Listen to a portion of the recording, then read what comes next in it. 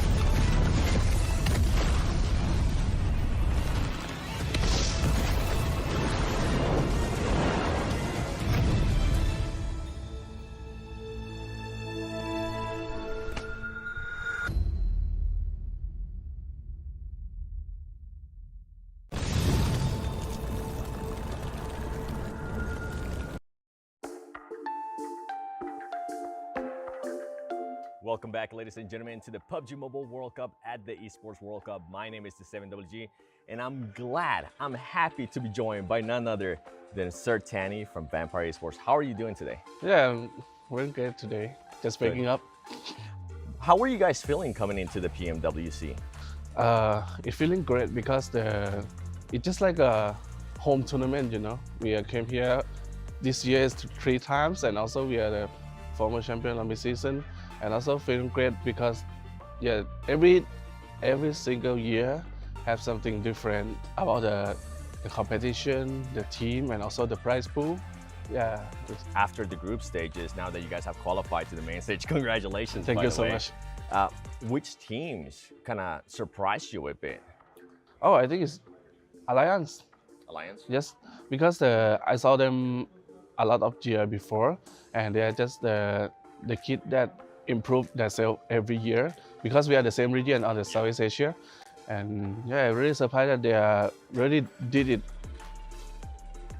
great so much. They dominate how in the lobby, how they play style like it feels like I see myself last 2 years. Yes. Yeah, it's just like that, you know. It's very impressed. Yeah, the way they were playing, the splits they were holding, very certain positions that they were holding as well. It was really impressive out of Alliance.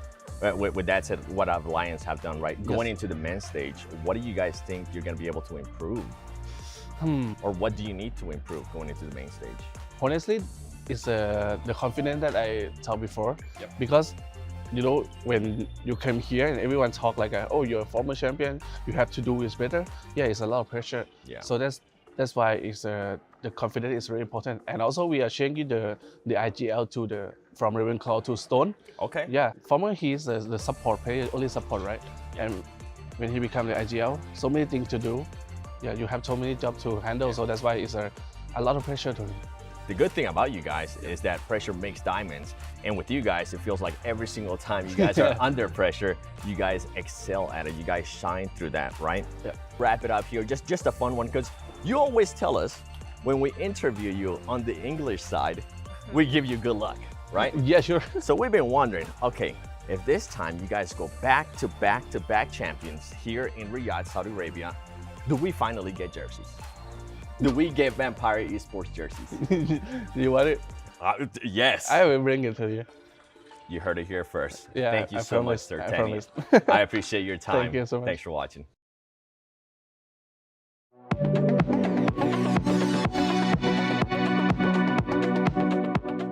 Welcome back to the rankings. We're going to take a look back at what we did last time. We're going to look at the teams going into the finals, and we're going to be putting them in order. It went pretty well last time, right, guys? I think we may have failed slightly. I think we fumbled the bag, John. Yeah.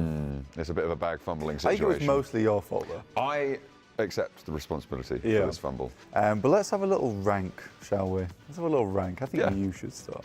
Okay, we're starting from the bottom. I think you should go first. What do you think? Twisted Minds, I think. 16th. I think I would take that back. I think... He regrets it. He's I do. I tell you what. panicking. What do you mean? No, I think Twisted Mind's a little bit higher than 16th, so maybe... Are we ranking them from bottom to top? Is that what we're doing? Down to up. So we're going to have to... I will reserve Twisted Minds for a little bit later on because they did show some oomph over towards those stages. I think... Maybe we could start rejecting 16th. What don't is want wrong rejecting with you 16th. today? I don't think that they're going to be able to. You're out of control. You are out of control. I don't Pick like a good them. one. But do a good one. Do a good Jeez, pick. What Come on. are you going to be? You do one. No. All right, I'll give you one. I'd put, probably, in my opinion, DRX in 16th place. Okay. I think that they got fairly lucky. If you look back, because I did my research, Okay. after we had that horrific approach to our first rankings, To last I time. decided that I would go back. I'm going to put DRX in a 16th place. It could change. Okay. All right. Caveat. Jackie. Following on from that, this is when I would say actually Twisted Minds. As much as I bully John, and I think they did have a good survival state, I give them that. They came back massively. Yeah. Actually felt like they really fixed a lot of the issues they did have. Like Ratto Boy was playing sick, the splits were nice. Oh, and I think they could do better than this, which I know defeats the point of a ranking. Yeah. Power Esports. It's either Power Esports or Reject comes in next. No, wait. I've just spotted Talon on the list. I think Talon comes in next. I think Talon comes in next at 14th place. You think and so? I think that the other two I mentioned, Power and Reject, would be my 13 and 12. Vampire Esports, more likely to be in a 13th place position because Power, you're talking about them, but they had a big roster switch, right? You know, they decided that they would bring out one of the players, put back in Kante, and I think that's what they were playing with for the majority of their Super League. And it looked really good. And they felt like they just got back in the swing of things. And you know what? I like that dynamic a lot more. And once they were in that dynamic, they were killing it. Now this might be out of left field. You might be out of line. It might be. As a left fielder. I don't know, man. I'm feeling like for Miracle vibes are going to be towards the lower end. And I know I told you that's out of left field. That is out of line. That's the leftist I know I of told you fields. that's out of left field. Yeah. But I really do feel like there's going to be some upsets. I think I can accept this will be a really, really risky out of line pick. You want this out of line This pick? is an out of line pick. That's what I go for, John. It's definitely out of line, but you know what? So are we. So are we. So are we. Out of line right now. 4B, 12th place. Unhinged. I'm putting DXavier next.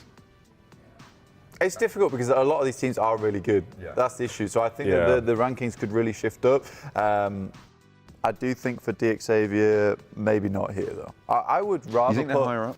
I'd rather put Alula X IHC. You're fighting for DXavier, not fighting for Full Miracle Vibes? I'd probably put Alula X IHC, just because they're not playing with Alex, and that really frustrates me. Yeah. I think he's such a great player, and I think he was like one of the linchpins to their aggressive success last year. And the fact that they're not fielding him feels weird. So I feel like he didn't play badly with the team. Like he played very well to get through PMGC, take that title. So yeah, IHC, 11th place. Next up. Let's get to the main. I still want to put Reject in there. I mean, I said their name earlier. I think put them in at 10, potentially, at least to start with. There's always room for him to move up. Yeah, leave him at 10. Leave him at 10. I think that's actually kind I of think fair 10's this fair. time around. Yeah. I would actually no. I would put Reject to 9th. Okay. Reject to 9th, TJB in 10th. TJB. Yeah. Okay. No, I mean, that is probably fair, actually. You like that, don't you? I mean, so as much as You enjoy TJB that looked one? really good. I had a roller coaster in my mind. That's fair enough, but I was kind of debating where we put TJB. Because I feel like I was very impressed with them during survival stage. I don't know if they're going to be making everyone bow down. In the next stage, It's not going to be a Tongia bow down. No, it's not going to be as easy as it was. I don't know if they'll wear the crown or not, but we'll see. We'll see. This is where I put probably Boom Esports. I probably put Boom Esports around about an 8th. Now it's DXavier in 7th. Yeah, DXavier's up next. I've fought for them for as long as possible. Okay. I must give up the fight. I must give up the fight now. The quest has ended. Yeah. Your shield. I have gone on a mighty little crusade on this little rankings here. So This is the Black Power ranking. This is. I'm going to have to stop. Yeah. All right.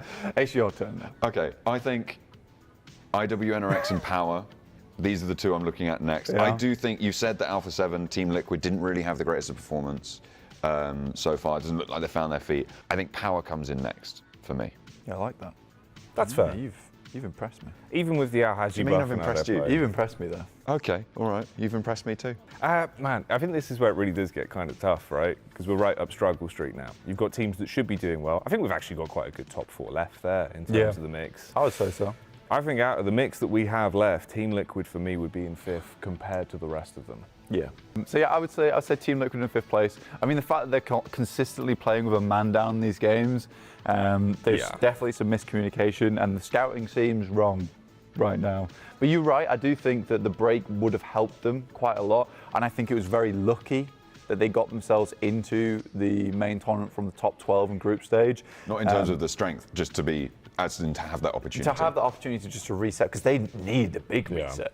I think I would put, this is where I would start to put Alliance. You said you wanted them in 1st place earlier on. I think they're a sick team. I think that it's going to be really hard to carry that through against these other teams who have obviously picked up the pace, as was evidenced by IWNRX. Well, you say that, but I think Alliance played in the hardest group in the group stage. And they're going to be playing with most of them again in the finals. Exactly, and they absolutely demolished all of them. That's a good point. Yeah, so your argument does not stand, sir. Look, it's either Alliance or IWNRX in this spot for me. Okay. I would put Alliance. So you choose out of those two. For this spot? For the 4th place spot, IWNRX or Alliance? No, IWNRX is top 3. My name's blank and my rankings are correct. I would have said IWNRX. I think they had a really sick survival stage, but I don't know, bud. I feel like out of what we've got left, if Alpha 7 plays, they should. I would have said IWNRX, John. I think so too. All right, okay. Now you can have your Tiamba. Put my Tiamba there, yeah. Put your Tiamba down. Yeah. Tiamba So now, man. you think Alliance first over Alpha 7? No, I think for the storyline, I would like Alliance to just pop up. All right, okay. Alliance up in first then. Yes. I'll be overruled happily. And Alpha 7 slotting in second, which I think is probably quite a maverick. I mean, storyline-wise, Alpha 7's always second, so... That's true. Yeah. They need to be second. Maybe this is how they come first. All right, so there's our rankings. Reject in first, as always. I'm going to be In our hearts. In the sending it heart back of PUBG Mobile. to cooler minds. Hopefully, they'll prevail. We'll see you guys on the show. The world was waiting for a champion. There were others like me. 1 billion PUBG Mobile players all hoping to be the one.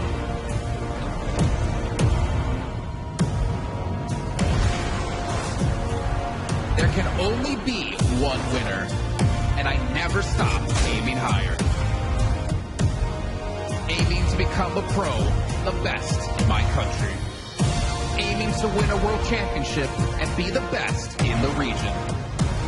Aiming to step on the world stage and bring home glory. We are all here for the original, the first, the best Battle Royale.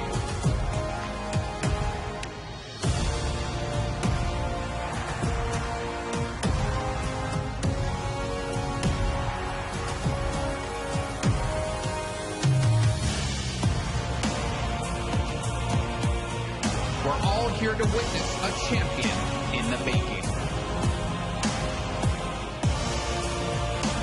Anyone can be the one. Now is the time to aim high and shine bright.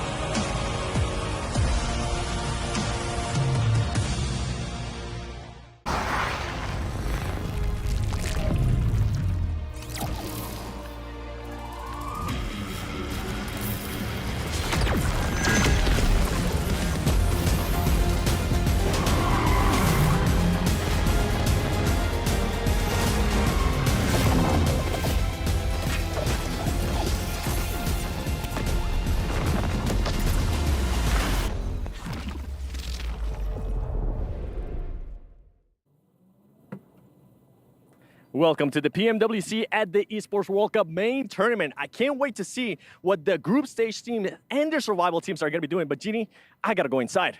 Don't worry, I got you. Say less because we have so much competition over the next 3 days. $400,000 on the line for the first place on top of the trophy and an incredible title. So make sure you guys stick around to see which teams are going to be coming out on top.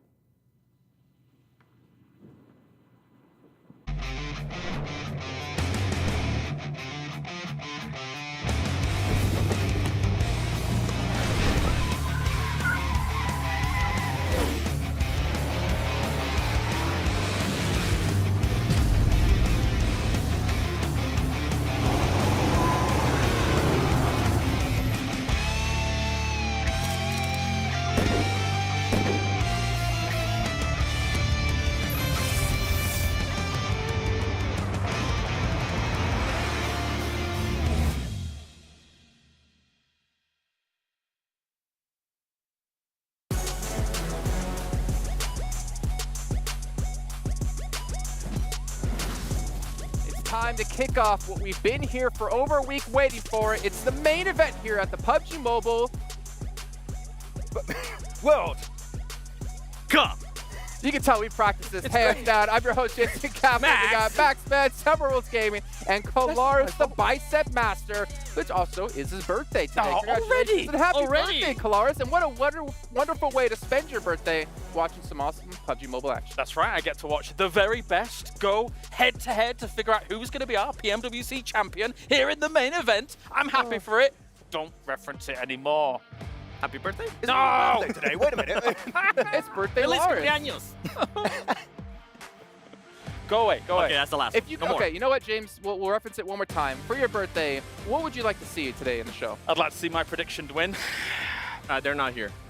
No. The new prediction win. My new prediction win. We've Good had old first Tiamba. prediction. I don't think he ever picked Falcon. What about second predictions? I think Throw he me an picked apple. Tiamba before the tournament started, actually. Ah. I did like Tiamba. Yeah, he did like Tiamba. He gets a mulligan. He gets a mulligan. Like, for real, he did like Tiamba before. So. Yeah. He's looking out for me. That's Lies. nice. Absolute lies. Just got you baited by I did Max prep Ben with with the Falcons pick. But for you guys at home who missed out, of course, on our group stage and our survival stage. What are you doing? Quickly recap. Well, yeah, what are you doing? What? I'm going to be nice for now.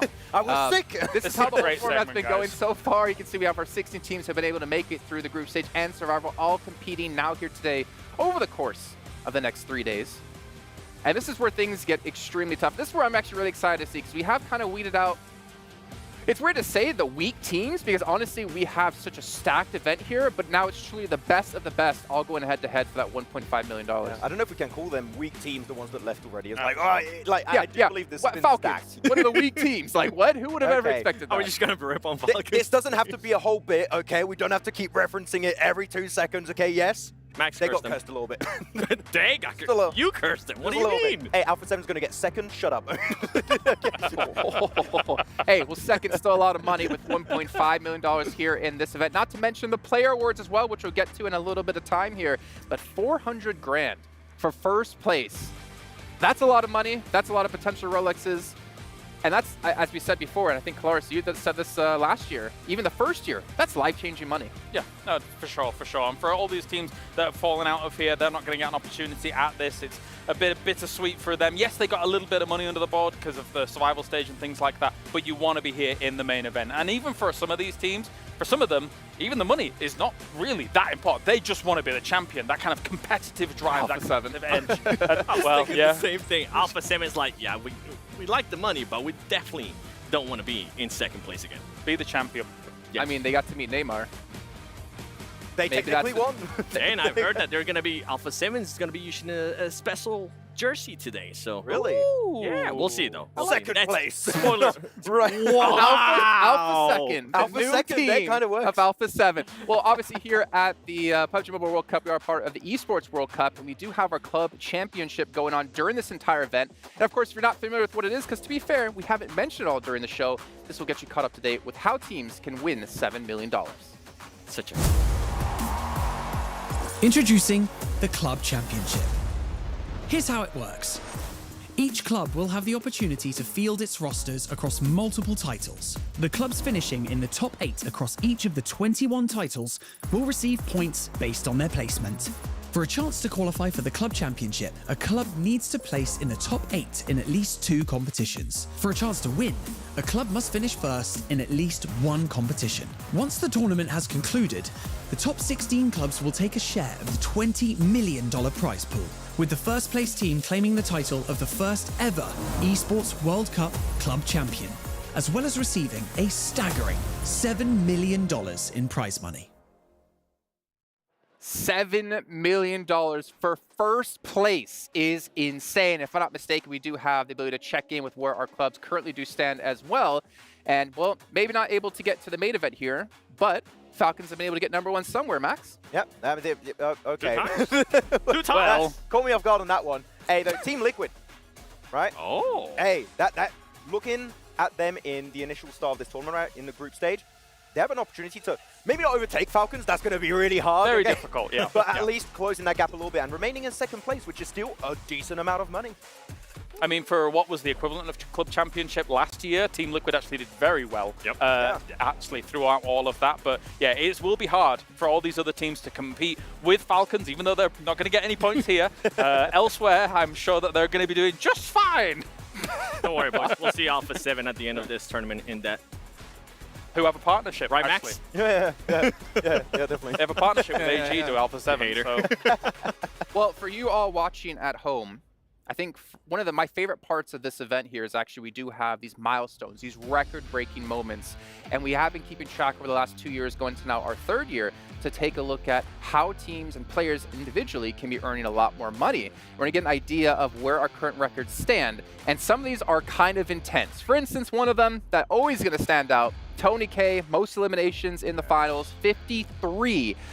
I don't know if we're going to see someone break that, especially with how competitive this event is. Doc is going to do it with nades alone, Jason. That would be crazy. Nading out full teams with one grenade, but it is going to be tough, right, when you look at it, because like Top, I think, was a very heavy contender to go for that. Sure. Here this time around, so I mean, who's going to be able to beat that record set by Tony K? It is going to be hard. I think it'll be very difficult. I mean, Vampire across the board in mid-season has been able to dominate a lot of it. Total winner-winner chicken dinners, most in a day, for example, as well. Well, technically they're tied. Too. We got 4 in the event, 2 in a day. Yes. Just beat Vampire. Yeah. I mean, out of, let me count this. 1, 2, 3, 4, I want to see if anybody 6, breaks 7. the longest Ilum. Out of the 8 milestones we have to break, you've got 2 meters wiggle room. 6 of them are owned by Vampire. I barely see him.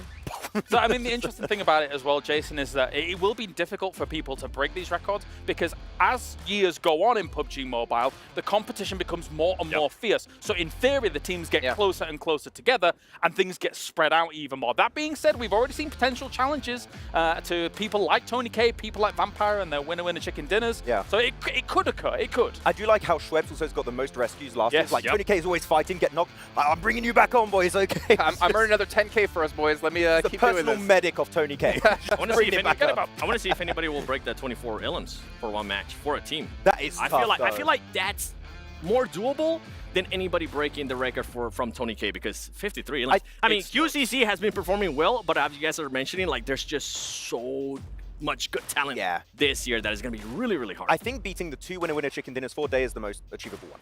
Yeah. Really? I was going to say top 3 finishes because Vampire have 10. Xavier had how many in PMSL SEA? Not here, though. Yeah, not here, though.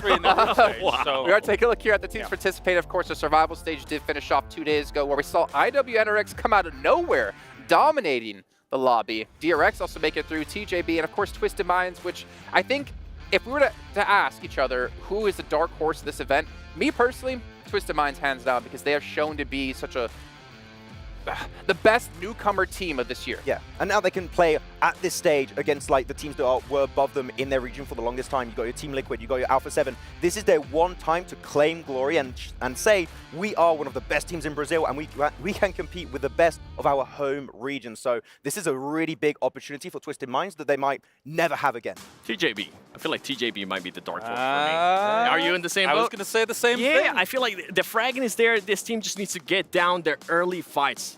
That's the main issue, and then consistency too. I mean, they do end up fighting early. They usually end up losing them, but with the rotations that we saw out of them and with the fragging power that we know that they can have, they just need to narrow down those early fights. Dark horse, yes, TJB, but I still do think they're going to get trumped by the teams that I think should be the favorites. As you say, for TJB, some of their compound control into later games to be able to swing and play edge was very, very strong from, I would say, especially the survival stage. So we'll see if that can continue. That could be their key to victory. But again, you're going to need a little circle favor in order to be able to make that work.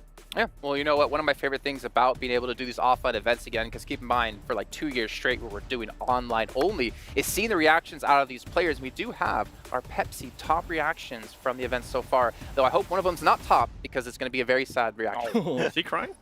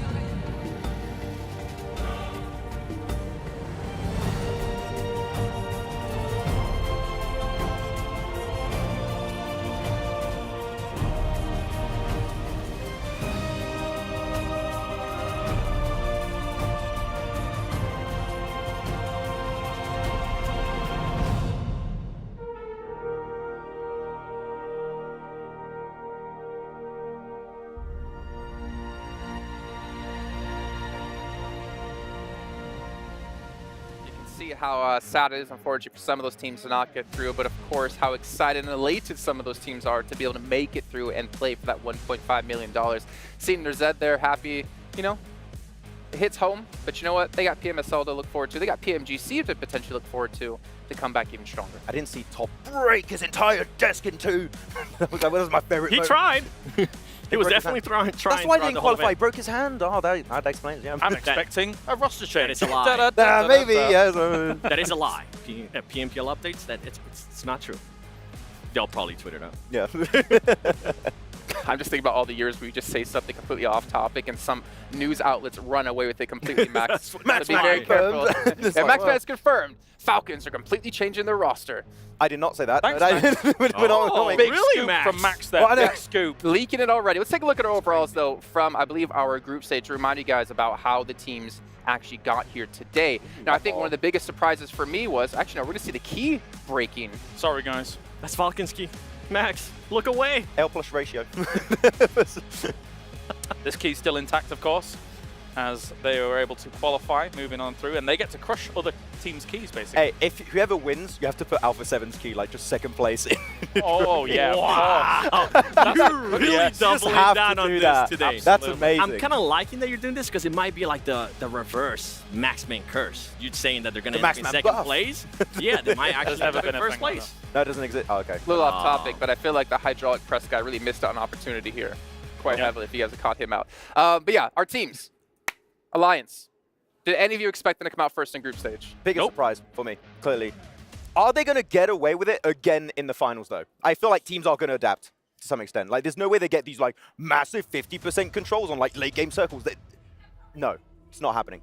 I would be surprised if they're able to get away with these huge splits again, as Max is saying here. I think that teams will have looked back at that, said to themselves, okay, well, if they are willing to go for these kinds of things, we should be more proficient about our scouting, about who's in these certain locations, and identifying quickly how many people are in locations to be able to crash certain priority positions. It's going to be extremely important in the main event here to be proactive about that scouting, proactive about those moves. I feel like with the research some of these teams have done, they're going to probably end up doing what you guys are saying. If they do end up seeing a player from Alliance, they end up eliminating them and realize that that's Alliance. They're going to be like, okay, this team was really spread out. They're divided during group stages. They're not going to be able to regroup in time. Let's hunt them down. Did I knock Leon's? Full send it. Let's get it.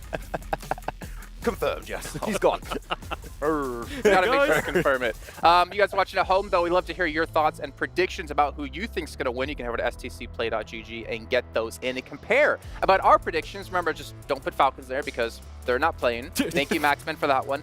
Clara's going for Tiambos. If you want to curse him, make sure to put them in. Stay away from 4MV, Maxman. That's my pick, and I sure as a hope they play well. Let's head down to the stage so we can kick off our main event here at PMWC.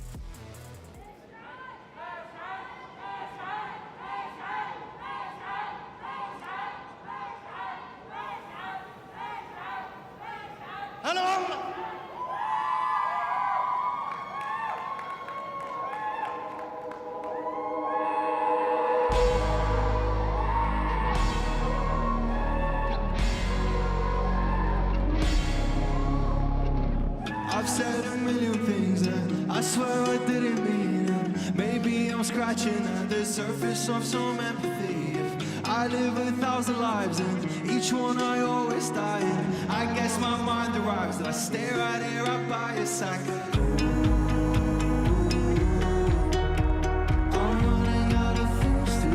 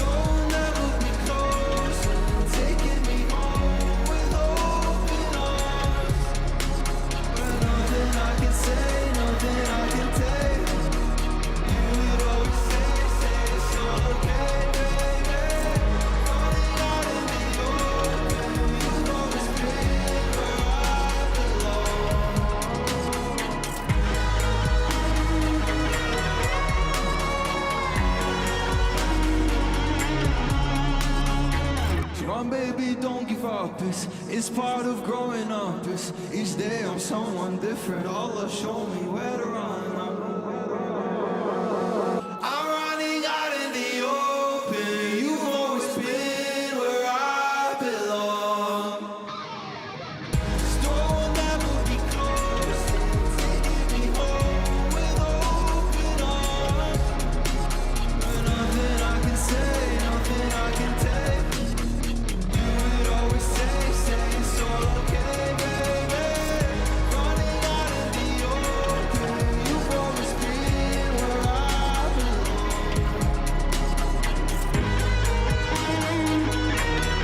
You've always been where I belong.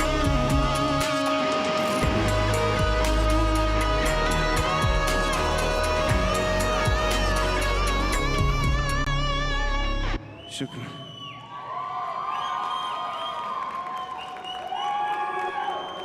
Man, it feels good to be home.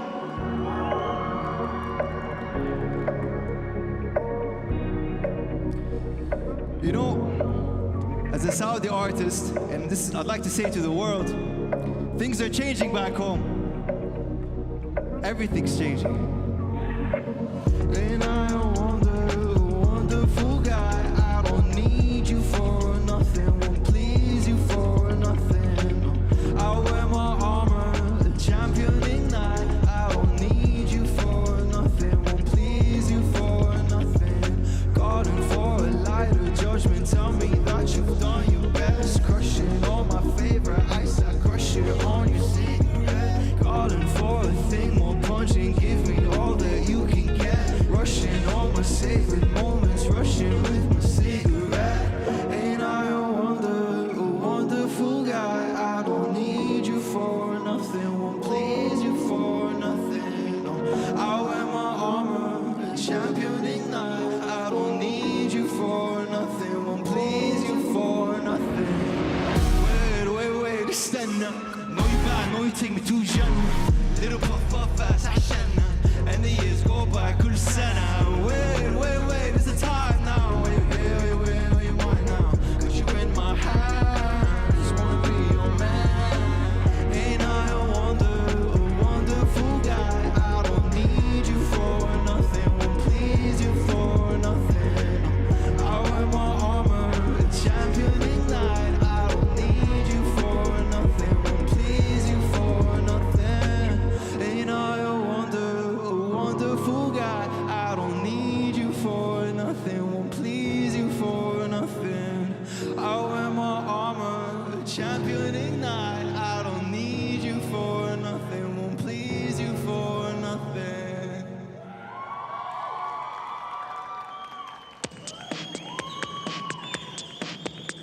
Yeah. So home is changing, everything is changing. And Saudis, we have art now. We have amazing things happening here now. We don't need the outside thing for nothing. We have everything right here. We do, yeah.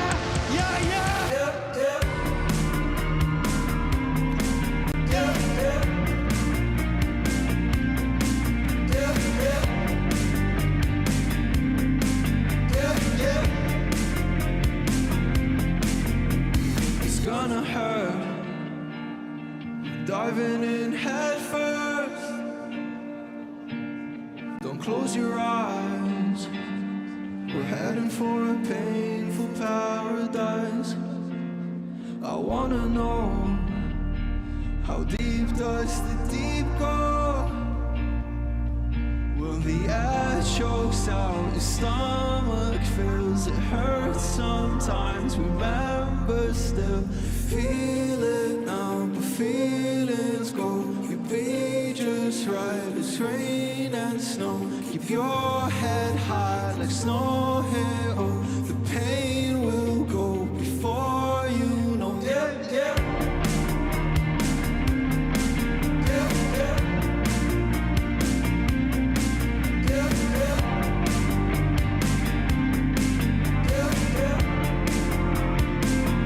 Come on, give me love.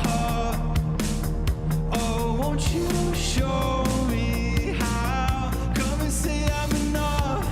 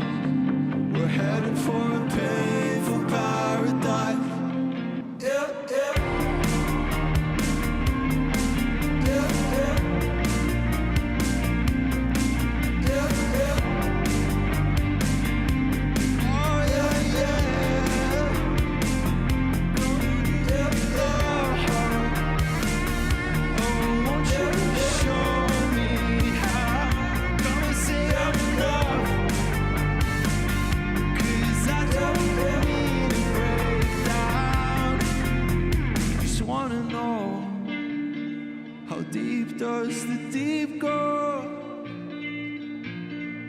Don't close your eyes. We're heading for a painful paradise. I love you too.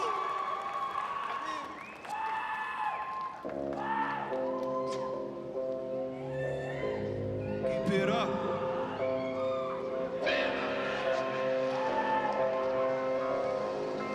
You know this one?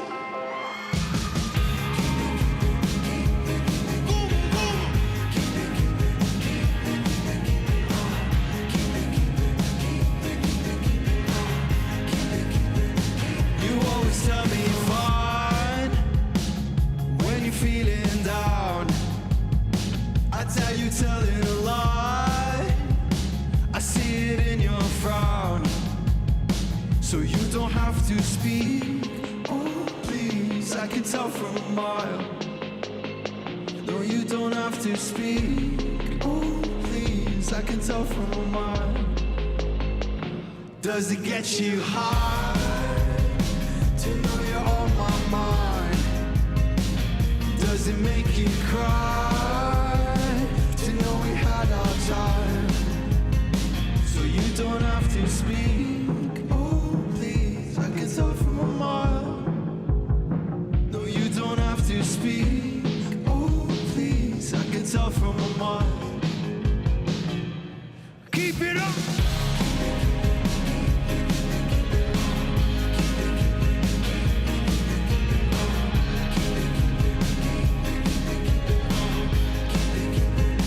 I'll be so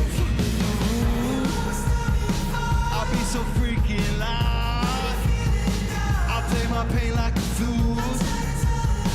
Now play it freaking loud. 'Cause I never bend the rules. I turn them upside down. I'm never playing the fool. I'm only playing around.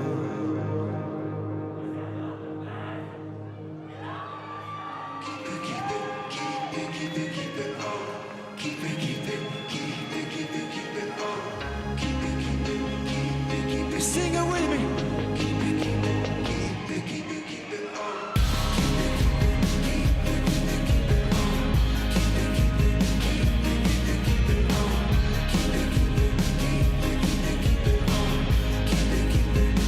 You always tell me you're fine when you're feeling down. I tell you telling a lie. I see it in your frown. Thank you so much. I love you. I have one last song. Winner, winner.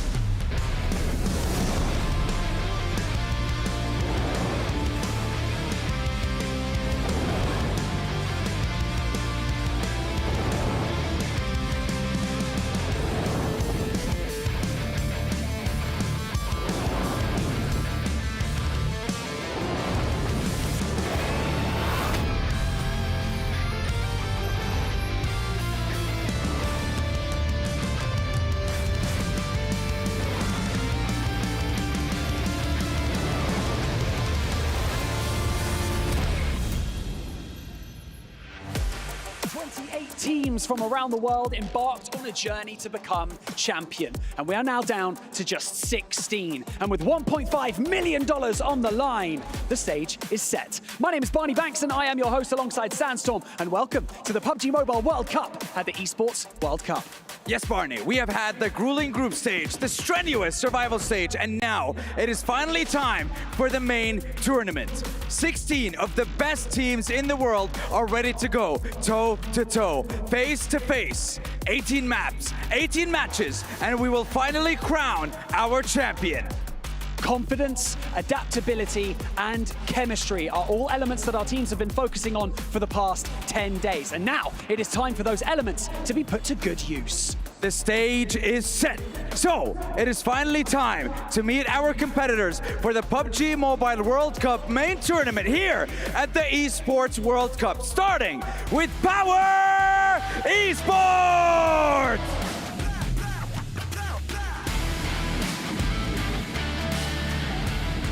Talon Esports!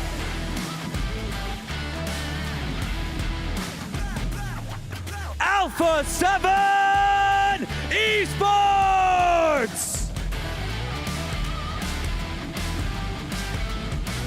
Alliance!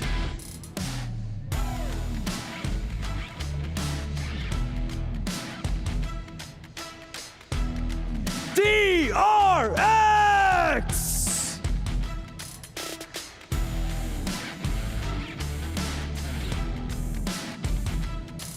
Tianba!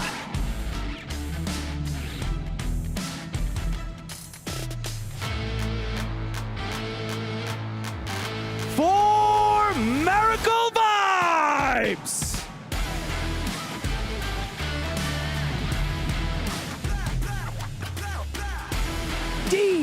Xavier!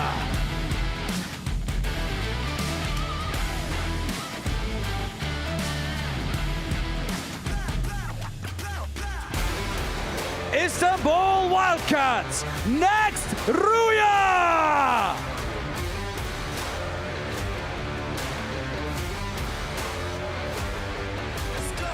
Twisted Minds!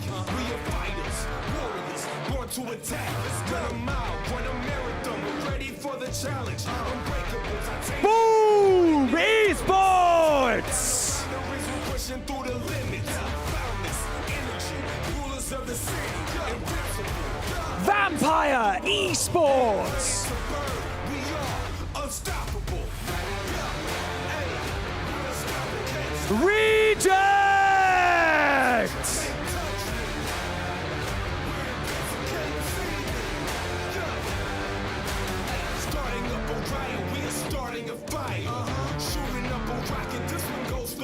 TJB Esports!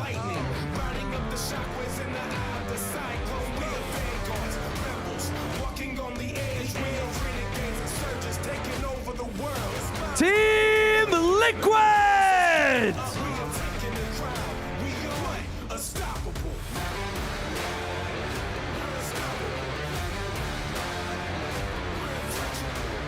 Alola IHC!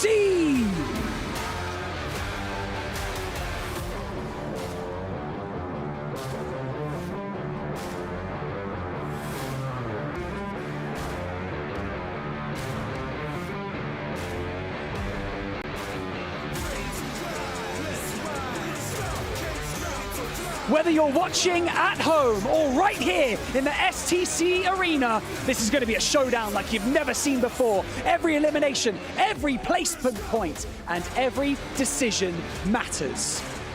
Keep your eyes peeled for your favorite players. Grab your popcorn because it's time to pop off. Ladies and gentlemen, let's get the show on the road. The PUBG Mobile World Cup main tournament begins now!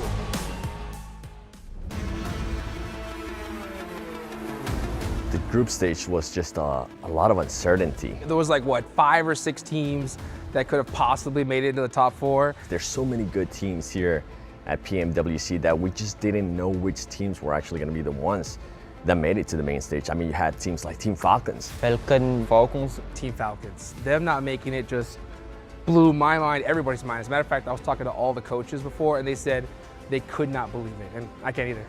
So it was just a lot of uncertainty. Acho que outro time a ser eliminado muito cedo além da Falcons, acho que foi a BF. Eu não acho que seja time tão forte, mas eu queria trocar tiro com eles em alturas. Bizi şaşırtan aslında kendi oyunumuzdu ilk grup stage'de. Bu aşamada da team spirit bayağı birçok şaşırttı beni. The team that surprised me the most was actually Tiamba. I was expecting them to do good, but I was not expecting them to do that good. They didn't end up getting any chicken dinners throughout the group stage. That was a massive surprise. It had to be IWNRX. I mean, they crushed it in the survival stage. During the group stage, we didn't even know what the heck they were doing that whole time. But then come survival stage, they just absolutely dominated. The group stage for us is really tough because we have to compete with the other team that are really strong, and also we qualify in the 11th place. It's not something that I didn't expect, but yeah, I really qualify to the final because yeah, I really hope we can do it on the main stage. The survival stage and the finals are totally different levels of competition. So everybody needs to go back to the drawing board and change their strategies. Edge style play, I don't think it's gonna work at all because these teams are all insane. So find a central position and hope for the best. Acho que eles têm que ter medo da gente porque a gente é um time muito consistente, um time muito agressivo. Ben Türkiye'nin en yetenekli 3 oyuncusuyla oynadığımı düşünüyorum. Ve ben bu takımla PMGC'de dünya şampiyonu olmak istiyorum. The stakes are very high in this tournament. I mean, you have so many teams trying to fight for that championship, trying to be the first PMWC champion. You don't know if it's going to be Alpha 7, you don't know if it's going to be Team Liquid, or if it's going to be Al Ula IHC, a team that is a previous PMGC champion. On top of that, you have Alliance, you have Vampire Esports. There's just so many teams that can take the championship.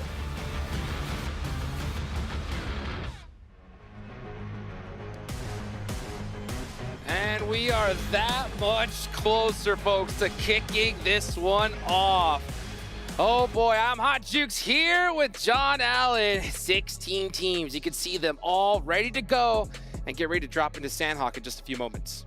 We are kicking it off here. There is not a lot of time for these teams to make their mark in Riyadh, but they are certainly going to be giving it their all. The first battle will commence on Sandhawk, which tends to be a little bit chaotic. It was the demise of the Falcons and Team Spirit, that hot drop came on through, but that trophy's looking all the sweeter with those keys crumbling beneath it. Oh man, I mean, it's so crazy to see this whole key factor being introduced to us. I love it, you know. Right. It is amazing. You can see these teams walking in with them, ready to go, and hopefully they'll remain intact at the end of this one right here, because we can only have one champion. Absolutely. Only one of those keys will not go down to the pneumatic press. That's right. It is going to be a race for that top spot. Big question, of course, is always whose keys are you going to take with you to put in your trophy. If the analyst desk is correct, you know, you always take Alpha 7s, no matter what, because obviously Alpha 7 can't win. They only ever get second. We'll have to wait and see, though, just what they're able to do here. Looks like our players are getting ready. Alpha 7, by the way, on their walkout, looking pretty fresh in their racing driver get-ups. I don't know what you call them, the jumpsuits? Well, they're ready to hit that accelerator here in just a few moments, and they're going to need to put that pedal to the metal because this is a whole different lobby than we've seen before. And when it comes to Alpha 7 in particular, for those of you guys that don't know them, they are one of the big favorites coming all the way from Brazil in the Americas region, and they have that curse looming over them, the second place curse, John. So many times these guys have performed so well, but come just that short to actually putting that belt around their waist. So I was talking to their coach, I was talking to the players. They're looking to break that curse today, and it all starts right now. But the thing is with Alpha 7 is there is that choke factor, right? That is what has really, really held them back. Unquestionably, mechanically, strategically, this is a team that wins tournaments. unfortunately, mentally, they have a little bit of a boom sometimes going on in those final days. We saw it back in Turkey at the end of last year. Are we going to see it here in Riyadh to once again deny them that opening, not only for their first win, chicken dinner, I suppose, That's of the right. tournament, but also for Brazil's first win at a global stage? And hopefully we could see it. I think they're by far the biggest favorite coming out of Brazil, but you also got Team Liquid in the mix. They did really well. They were actually our PMSL Americas champions. So, you know, they're coming in hot. And it was kind of funny as we were in the player lounge before this. I could just see all the players standing there nervous. I was talking to them and be like, hey, how you feel? Oh, I'm not nervous. I'm ready to go. And I asked, why would you say that? What are you talking about? I'm not nervous at all. I'm ready to win this one. Actually, I'm really calm, actually. And I'll tell you what, I asked each majority of the teams, right? Hey, what do you expect on your day one? And almost every single one of them told me, we're going to get at least 50 points today. Okay. Mathematically, though. I believe all of them. Yeah. All of them can do it. Actually, I don't know. I don't know. How many points are earned on a... Okay, I'm going to have to figure this out later. Because you've given me a I don't think there's enough enough points to go around it for depends all how of them many to get points 50. you earn per match, right? That's right. That's what you're looking for. Because you've got 63 potential eliminations. I'd have to add up the placement points. Yeah, I don't think there's enough. There'd have to be like way over 100 points a map to be able to get 16 teams to get 50 points. So yeah, you're definitely lying. Pack in the fibbing, get to playing. Oof, well, you know what? You got to have your hopes high, that's for sure, because that trophy is too gorgeous. You know, one of these teams is looking to put their hands on it and become the ESPORTS World Cup champion here. The PUBG Mobile World Cup champions at the ESPORTS World Cup here in Riyadh, Saudi Arabia. So, you know, I got a chance to, hear some of the boys talking about some of their dark horse picks. As a matter of fact, when I talked, I heard Seven say, like TJB. Who do you think is your dark horse coming into this one? Dark horses, I think... Probably. Oh, this is okay. This is difficult. I don't think. Okay, let me start again. Okay. Vampire. I think they count as a dark horse, and I'll tell you for why. Okay. They haven't been playing to the best of their ability. They haven't had the best of years leading up to this either. They have come through on that special invite. And so therefore, I think that, in my estimation, I think they are a dark horse. We always see them somehow just randomly pull it out the bag here in Riyadh. That's what I'm hoping to see from this roster. Yeah, I think realistically, it would be very unexpected for that to happen, but I definitely believe in this roster. Okay, I believe in them too. I mean, talking to Sertani, he's excited, he's ready to go. We saw a quote there from Tony K say that, they didn't have the group stage performance that they were hoping for, but they're looking to kind of retain that title once again. And I actually got to talk to Twisted Minds. That's going to be my dark horse pick. Okay. They've been putting in quite a bit of work here, but guys, it is time. 16 teams, 64 players have traveled all over the world to the beautiful Riyadh, Saudi Arabia to attempt to become the first ever PUBG Mobile World Cup champions.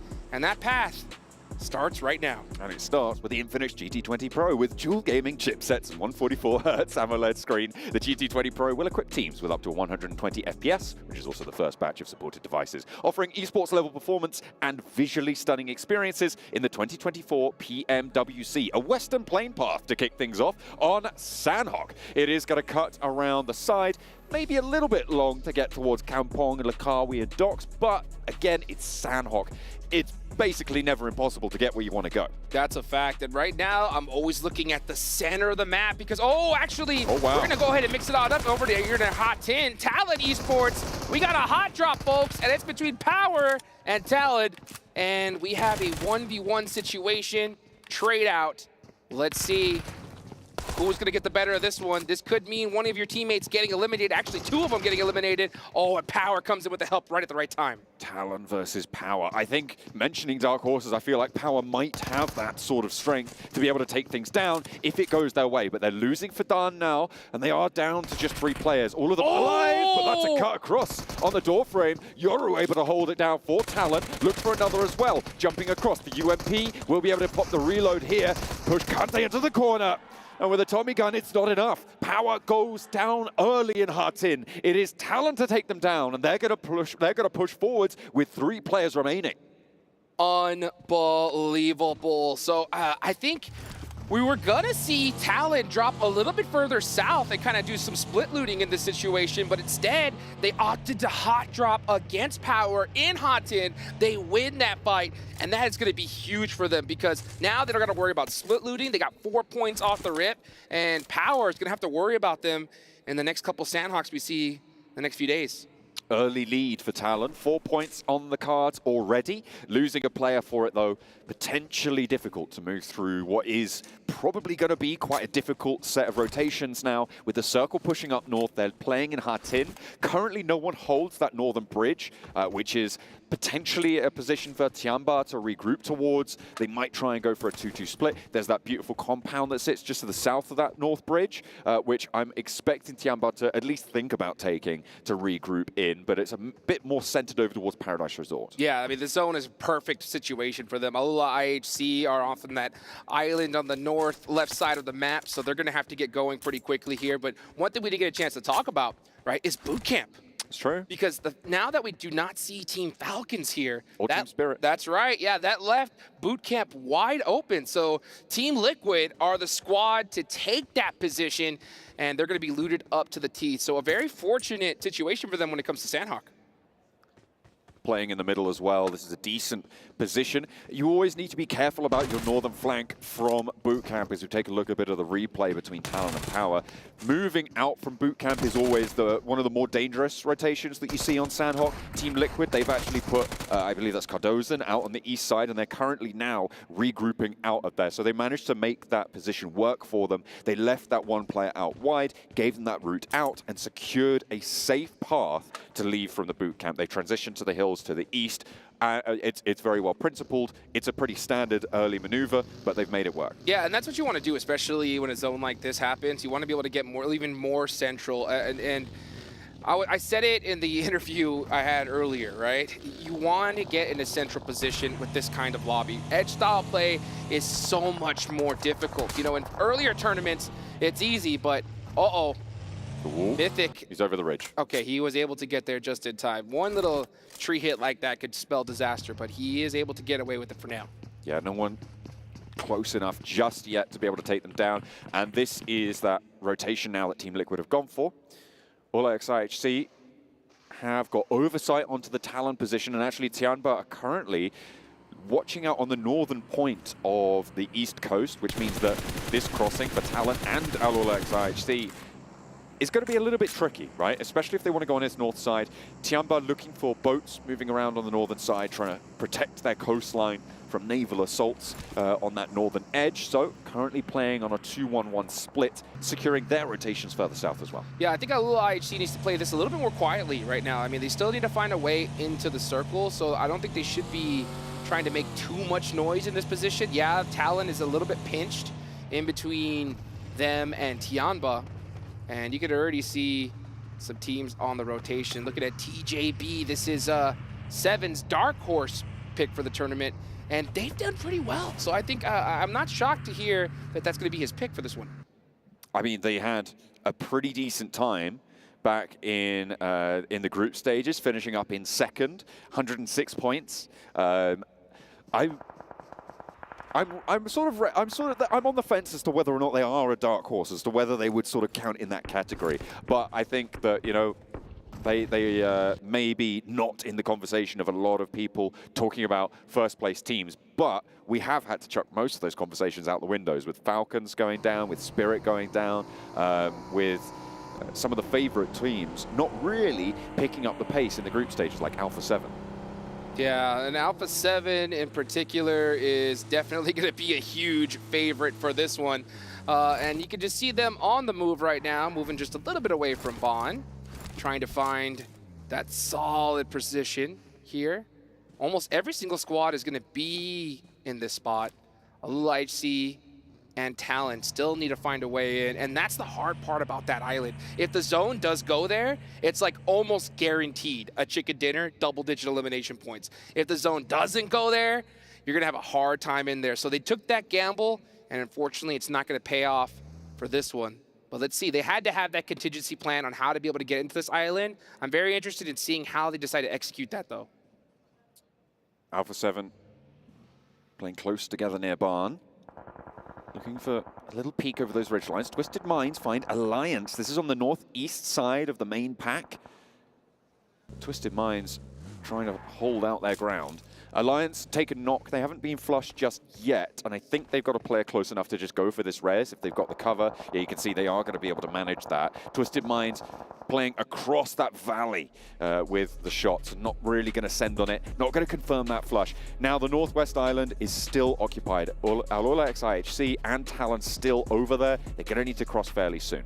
For those of you guys that have been watching from the beginning of this tournament, you can already tell that the level of play here has increased dramatically. You know, no crazy fights off the rip. Everybody's just moving inch by inch, trying to get a good position, and then you're going to hear those shots ring out a little bit further. Of course, excluding the hot drop we saw from Power, actually not Power, but from Talon, right? Talon did hot drop on a Power, and we're able to take full advantage of it. You can see Revel putting some shots onto Alliance across the way. And we're going to see some of these pop shots here and there, but all these teams, for the most part, are avoiding a fight at all costs. Because if a fight does ring out now, your chances of getting third party are practically 100%. Yeah, it's going to be very, very quick as a response. Although from the teams in the middle, it's less likely they leave those locations to go for a third party, right? Currently, we have IWNRX slap bang middle of this next circle. And if they push out, they're going to leave a vacuum. Someone else is going to fill that. So they're going to be left, unless they win that fight that they go for, it's basically, they're basically done for. And in general, that ring that sits around them is also going to be pretty difficult to leave. The first person to make a move has a little bit of a mark placed above them. I will say, though, there is one team in particular who is not afraid to do that, to leave a central position, to go off to the edge and try to take you out. And that is for PMV. Okay. Right? These guys are ultra aggressive. Now, I think that is one of their strengths, because if they do go to that edge, wipe out that team, they get a ton of points, third-party loot, and then they can get back. But that could also spell and be their weakness, because if they do, like you mentioned, go out to that edge, now the zone may hard shift away from you, you lose a player to that fight, it could really spell disaster. So I'm interested to see if 4MV will take those risks in a lobby like this, because it's really difficult, especially when you're in a nice central position. Sometimes you're like, hey, let's just win this game from here. Can be pretty tempting to try and do that. And at the moment, IWNRX sit in one of those junction compounds, which is a focal point on a lot of Sandhawk circles. You get those compounds that just sort of sit in this valley where the roads join, a couple of buildings, some nice hard cover, some decent sight lines. Difficult to leave, though. Difficult to approach and difficult to leave. I'll say this. If the position's right for it. But I'll there say are it's some even difficult to defend sometimes. Okay. Yeah, because right now they're in that central position. I hope they have some vehicles, though, just positioned. Because if we see a hard shift to the north or south, they may have to use them, because it's very, very difficult to walk away from those houses. But we'll see if it ends up paying off for them. If the zone centers up multiple times, they're going to be solid. Looks like 4MV find DRX. DRX, by the way, blanks assertion that they're going to be 16th place. And to be honest, I can't disagree too much with it. I think that this is a team that they just found something completely different in the survival stage, right? They did play second there, but they were dead last in the group stages. They're going to be coming back into the fight with those top 12 teams that they just couldn't do anything against. And it looks like 4 Miracle Vibes are going to remind them just what it's like to be playing in this lobby. Yeah, you know, that's kind of a double-edged sword, right? When you do so well during a survival stage, because sometimes you can get a little bit of false confidence, just thinking, oh man, we figured out what the problem was. All we gotta do is play like this during the main stage and we'll be top 2. No, sir. It's a totally different lobby. So I hope that they understand that. They went home, been back to the drawing board and made some changes here. All right, next zone does pop on up, and it is gonna head on over to the east side here. So Alula, IHC, Vampire, even Tiamba are gonna have to start pushing on in. And they are gonna push straight on in. At the moment, Vampire looking to regroup. Nuzi and Schwepp disparate from these front two, and it looks like they're going to have to take the fight. Alolex IHC, not 4 players, though, just yet. Demo's still on the swim, staying on that island on the crossing, and Vampire still just trying to fall back, trying to disengage. You can see 2 of their players posting up on that high ground, but Stoned, I think he's locked into this fight now. Godless wants to move forwards, but he's nading, retreating, staggering his retreat. keeping it under control. Tony K gets a little bit of high ground. Nice and Fjord shot. goes down. Goes for the spray with the M4. Gets the flush almost immediately. A 1-2 punch from the players on the inside. Vampire still playing 2-2. Tony K back behind the rock, but Godless has to slow things down as damage goes his way. Alex moving forwards and Stones holding nerve. Oh, I actually should have known that there was going to be a player coming from that angle. It's a super common position to play, but they got circumvented and taken out. So now they are going to have to make it happen. Godless especially is going to have to try and find a shot on a Tony K, but there's not going to be a really angle from there. I think at this point, they're just going to have to try and brute force their way through. Something the Vampire were doing previously, and it's something that you said you don't think is going to work, is that edge style. Oh, there's Demo.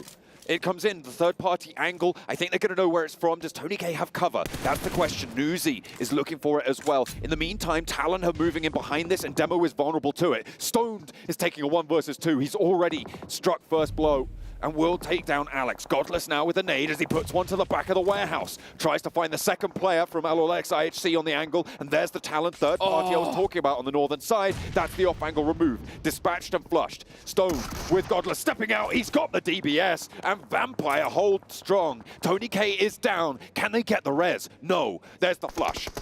Let's see what happens. Here comes that third party real quick. Team Liquid, they knew this fight was here. They know this area so well. They did drop into boot camp in the first place, so you can see them run over here, and I like this. They get a quick elimination, and they leave. They don't stay in the blue zone any longer than they need to. Take the money and run.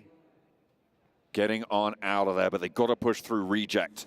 They are in the way right now of Team Liquid's approach from the western edge. I'm surprised we're not seeing more fights popping off now because the north side is starting to get very, very crowded. Tiamba are going to be looking for their way in on the eastern edge. They rotate around the top, past Camp Bravo, and pushing on the east near Twisted Minds, but Reject still holding out Team Liquid. An opening, though, found by Cardozin as he nails the headshot. You can see Team Liquid, they are under pressure now. This is zone 3. You can see they sent 2 players out in a vehicle to try and get a good angle onto Team Reject. They are starting to crowd on them. Team Reject's gonna have to hit a brutal nade. Oh, and he just misses it. You can see him go up with the up, though. Gonna get that quick thirst, secure that point. Team Liquid is now in trouble. They've already taken casualties. Sarah is down for Reject, but they still stand stalwart in the way. Chief, though, has other ideas. The SK-12 able to find first strike on the engagement, but the off angle, it's Talon. They're still pushing it behind, and this is disaster for Team Liquid, and apparently disaster for Reject, as Talon just start to sweep on through. 7 eliminations now on the match. They lost one early to the hot drop, and they want more. They want the rest of Reject. Talon, so fortunate, timing being perfect for them. 7 eliminations, that is a great start no matter how they end this game. And in Sandhawk, if you can get away with 7 points, you'll be more than happy. Make that 8 points just like that. And they're looking to soak up some more. Right now, they're just playing cleanup duty. Just, hey, waiting for a fight to happen on the edge, come in right at the right time, steal some elimination points. That's huge. They were able to get that 4 points off the rip on the hot drop, that third party over towards the boot camp fight against Vampires, now sweeping through Liquid and the rest of Reject, who have, by the way, managed to res up to 3 players alive. It looked a lot shakier than it did, but the Reject team can start to strike in towards the IWNRX compound, which is going to be tough. Sarah, though, wants to clear out the back, wants to try and get rid of Talon as an annoyance. And there's the spray down, but the off angle is there and able to take care of Sarah. Reject not going to go down without a fight, but a second knock sent their way makes it all the harder. 1 player now to stand in the way, but Talon are down to 2. A sliver of HP on one of their players, and Yoru and Axel need to try and make it work. That nade barely missing. Here comes Dwello running up front close and personal. Yoru with the M4. Oh, he's gonna go down just like that, but Dwello gets caught from IWNRX. It's third party after third party, and that's Team Reject out. 12 teams remaining, and we're gonna see a whole lot more get dominated as we look at Tiamba putting some pressure on the Twisted Minds. That Molly looks good. Over the top of the rock, and there's the knock you're looking for. Will be able to find one. Tiamba have suffered casualties, but so have Twisted Minds. 2 versus 3 as Tiamba try and crawl their way forwards. Another knock found, and Twisted Minds holding as much as they can on the east with the 2 players. 4 MV, they're moving around that barn basin over on the east side, and they want to try and take control of this. Go for a third party flex out. And Talon get another couple of eliminations. They've been hanging out in the blue so far deep that they're watching these fights happen, and they've been stealing point after point after point. That's 10 already for them. and they might be able to sneak one more away, but they only have one player alive, and he's getting chunked down by the blue zone. Now we see Alpha 7, 2 players down, 2 remaining. Let's see if they're going to be able to get these reses off, because all the pressure's on them. Everybody wants their position. Yeah, with that western shift on the circle, it gives them a massive slice of things. And that hilltop is going to be all important. That vantage point it will afford them, if they can hold on to it, will be invaluable. But so many teams, you're right, just going to put pressure on, not least of which is TJB on the southwest side. This timing is so perfect for Alpha 7 because they're able to get these reses off. They need to be able to do it so quickly, and it's going to work out for them. They're going to have all 4 up in this zone, so I don't think these teams that were right close to them realized just how hurt Alpha 7 was. And that one little mistake could wreak disaster for their squads. You can see Boom Esports starting to produce some shenanigans, driving around. Now going to be able to apply some pressure to Xavier. Let's see if Rezi's able to get that crucial first knock. Lamborghini trying to hold the off angle. Erase gets the shot. Actually, no, it's a spray down from the off angle. The 2 players moving on forwards. They've split Xavier on their hold. And now Boom look to open the door. Paragin on the inside looks to hold with the spray down, but it's not there. And now Lamborghini, last hope for Xavier, has a challenge from a DPS, and he is not up to the task. Yummy able to put him in the dirt. A Xavier fall to Boom. Boom Esports with a critical finish right there. That's 4 points for them. Now they're starting to get warmed up here. We still see a couple squads that need to get moving. I'm looking at you, 4MV, Tianba as well. Twisted Minds with a beautiful couple knocks right there, but he's going to go out just like that. Still, points being spread pretty much across the majority of these teams.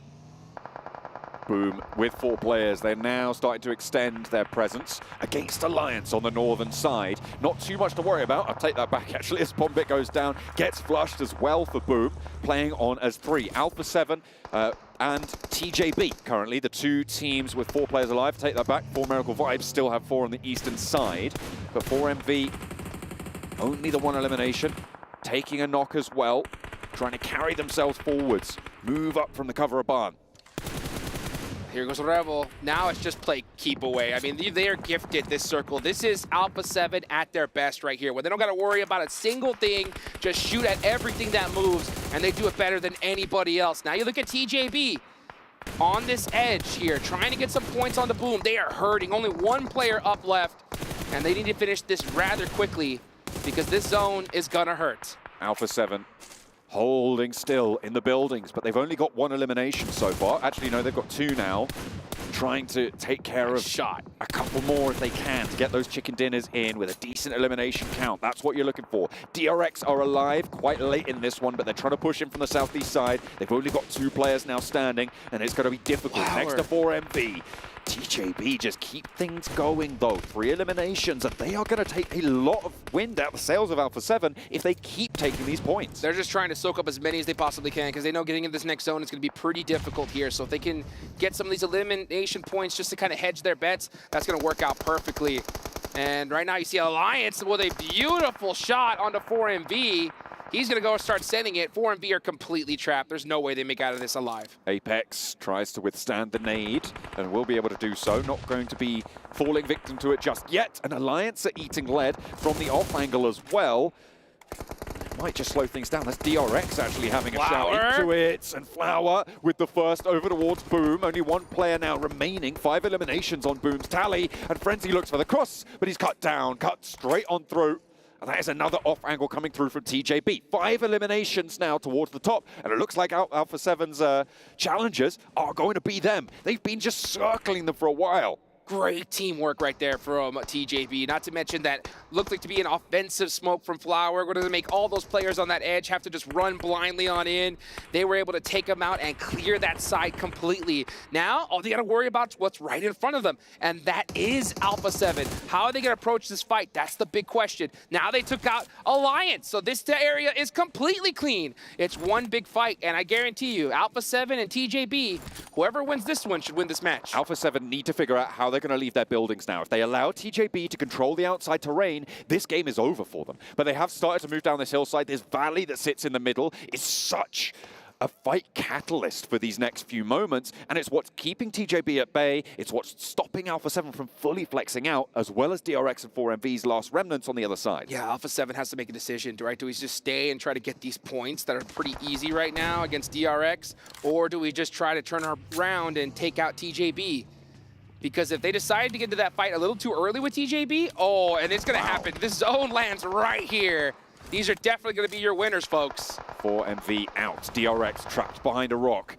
It's all waiting for it, but GK first goes down. DRX able to keep suppression going. Alpha 7 yet to really fully leave. I mean, they pushed 2 players down to the tree. There's the first knock to DRX. Nade's starting to come up from Alpha 7, and 2 players from TJB down now. There's DRX finally falling, but Alpha 7 need to capitalize on the disarray as it stands. A super low HP player at the back. They can't let this heal go through, and now with 1 player remaining, Alpha 7 look to move across the hillside, but Flower is going to stay alive for just a moment longer. First knock over to Revo behind the tree. It's not going to happen. TJB fall, and Alpha 7 claim the first.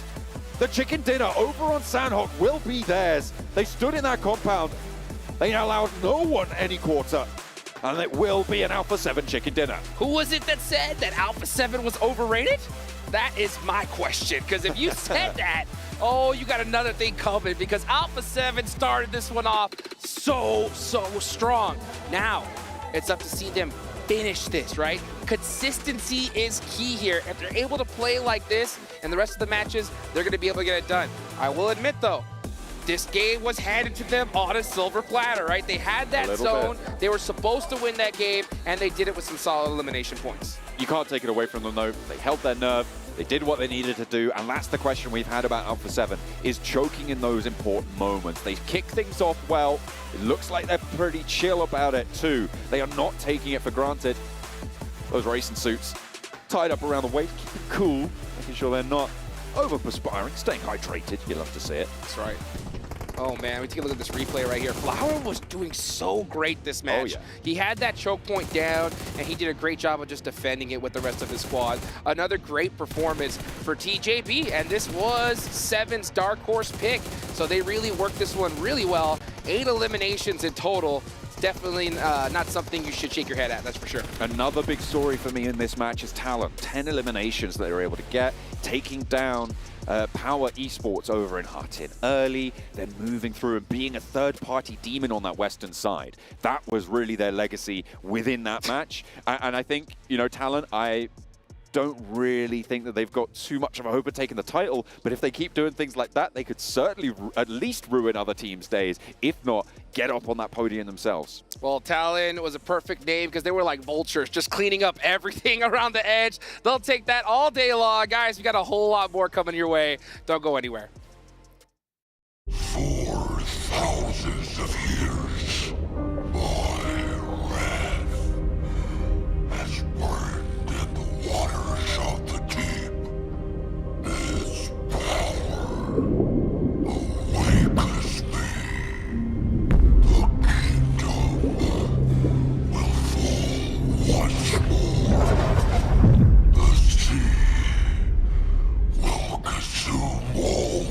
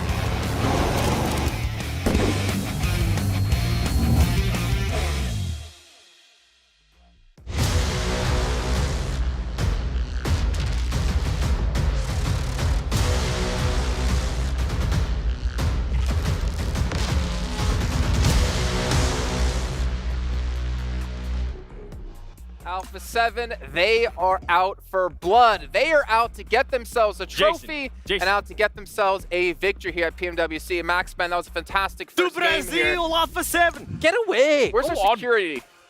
Was that Ratto Boy? Ratto Boy. I was really hoping he would trip and fall, to be honest. I should have, like, just get him. Yeah, that would have been good. It could have fixed his face. But Alpha 7, they come out really strong here, Maxman. A victory on Sandhawk, get themselves up in first place off the bat.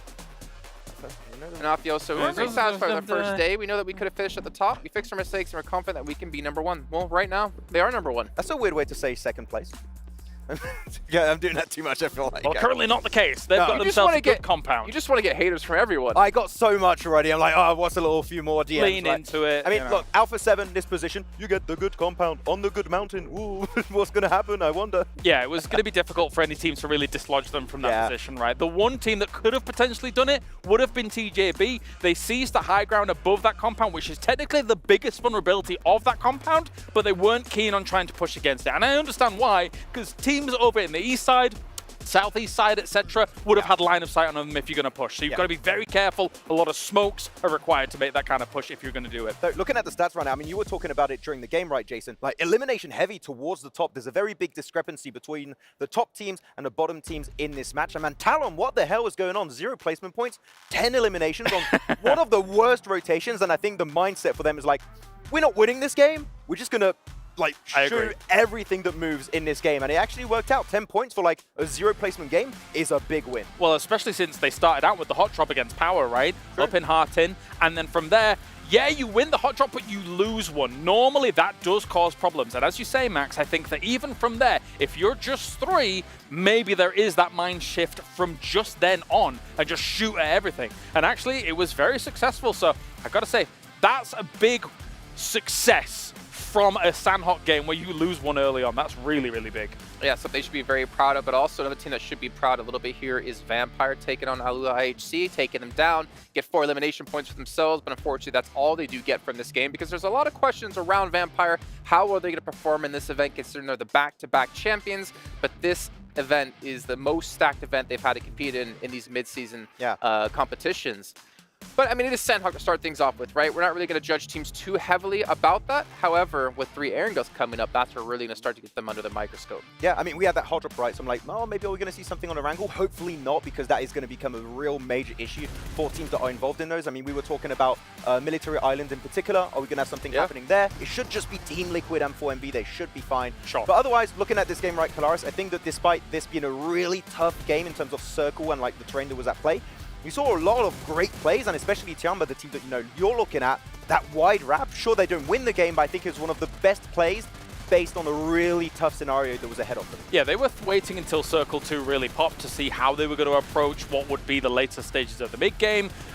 I thought maybe they were going to try and camp out Talon for quite a while. They decided to sit there for a little bit too long and then managed to go for that wide wrap. Now, I do think Twisted Minds was slightly caught off guard by them coming in from that angle, because by the time it comes to, what, end of third circle, you're like, okay, surely people shouldn't be coming in from here. But Tiamba has shown these tendencies in the past of going for that wide wrap onto the east side with a circle like this. So, I mean, Twisted Minds lose out on that fight, but Tiamba takes a lot of casualties. It's difficult to make that work when you've left it so late. Yeah, for sure. And looking at also Alpha 7, we were talking about their position.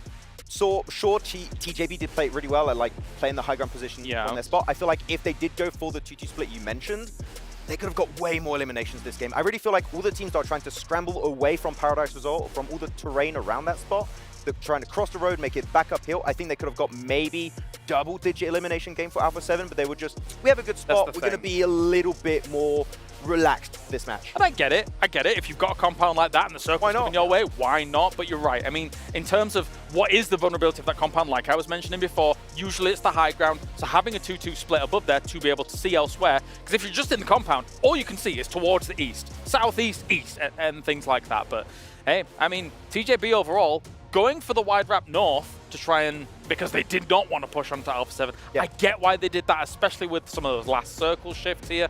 I feel like we're just, if you let us keep going, we're going to talk for ages. Hey, we got time. Keep going. Okay. I don't get paid by the word, okay? Yeah, you said that.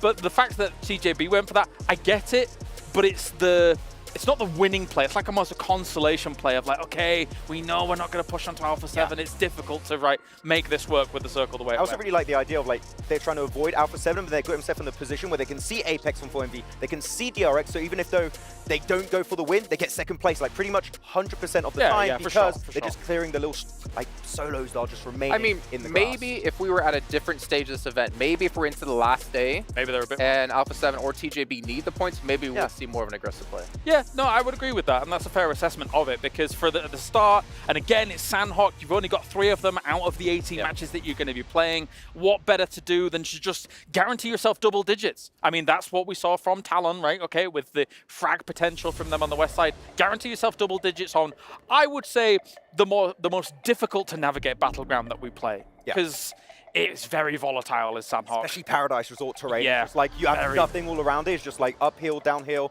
roads to cross, and teams are already in position. If you were over to the western side this game, you had a horrible time making those moves, except for Chamba that went for that wide wrap, right? But otherwise, this was a bad Sandhawk for these guys. Going into Wrangle, we might see like some different teams be at the top this time around.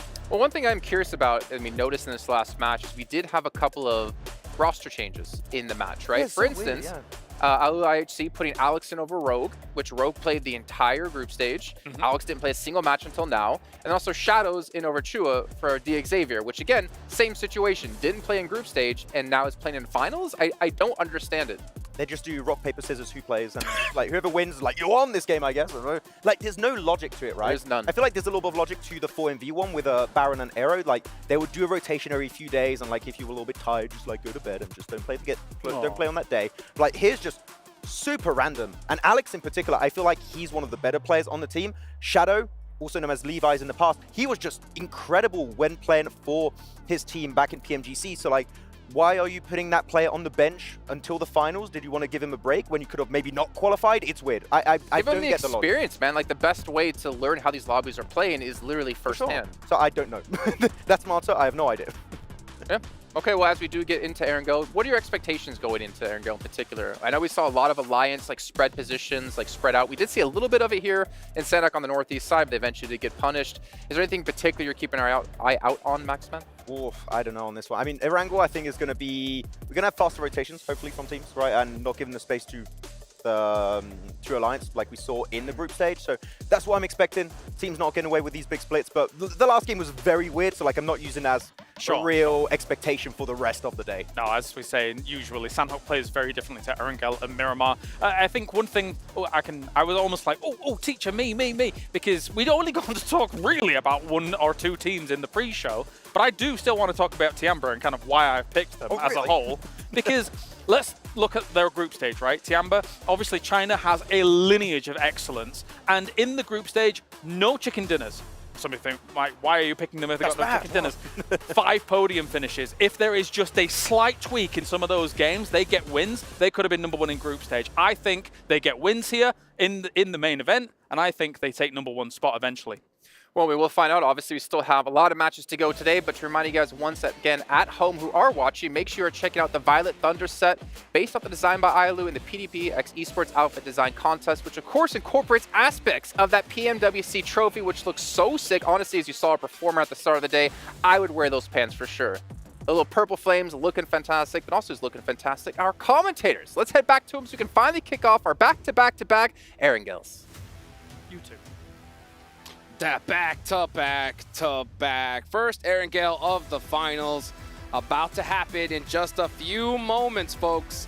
Alpha 7 starting off so strong. And at the same time, one of the big surprises for me was that hot drop, right? Talon taking the hot drop onto Power, getting it done. Let's see if we're going to see any other surprises as we get into the first Erangel of the finals. The best way to get it done, Hot Jukes, as we all know, is with the Infinix GT20 Pro. With dual gaming chipsets and 144Hz AMOLED screen, the GT20 Pro will equip teams with up to 120 FPS, which is the first batch of supported devices, offering esports level performance and visually stunning experiences in the 2024 PMWC. The plane path, North George over to Milta. It's going to cut Primorsk a little bit far away, but you can drop west coast, grab some vehicles, rotate down. Military base potentially a little bit difficult to get to here. Yes, it's going to be for sure. And one of the teams that likes to drop into military base is going to be none other than 4MV. So let's see where they decide to go. They should have a couple of secondary drop locations, but we also know where a few of these teams are definitely going to drop. Alpha 7 already out the plane in North George, where they're just nice and happy. I'm looking right now at the South George drop, Alolex IHC, and I think, yeah, that's... Wait, who else is that? That's Twisted Minds. Twisted Minds, yeah. Over towards South George. Great. They are entangled right now, with Demo sort of in the middle of that Twisted Minds split. Potential for danger here. Playing that crates position for Twisted Minds. They'll have sightlines out to the east. They should have seen this parachute happen with a West Coast rotation potential in this circle. It could get dangerous for them. Yes, it can. And, you know, one team it could definitely get dangerous for is going to be Vampire, because Vampire normally likes to take Primorsk, but unfortunately, just due to this plane path, they decided to go their secondary drop location all the way towards Milta. So I'm looking to see them just loot up very, very quickly here, get some vehicles, and try to head to Prim as fast as they can. Could be on the cards for them, but they've got a lot of teams in their way. Going to be pretty tricky. We did see Reiji as well move out and take a vehicle for Reject near that outpost for Twisted Minds, so potential slowdown on that angle. A lot of teams dropping out to the east side of this island are going to have to make their way west, which makes the exit for Pachinki pretty important to get done in a timely fashion. DX Xavier going to be playing up in that angle. For MV, they are actually heading out further east, so they want to grab... Okay, they were just heading towards the buggy to get an extra vehicle. They're going to turn around. I was going to be surprised if they were going to go further east, but no, they were just grabbing the vehicle, sending back out west towards IWNRX, who generally play that very pier West Bridge split. It looks like they're going to take up that mantle once more. 4MV could go even further, could actually go over towards Primorsk, like you were talking about potential for Vampire to do later on. Yeah, let's see what they decide to do. And another thing that I'm noticing right now is Power. Power, we normally see them try to take that Gatka area, kind of try to, you know, land kind of near DRX, take some loot, and then hopefully get that position. But I think after that hot drop, they decided to go to their secondary location over near Yasnaya. So everybody trying to play it very carefully right now. You can see 4MV on the road. And no, yeah, it looks like 4MV are deciding to go to their main drop spot. So they got a vehicle and are heading all the way down to military base. Interesting. Yeah, they are actually going to commit to it and go all the way there. It would be interesting to see how easy it is for them to get back off of this one. You could potentially grab a boat and try and play for that west coast if you grab the south side, but I'm not too sure about this from 4MV, actually. I feel like they will get loot because of it, but that bridge is going to get packed because you've got that hard west shift. I guess teams are going to prioritize more having a foothold into these next circles. Yeah, and you can see there the picture. We see a gentleman in the stands. That is none other than Papa Mythic. That's right. Mythic's dad traveling all the way over here to see his son make it happen. So I love to see that there from Team Liquid. They're going to be over near that shelter area, which is a very dominant position, especially if we see a zone head towards that side. Unfortunately, it's not going to happen in this game, so they're going to have to make that travel pretty quickly. They're already in vehicles and on the move. There we go. You can see him. Look at him. Hey, away from the camera. Let's Supporting go. his kid, man. What can you do? Watching his kid become a man here in Riyadh in the PMWC. Hopefully getting a couple more points than they did last match, though, because they only got one. Don't bring it up to him. I'm sure it's a sore spot. But over on the east side, with Power behind them, Team Liquid gonna have to rotate past. Looks like they're doing that now. Boom as well. A little bit closer to the center now, heading towards that Gatka Fields area. DX Xavier having left Pachinki in that central area. You can see they're gonna be scouting one another out. They're gonna be aware of each other's presence now. Twisted Minds trying to move south from that South George. They extracted themselves successfully from their entanglement with Alolex IHC over on the north side. If I know Mythic like I know Mythic, I know why his dad's there. Okay. I'll tell you that right now. I guarantee you Mama Mythic was like, nah, no way my mijo is going all the way across the world by himself. Dad, you better go with him. So it's good to be able to see him traveling over here with the son and watching him play against some of the best players on the planet here. Oh, wow. For a crazy prize pool, and we're going to see who's going to try to get that biggest chunk of it here real soon as we're starting to see some shots spring out due to these early rotations. We've got approximately 15 million teams right now in the center of the circle. It seems to have gotten real packed real quick. Twisted Minds, DRX, I think, who else is in there? We've got DXavier trying to poke their noses in, Boomer in the middle. Everybody has tried to get very central, and we are starting to see a little bit of a rebound off of that. I think everyone basically wanted the same 2 compounds. Yeah, let's see. Yeah, everyone's just trying to get the most central they possibly can. They saw how that edge style play worked out in Sandhawk, and it didn't work out that well. Hey, Talon did it quite well. Except for Talon, right? But Talon's strategy was just hanging so far back in the blue and just, like I said, like vultures, just cleaning up everything that was left, and it worked out great. 10 eliminations. They're in 3rd place so far, so hopefully they can kind of make a normal match of this one here. Now, they are going to be in that one of my favorite places, just south of Everest, as we watch OLES go for the backflip. Hits the 1 rotation. Got it! Front tire into the dirt as we're back on board with him. Front flip? No way. Yeah. I mean, you had to do it to him. What was that? An excellent replay, a clean backflip, followed by an engagement. After tumbling off the bike, he loses speed and goes down. That tumble off the bike just cost him his life. TJP lose a player to a misplay on a bike that should not have happened. OLES, in the biggest tournament of the year so far, decides to go for the front flip. Hey, you know what? The first one was great. They should give him at least 1 point for that. I mean, the first one was great, right? Yeah. That front flip, clean, landed it, no risk. The second one, you can't just be randomly jumping off the bike. At this level, you know, people like Maxman, people like Kalaris, you know, those guys can take the dive and say, oh, accidents happen, guys, you know, right, on their drive arounds. I'm pretty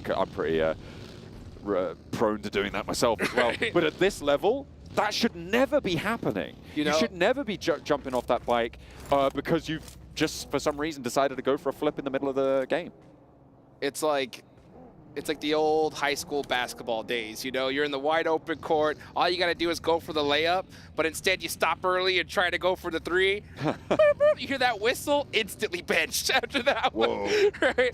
Well, we'll see how TJP is going to deal with that one. I'm sure OLES is going to get an earful after that because that's a critical one, especially considering that, you know, they were in 2nd place going to this match. Hopefully the remaining 3 make it up for him, right? Just to have a great game regardless to kind of help mitigate some of that damage. Yeah, it's pretty bad. Bad news. TJP, 15 points right now, playing on his 3. We've seen what 3 players can do from Talon, but on this circle, it's going to get hairy. Next circle, just about to come through, Jukes. It's a hard southwest shift. That puts Primorsk in play, that puts Quarry in play. Right now, I'm looking at 4MV. How are they going to decide to get into this next zone? Do they go on the edge of Sosnovka, try to get a boat, maybe try to head into the water here? Because the bridge is going to be extremely, extremely dangerous. You can see Tianba already over there near Primorsk. They're in a good spot. Team Liquid find a nice central position, but they're going to be mighty close to Boom Esports. And, Ayala, you got to get moving.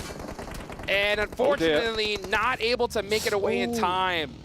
Goes down. Boom able to extract what is most likely going to be a point from Team Liquid on this rotation. As they try and punch through the middle. Actually run down by Razy there, so that is going to sting. Team Liquid, 3 players. Little hesitation there from Team Liquid, I'll be honest right there. I mean, they could have just taken that position and committed to it, but you could just see, I think they got a little bit too greedy, tried to head a little bit more central, or maybe they were worried that there was some players hiding in that building, so they kind of just waited it out a little longer, either or. Fortunately, not working out for the best. They do end up losing 1, but they do have a good solid spot, so we'll give that to them. I'm looking at the West Coast Road right now. Alpha 7 are leading the charge down south, but Alolex IHC very, very close behind them. Probably Alpha 7 going to be able to swing in a little bit quicker than Alolex IHC. I wouldn't expect them to clash immediately, but potential for it to get a little bit hotter on that western edge. Not too much contestation, but power is swinging in on that north side as well. So it could be pretty spicy in the time being.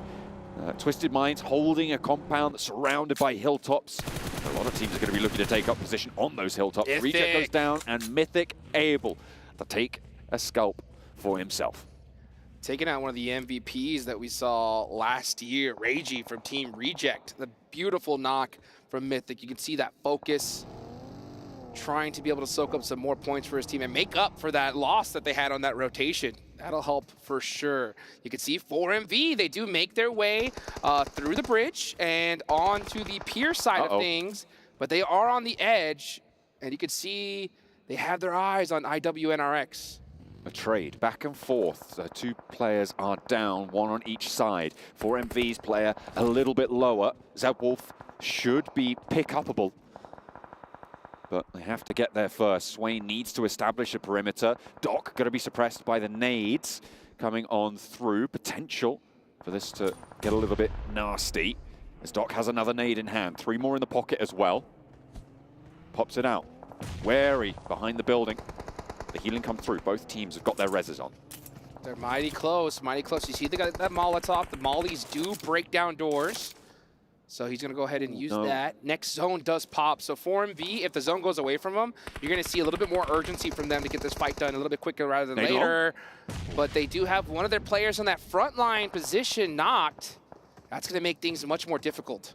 Yeah, Doc went down on that forward position. Look at frozen side angle. That's what we're going to be looking at for the remaining parts of this fight. The circle popped as well, and it's over towards Primorsk. A hard south shift on this one. We're going to that southwest point, and as time goes on, Vampire are more and more unhappy that they didn't drop there. That is right, and unfortunately 4MV do lose that player, and with this zone being further towards Primorsk, they're going to be out of it. So yeah, 4MV has to take that fight sooner rather than later, but the Istanbul Wildcats next Ruya said, nah, you know what? You guys can go ahead and we'll fight a little bit later on. Let's get into zone first. Frozen's off angle for them was so impactful on IWNRX. Alliance trying to make their way through. They have lost a player. I think DX Xavier was the team to pick that one up.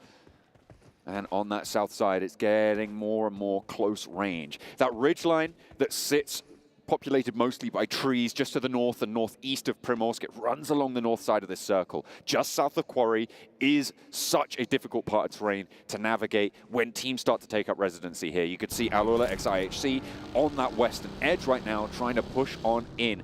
And they've had a lot of contestation, but I'm more interested in Alpha 7. They've sent all the way into Primorsk now. Yeah, they decided to go very hard central. Normally we see them very comfortable on the edge, but I think you could tell that they have had a different change of heart when it comes to this stage. They've been putting in that homework, and it is paying off. It paid off already inside of Sandhawk as we watch the replay of that beautiful shot from Mythic, busting out Reggie out the vehicle and taking him down. Now we're watching Demo with the knock on the Mafioso, catches him slipping, and he's gonna get the thirst. Yeah, that was that replay on the approach for Alula XIHC. I said they were both on that western road. Alpha 7 managed to get into Primorsk, but at the cost of one of their players, right? Mafioso going down.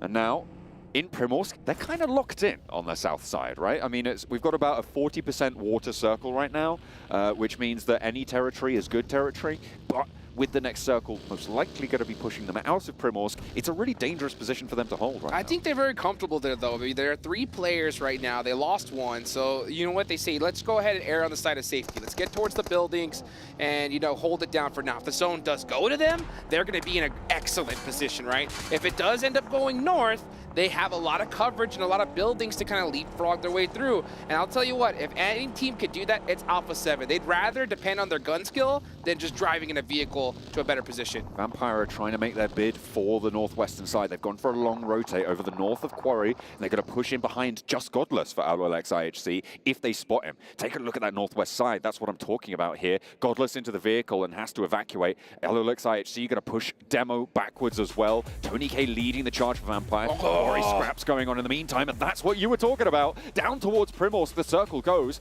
as Vampire clash on the northwestern side. First player to go down to Godless is Tony K.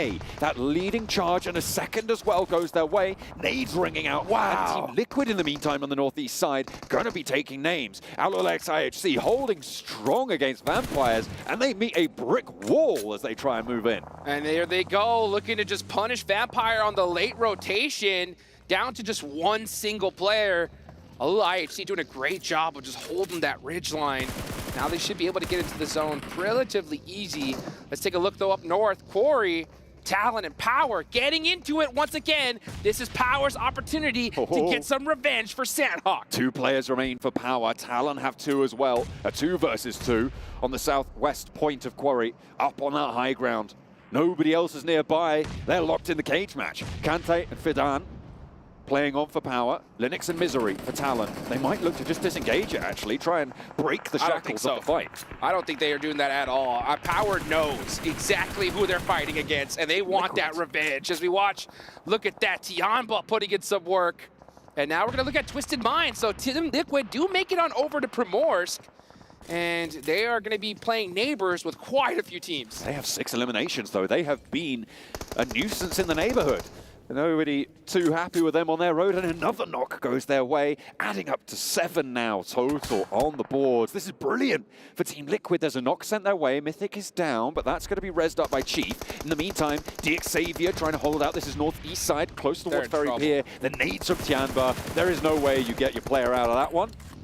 And now the remnants of Xavier, 2 players down to the right-hand side of Shan, maybe actually caught unawares as IWNRX back up on the beach side. Yeah, IWNRX, they heard those shots. They said, let's try to third-party this action, but they know they're in a very, very bad position right now, so they just can't push needlessly. They need a good opportunity in order to make that push. Xavier are completely stuck on the bottom of this hill. If IWNRX weren't in that position, they would have already been gone. Power finally loses another. Easy is there, by the way, for Power, but only 2 of them really in this scrap, and a knock over towards a Power player. Kante is down.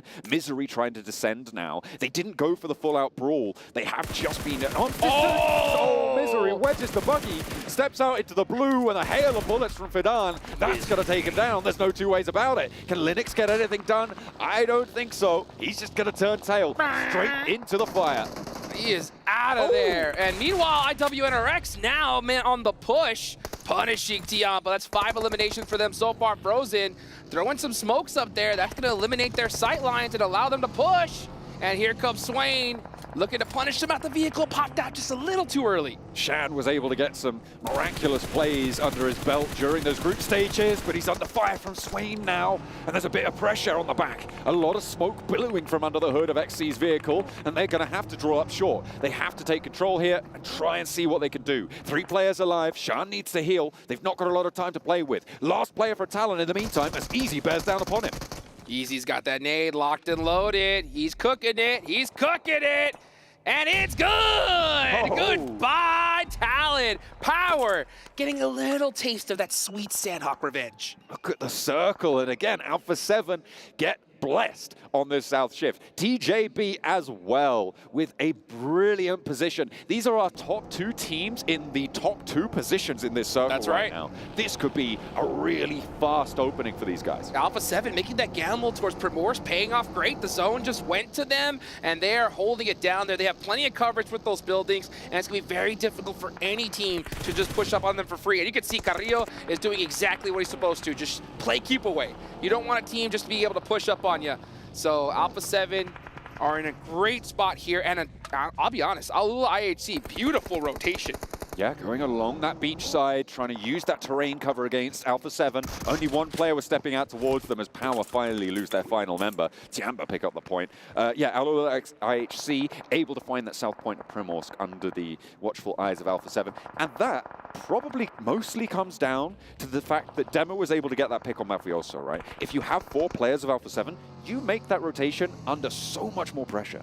That's right, and Alpha 7 picked the right buildings to hold, because if they were holding that edge where Alula IHC landed, then they could have just cut in the corner, and now they would have been circumvented by them. So a great decision for them right now. I'm looking at IWNRX, though. They're still north of the zone, and they're going to have to find their way down pretty quickly as Twisted Minds finally are out of this match. Only 1 elimination, unfortunately, for them. Boom, looking for the res. 2 players left on the north side as Alolex IHC actually trying to wind their way through the streets here towards TJB, who have taken a knock over towards the beach warehouses. Team Liquid a little bit beyond them. TJB really have been suffering here.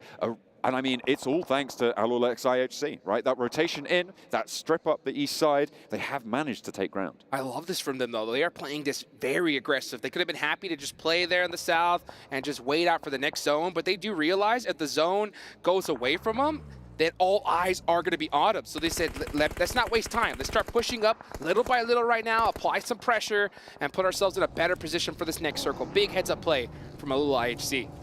You can see the angles that are currently held by IWNRX, that third-party information. Comes down, they try and descend. The high ground suppression as they try and stop the knocks going through, but Kine is found, Swain is low, and there's another torn out of the vehicles on the descent. TJB catch IWNRX sleeping. Oh, I mean, IWNRX, I think, just pushed a little too early. They happened to push when it was completely silent. So the second they go, all eyes are on them and like, ooh, free points over here. Let's take some of that. So they got punished. Just unfortunate timing on that rotation. Tianpa pushing it on the northwest side, DRX trying to slow them down, and they'll do just that. Drawn back, and DRX keeping up the points tally now. 6 eliminations on the northwestern side. Not too many neighbors either, and they're going to push towards the central glut. Next circle comes in now. Let's see where it goes. Who's going to have the advantage in this one? Is it going to center up? No, it doesn't. It does go a little bit to that eastern side. So now Alpha 7 have to make a decision here. Do we just try to push up a little bit early, try to get a more central spot? I don't think so. I think they're just going to hold it now, forced to play, clear out their backs, and then deal what's up front a little bit later on. Team Liquid as well with a decent position on this, but they are going to be having to be the break point for the waves of teams coming in from the western side. Alpha 7 potentially turning their attention there, but DRX is the main threat to Alpha 7 right now. You cannot move if you're Alpha 7 until they're gone, or until they make their move first. And yeah, I think even a bigger threat's going to be Alula IHC. They were so smart to push up more central a little earlier on, especially with this rotation, and you can see them putting pressure onto teams all over the place. Boom Esports down to their final player, gets another confirmation there. And let's see, actually, I don't even think he's going to be able to get this res off. Nope, he goes to heal himself first. And his teammate goes down. See what you can do as a solo. Alpha 7, they are making their push. They're trying to hold DRX out. They're staying where they are. They know they have a little bit more to step forwards, but they're going to deal with this backfill first. Knock over towards the backlines of DRX means that that 2 minutes for the circle to close is going to be eaten up a little bit, but the rest has already come through, and a little bit more time now for DRX to try and play around this one. Alolex IHC going to be fully aware that this fight's scrapping on. And this is a really tough fight for Alpha 7 because they're down a man, and Carrillo's so far in the backlines, I'm not sure he's in a position to help, so it's going to be most likely a 4v2 between DRX and Revo and McGrellin from Alpha 7. Let's see if those two players are going to be able to hold it down. Actually, no, Carrillo is able to find a position in this fight, so it is a pure 4v3. One nade from DRX on the Alpha 7 could be so punishing, though. Same both ways, though. Nade towards the back, doesn't find Rivo. He sits, he lies in wait. Behind the smoke, steps up to the shot, but he doesn't connect. Stands in the fire and goes down through the window. McGrellin as well. Carrillo now is the last hope for Alpha 7 to try and keep this train going. DRX crossing, though, and they are getting scythed straight on through. The off-angle shots from Team Liquid to keep their countrymen in this match. Woo, Carrillo saying, thank you, my Brazilian brothers, because that helped out a whole lot. But this nade from QZ could spell disaster. And it does. It gets the finish on the McGrellin, and Carrillo is out of there. That's Alpha 7 done for. Vengeance, though, on the minds of Team Liquid. Brazilian teams, you don't want to mess with them, and they got to spray you down. You try and take that fight, and DRX fall. A lot of eliminations found, and they're up into third place on the match, but TJP still have legs. Alolex IHC looking interminable right now. Looking too good. I mean, these guys have been pushing all the way from the edge. This game was definitely not given to them. They have worked very hard for this one. They're in a solid position. They still have their entire team up. They're the only squad with 4. Let's see where this next zone goes, though. It could definitely make things tricky. Demo spreading out wide, looking for a rotation on towards the beach side for Alolex IHC. Demo gets around that headland, and that could be pretty valuable, if not just for the information on that break, but also for the angle he can provide. You can see exactly what he's trying to do here. Try to light up those teams on the coastline, try to slow down TJB. Alex already with a breach over towards Team Liquid, a little bit further north out there, and another chunk of damage taken out. Team Liquid suffering on that northern side. Boom, gonna be giving them trouble as well. Yummy, last player standing for them, but he's not going down just yet. Alula IHC just putting in work, just causing chaos on everybody else. As you see everybody just holding their position, trying to defend. Alula IHC is on the move right now. Mythic making a nice shot onto Alex. That's gonna slow him down a little bit. And you can see him up close and personal. Tries to throw that nade to get that confirmation. Does he get it?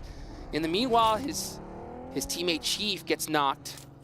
But Alula IHC are focusing on so many different squads. They definitely need to start narrowing that focus on one team at a time. They're not going for a full push just yet, which is why they haven't regrouped and gone as a full fist, because they are the only team with 4 players alive right now. Everybody else on 2 players or less. Yummy moving in to try and handle Team Liquid, but around the door frame. The shot connects just in time. Can Chief get this res onto Mythic? Woo! And you can see his dad is staring right now, seeing what his son could do in this position. It's just Mythic and Chief. Mythic, man, he's got the dad buff right now. He's got 7 eliminations. He's crushing it. Oh yeah, what a time to do it. Kind for IWNRX leading the charge on the coastline. Mythic does go down again. I think that was actually the flush. Paragin not going to last too much longer out in that water. He's gone for a swim. I don't think he's going to be able to get out. Don't even need a towel for that one. Alolex IHC, though, just surrounding this lobby, trying to choke the life out of it, and so far, doing so successfully. Xiol, a legend in PUBG Mobile Esports. 8 eliminations for the squad. Godless crushing it right now for the team with a whole bunch of those. Make that 6, as a matter of fact. You can see Demo doing a great job. Trying to apply pressure to IWNRX. That knock, though, couldn't have been at a worse time. This 2-2 split right now seems to be working out. They are able to just find this cover, hold these positions, and go for the 1-2 rezzing. You only need one player to get knocked to make that outpost really difficult to play.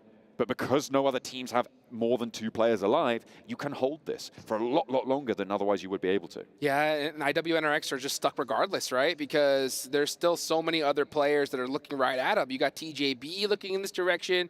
You got Paragin down to like half an HP, still hanging out in the water right now. Gonna have to make sure he breathes for air, though. I think he's got that boat as cover from the north side and the terrain as cover from the buildings. Perfect position for him. Now you can see how IHC started to throw out some smokes. They're trying to be able to group up together. If they're able to get that group, they're going to be practically unstoppable here. They need to get back across that road. That smoke train needs to be cut through by Longs. Waiting for that crossing. It's all that's going to matter. If you can take 1 or 2 players down, it is huge news for TJB. Alex making the dash.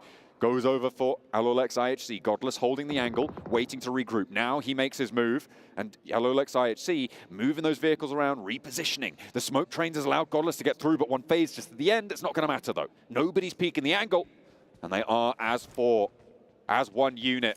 They've been split for a while, but back together. Are they going to have the success they're looking for? Let's see. Right now, the only thing that's going against them is Pop-Up Blue, the blue zone. Ooh. If that blue zone decides to go north, they're going to be in big trouble. Other than that, they're looking pretty unstoppable right here. 8 eliminations, and they have just been non-stop pushing here. Let's see what's going to happen here in the next few moments. Because right now, TJB, they're the most central. And honestly, they have the best chance of this game, considering that there are so many fights going on, unless Alula IHC is able to get that knock. Team Liquid finally go down. This is stage 9, folks. The zone's about to go into nothing. Alula IHC needs to start throwing those smokes out. That's exactly what they're doing here, because they need to find a way to be able to get into a fair fight with TJB. That pickup onto the Team Liquid player out in the west is huge. It allows them a clean flank on their position to be able to push up towards TJB. The smokes on the doorframe push TJB out the back and into the sightlines of IWNRX. They need this fight now. IWNRX going to crunch on in as well. Let's see where Alolex IHC go. And Devo straight into the mouth of the fight. Around to the outside of the warehouse now. They've got it surrounded. That was the definition of offensive smokes. And now we're going to watch Alula IHC starting to press onto IWNRX. They're stuck in the water. There's nothing they can do. The only team that can stop them is TJB, but they're on the back foot as well. That nade could be good, though. Oh, just short of the rock. Not going to quite make it. Paragin for DX Xavier as well could potentially have a say in this fight if he's able to find something. Swain goes down, and with it, IWNRX. They fall out of this one, so it is only now Paragin in the water. Alex goes down. Demo as well, moving in to look for the backup here. TJB holds strong for the time being. And Alolex IHC don't know that Paragin's there. Oh, so smart of them, though. They're just going to get that reset. Ah, they caught him, so now there's no worries. They're just going to go for a quick reset here. Oh, that vehicle, if it would have gone a little further, it would have knocked him. Ooh. Nice shots there from Flower. TJB are putting in work. Only 2 more. One player now stands. It's just Zio. Flower behind the vehicle, trying to step out wide. Zio behind is on the shoreline. He's closer to the edge, and it's a 1 versus 1. Zio needs to hold his nerve with a PP Bison. Trying to play off against Longs now for TJB. A nade in hand. It's cooking. Goes Long, steps back in. No damage done. Zio breaks wide. Doesn't have as much HP as Longs, and he takes it. TJB with a 2 versus 4 hold. Out of nowhere. Are you kidding me? I mean, it looked like Alula IHC were unstoppable, but TJB said, nah, not today. Some critical knocks were able to finish that out. A massive game for TJB Esports. And then yet again, it is 7's Dark Horse who started to step up. That survival stage has hardened this team into carbon steel. And they are scything through these first 2 matches. Man, I got to give it to Alula IHC. They had those beautiful offensive smokes onto that warehouse. It allowed them to be able to push up relatively for free. And I think at a certain point, you could tell they wanted just to commit to the warehouse, kind of go for that 4v2. But with how powerful shotguns are, they say, you know what, let's just wait it out. We should be able to get these knocks and win the game no matter what. And TJB said, we're going to get some critical knocks right back to back at the perfect time. I mean, you couldn't have played it any better.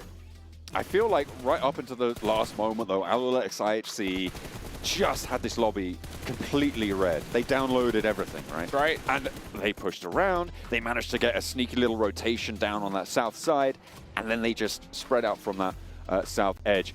I do think they fumbled pretty hard here. Oh, real hard. Not really able to do too much. I don't know if they had too many nades in the back pocket, but that could have changed things. Bringing it into a 1 versus 1 is absolutely crazy for TJB. They did so much work. So, I mean, all credit to them. They definitely deserved that chicken dinner off that fight. But I think Alula IHC still really, really impressive for the majority of that game. And I think what happened was they were just so stuck in that split vision because they were split fighting for so long. We saw them kind of try to go 2v1, 2v1. Huge play from Flower, said, hey, you know what? We're going to take this chicken dinner for now. Guys, one more match from us. 4 more left to go. We'll be right back.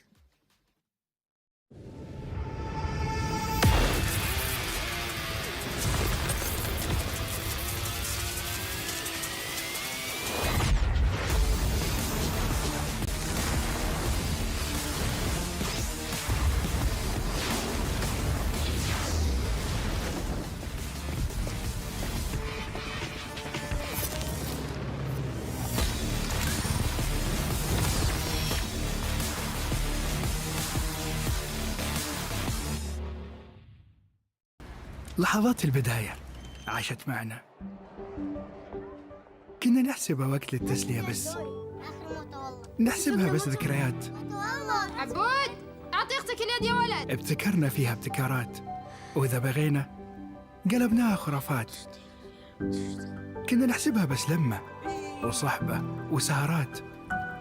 انتبه نوب ترى نوب. لكن كنا نشوف عالم ما حد يشوفه. ليت يشغل وقته بشيء يفيده.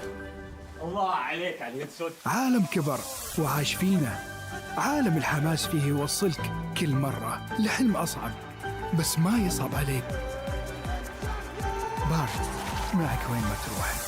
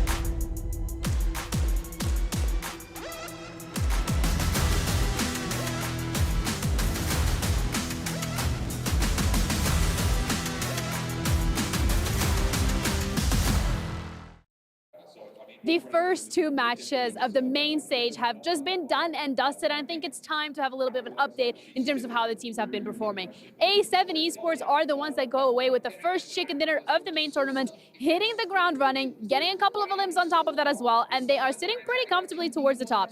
TJB, however, is a team that has both on the first match gotten really close to that chicken dinner, but on the second match going up against Ola in those last few moments of the game, managed to get themselves chicken dinner as well, and they are now doing incredibly great. I'm looking forward to see which other teams are going to be performing incredibly well throughout the rest of the day. So make sure you guys tune in and stick around for the action. China #1, TJB, a fantastic, you know, you can't shake your head about this. You can't nod because you're all about Tian, but not about TJB. I said they were my dark horse. Keep going. I don't want to. Just go to PEL at this point. Yeah, what are you doing? But China's TJB, back. The thing is, you would love to cover that. I know that. I would love you would love that. Yeah, that'd be a great. fantastic 2 games. You heard Genie talk about there, placing extremely high in match 1, doing extremely well here in match 2. And that was a phenomenal finish. I am honestly surprised that they were able to peek both sides of that warehouse onto IHC and not get punished and be able to pick up that many knocks from it. Yeah, to be honest, man, these finals are great. Like 2 matches in, like, oh, there's so much happening. Gameplay-wise, it's fantastic. But TJB went for a very quick move here, right? Kalaris talking about their rotation. They were holding a compound, a few buildings you really liked in this game. But I was like, you can just reach the late game with very minimal effort, going for those warehouses and just stay in put. And that's what they do. I didn't think it was going to result in a win. That was like, went way further than beyond the night initially expected, but a bunch of eliminations off the back of that.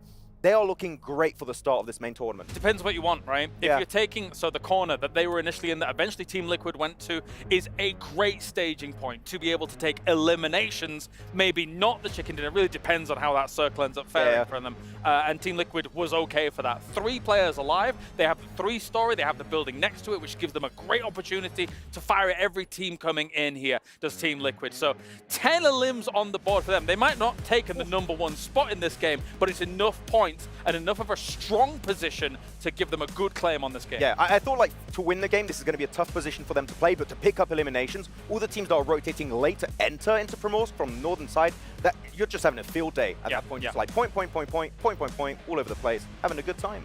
I mean, the fact is, even Kalaris was saying he's not really ever seen a zone on warehouses in Primorsk that far south. Like, that was really hard to predict, but it seems like one team in particular did have a decent time predicting it. IHC able to actually sweep in from that west-hand side and immediately go straight towards the south side, seeing the zone constantly shift in that direction, knowing no one was going to be there, and they kind of set themselves up for the second place that they got. They read the script. They knew what was going to happen there. I mean, their hold, especially once they go for that wide rotation over to the southern western side of Primorsk, they have this like the line, which is a very original name. The line. The line formation. It's like these spots. These spots. They're building something here called the line, I think. Anyway, continue. and all of the teams are trying to enter from the western side, like you had DRX, you had Alpha 7, were going to hit that wall that was IHC at that point in time. And then even sending Demo on the beaches was a really good angle to get some early information to initiate later rotation. So, like, IHC were really on point in gathering information and making what I think were the most optimal moves in a tough circle ready for these teams. They saw that TJB was at least 2 in this warehouse that we're just seeing kind of play out here. Now, what they needed to do was gain information as to what was going on the other warehouse. Sometimes teams would take both warehouses, 2-2 split across them, but so they needed to identify quickly what was going on, and that was what that beach rotation was for. That being said, smokes. Pivotal in late games. Yeah. Not only for the cross across the road. If you do not have 7 smokes to do that, you're not going to get across without being shot. And then the single smoke to block off TJB's line of sight, to be able to approach forwards, and then deal with what effectively was the beach contingent, and then kind of divide and conquer. It was great by Alula IHC. It just turns out that, well, I mean, TJB took a phenomenal fight against them. Really gave... I'm trying to think about it. There was a lot of 1v1 scenarios that they kind of gave to TJB, and because of that, TJB won out. I mean, the reason why TJB will also losing players is that you only have 2 positions you can really peek from, so you're very predictable. So like, if you're just Alula IHC, you're just peeking that angle, you're ready to spray. The moment you see 1 pixel move, you're spraying it down, you get the knock right. So it is tough to hold on to, but at the end, TJB take the win for a very early rotation and just had a very chill game, I would say. Well, as you were talking about the importance of smokes, I think we need to even wind it back a little bit. One team we were extremely harsh on when it came to group stage was DRX, and pulled off a major upset, a major surprise when it came to survival stage. But we saw them use smokes to their advantage to take on a team of Alpha 7's caliber, which kind of, for me, gives some hope to the team. You've been astute there, Jason, because I think one thing that was important was not only the smokes on the low ground of this one story, but also a smoke on top of the one story to block off Carrillo's vision. DRX, the finals are already high octane. Everyone's playing so well to start off this tournament. And again, seeing the kind of smoke usage into the double nades on the top, because that's one of the only ways you dislodge up at the top, right? The double nade up at exactly the same time to cover as much of that second story as possible. I love it. Kalaris, I feel like we're vindicated. We've said it for like years now. Hold on to your utility for the late game. It's very important. It wins you games. And now DRX able to get himself some really good fights onto Alpha 7 thanks to that utility you just mentioned. But until Team Liquid had the angle, then it got a bit tricky. The really impressive part that Seven brought up while we're watching is the fact that we heavily criticize this team as being super passive and losing advantageous positions. But we saw in survival stage, and we're seeing here that they can be aggressive, and they can be aggressive successfully, which is important. They have a handle on how to play Primosk, that's for sure. We saw them being able to take a victory in Primosk in this tournament itself, and then transitioning from building to building, it's very clear that they know how they're going to do it and when they're going to do it. I'm very excited for this finals, because already we're nerding out about way too many cool players. Way too many cool players. Already having some games of the year already happen here at PMWC, but also PubgM has been nominated for the Mobile Esports Game of the Year, which you guys can go vote for yourself with the sweet little QR code down that way. I'm going to actually point to the correct position here. But also, while you're there voting, don't forget, you can vote for the Esport Analyst of the Year. Seven Worlds Gaming laying back in his chair with his blankie on, waiting for all those votes to come through. In the meantime, we're going to be heading onto the stage with Banks with an interview with the team we've been talking about a ton of today, Alula IHC. From Alula IHC, what an amazing performance so far. Really nice and strong. But talk us through those final moments in that first Erangel map, map 2. That was a pretty tough pill to swallow. What happened?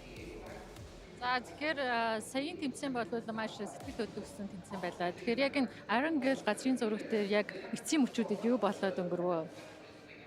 За саяны матч хувьд гэвэл яг сүүлийн зоонд бид жоохон коммуникейшны алдаа гаргаад чекний алдчихлаа. Тэрнээс биш багаараа сайн тоглосон. So regarding this game and the last moments, we made some mistakes in regards to communication. So that's led us to lose some chicken. Okay, losing that chicken dinner. Unfortunate, but you know what? Let's talk about when you came into this tournament. You've come in here as world champions. Do you feel like that brings some additional pressure? Do you feel pressure up here on the main stage? Тэгэхээр энэ тэмцээнд бол одоо аваргын төлөө тэмцээн байгаа шүү дээ. Яг энэ тэмцээнд бэлтгэлийн хувьд одоо мэдээж тодорхой хэмжээнд бас одоо скиллцэн бас дарамтлагдсан байж магадгүй. Тэрэн дээр одоо давж гарахын тулд ямар одоо бэлтгэл дээр анхаарал хандуулж байсан бэ? За одоогоор бол тийм дарамт ерөөсөө мэдрэхгүй байгаа. So far I haven't been feeling any pressure. Okay, well, that's good to know because you need to stay composed here on the main stage. Finally, I just want to ask, what's the focus been of your training as a team leading into this tournament specifically? Тэгвэл маш тогтвортой сэтгэл санаа тайван байгаа гэдгийг сонсгохтой таатай байна. Тэгэхээр яг багийн хувьд бол яг энэ тэмцээний хувьд бол ямар зүйл дээр та бүхэн анхаарч байна? За манай багийн хувьд бол communication дээр маш сайн анхаарч тоглож байгаа. Тэгээд Our main focus is communication. Communication seems to be key. Everyone's up here trying to get that consistency, that communication and adaptability. Remember, there's a lot of regions competing here at PMWC, but thank you so much for joining me in your post-match interview. Best of luck in the rest of the day. And with that, we're going to throw it back to the studio so that we can carry on day 1 of the main tournament. Okay, if he's not feeling pressure right now, when does he ever feel pressure? When you don't know which, I don't know, brand of soft drink to buy with your meal deal at a supermarket, that's a lot of pressure. That's a lot of pressure. What's the perfect one? What's the perfect beverage? Of course, you gotta have Pepsi. That's how you get it done right there. Is it gonna go with my chicken wrap properly? I don't know. You gotta be able to make those decisions real quick, and it's unfortunate that they weren't able to make that decision to push TJB a little bit earlier in that last one, but still an excellent performance from that spot. And it happens, you know, it happens where you make that 50-50 decision, right? Hey, let's play it back, let's play it safe, try to make it happen, or send it on in and try to get it done. Let's see if they're gonna be able to do it here in our second Erangel of the finals. And who is gonna win this one? We're about to find out. With dual gaming chipsets and a 144Hz AMOLED screen, the GT20 Pro will equip teams with up to 120 FPS, which is also the first batch of supported devices, offering esports level performance and visually stunning experiences in the 2024 PMWC. Ooh, this plane path, it's pretty spicy. Out from George Pol down to the military base. We've had a little bit more east preference on the plane path in the first match. This time we're going for a heavy west preference. Yeah, heavy western preference. This is going to be a very, very difficult one for a lot of squads. You normally like to see teams like, you know, Talon head on over to that Yasnaya area. They're going to have a difficult time being able to get there. I'm looking to try to see what Team Liquid is going to do, because you know they like to drop near that shelter area, but their secondary drop location is going to be on the edge of military base, so it looks like they are going to be doing some split looting, but every single one of these teams knows that this is their secondary spot with their plane path, so they're going to have to be very, very careful of their rotation. I'm looking at TJB and Power right now. Both looked like they might want to go to Zaki on a backup drop, but I think TJB diverted, grabbed some vehicles, likely to see them head potentially towards Severny. That's right. They might have some company there. I mean, that's their standard drop spot, right?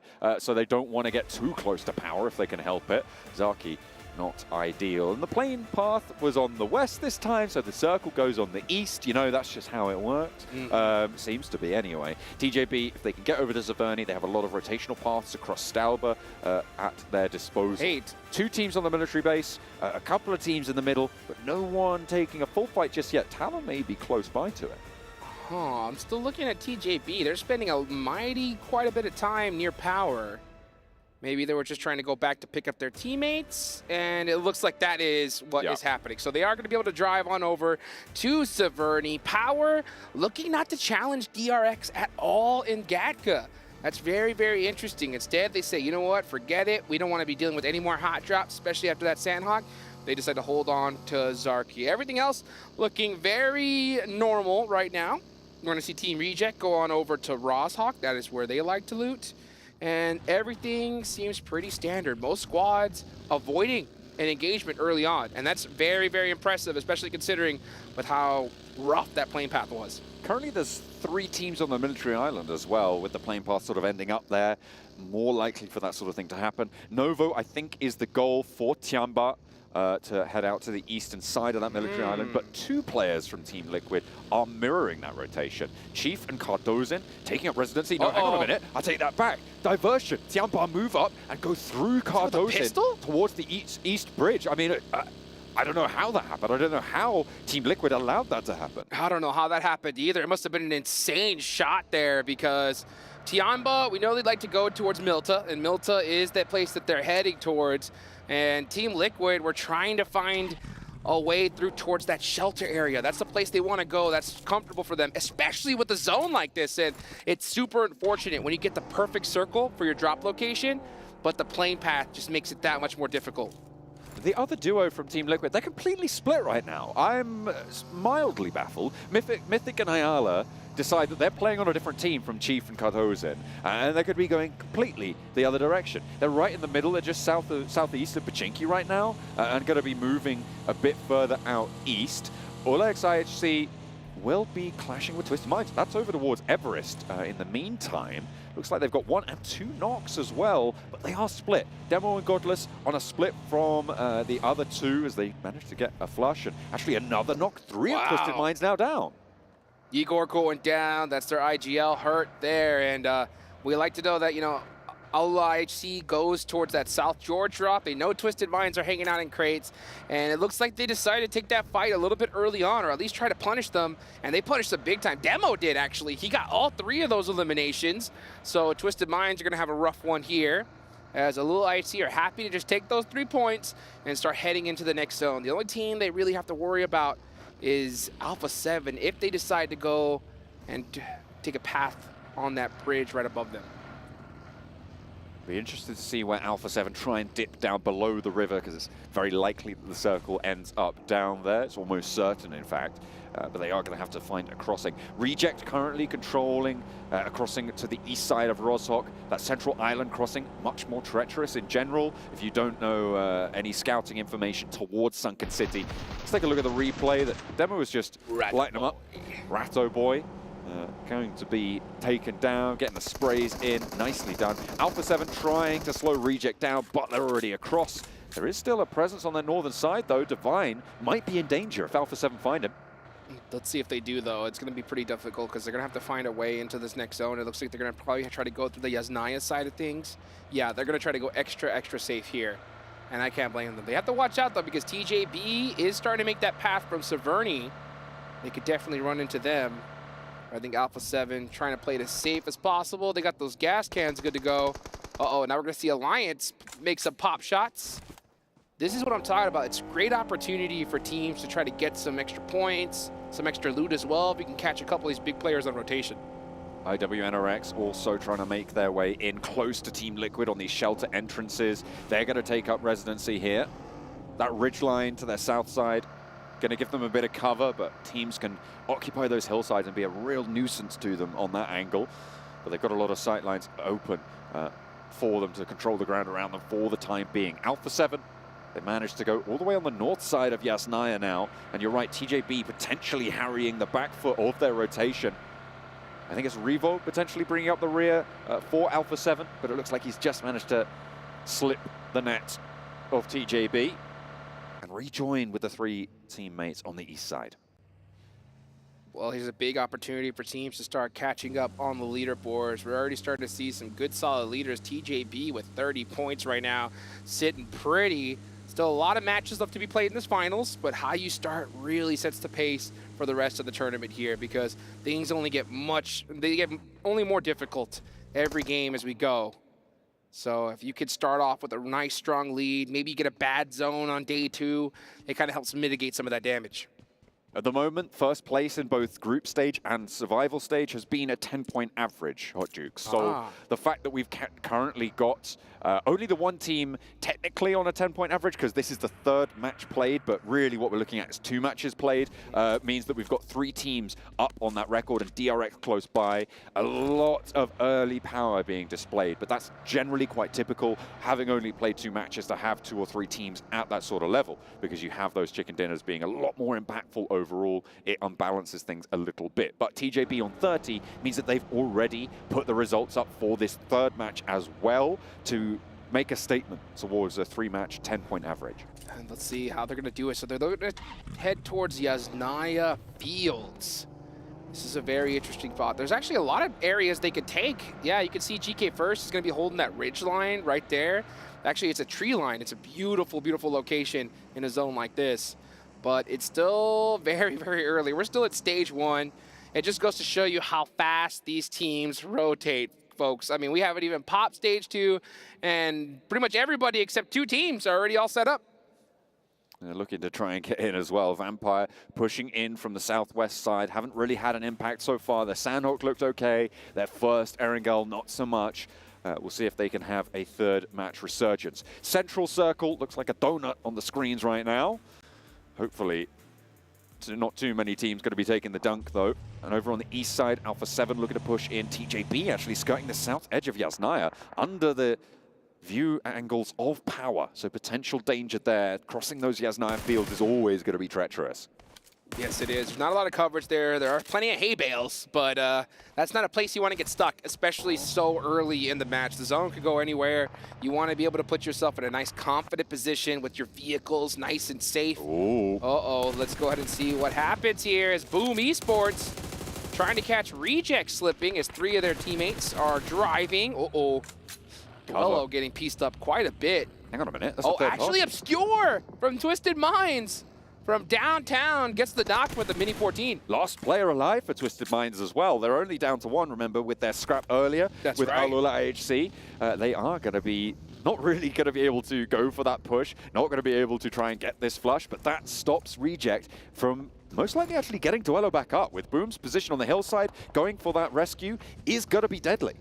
You can see Sarah just punching the air right now, frustrated because they lost that player to a 3rd party that they did not see coming. And that could be an extra point on the board for Twisted Minds. That's what it's looking like for sure. Next zone, of course, it did center on up. So a very, very common position for all of these teams. They all know this side of the map like the back of their hands. Team Liquid were able to get to their shelter area. They're not in the spot where they normally like to hold for the most part. And not to mention, they do end up being there with one player down. So let's see how they're able to continue on here. Meanwhile, we've always got to take a look at where TJB is. They are on top of the leaderboards right now, and they are holding that Yasnaya field position. And more often than not, we see a lot of circles go there. So very kind of smart play for them. Looks like Reject are going to get that res with Boom moving up north to take control of a compound a little bit further away. The door got opened for Reject to make that rotation to pick up their player, and it looks like they're going to take that opportunity on the northern side. Now 2-2 for Reject. Boom a little bit further to the northwest. Alliance, they haven't really done too much so far in these first two matches, but on the south side, there's potential for them to have a pretty heavy scrap. But the same story is true for Vampire. They're starting to poke their noses in. And with the hills that they're occupying, it's going to be dangerous. Vampire trying to find the western side of this 2-2 split from Alliance. Yeah, let's see where this next zone's going to go. By the way, folks, you see Alpha 7 all the way on the right side of the map. They got there all the way from North George. So they had one heck of a rotation to get here, and they were still able to find a position, and the zone goes towards them. So that crazy rotation paying off for now, but it looks like they may have to hold off Tiambe. I thought they were going to bite off more than they could chew. No, they said, you know what, turn back around. We're going to all group together and fight for our lives right now, because we're going to see teams on a hurry trying to get in a better position for this next circle. This elimination feed is about to pack real full right now. This south side is so congested. With Reject, they're just going to get out of there. They don't want to be involved. Obscure's going to try and keep his head down and keep Twisted Minds in this match. DRX currently holding this really powerful dip, but the compound that Tiamba are in right now, I'm looking at as being such an important linchpin position. Team Liquid, I think, a little bit closer to it as well. Sorry, they're in the compound I was thinking about. Going to be holding in such an important position to break those waves of teams approaching them from that southwest side. DX Xavier going to be a little bit short. That IWNRX going to find their way in potentially, and the fights are going to start to pop off. That's Reject in the center, but this south edge just going to get more dangerous. Vampire, Alliance, 4MV, IWNRX all vying for the position to the west of Prison.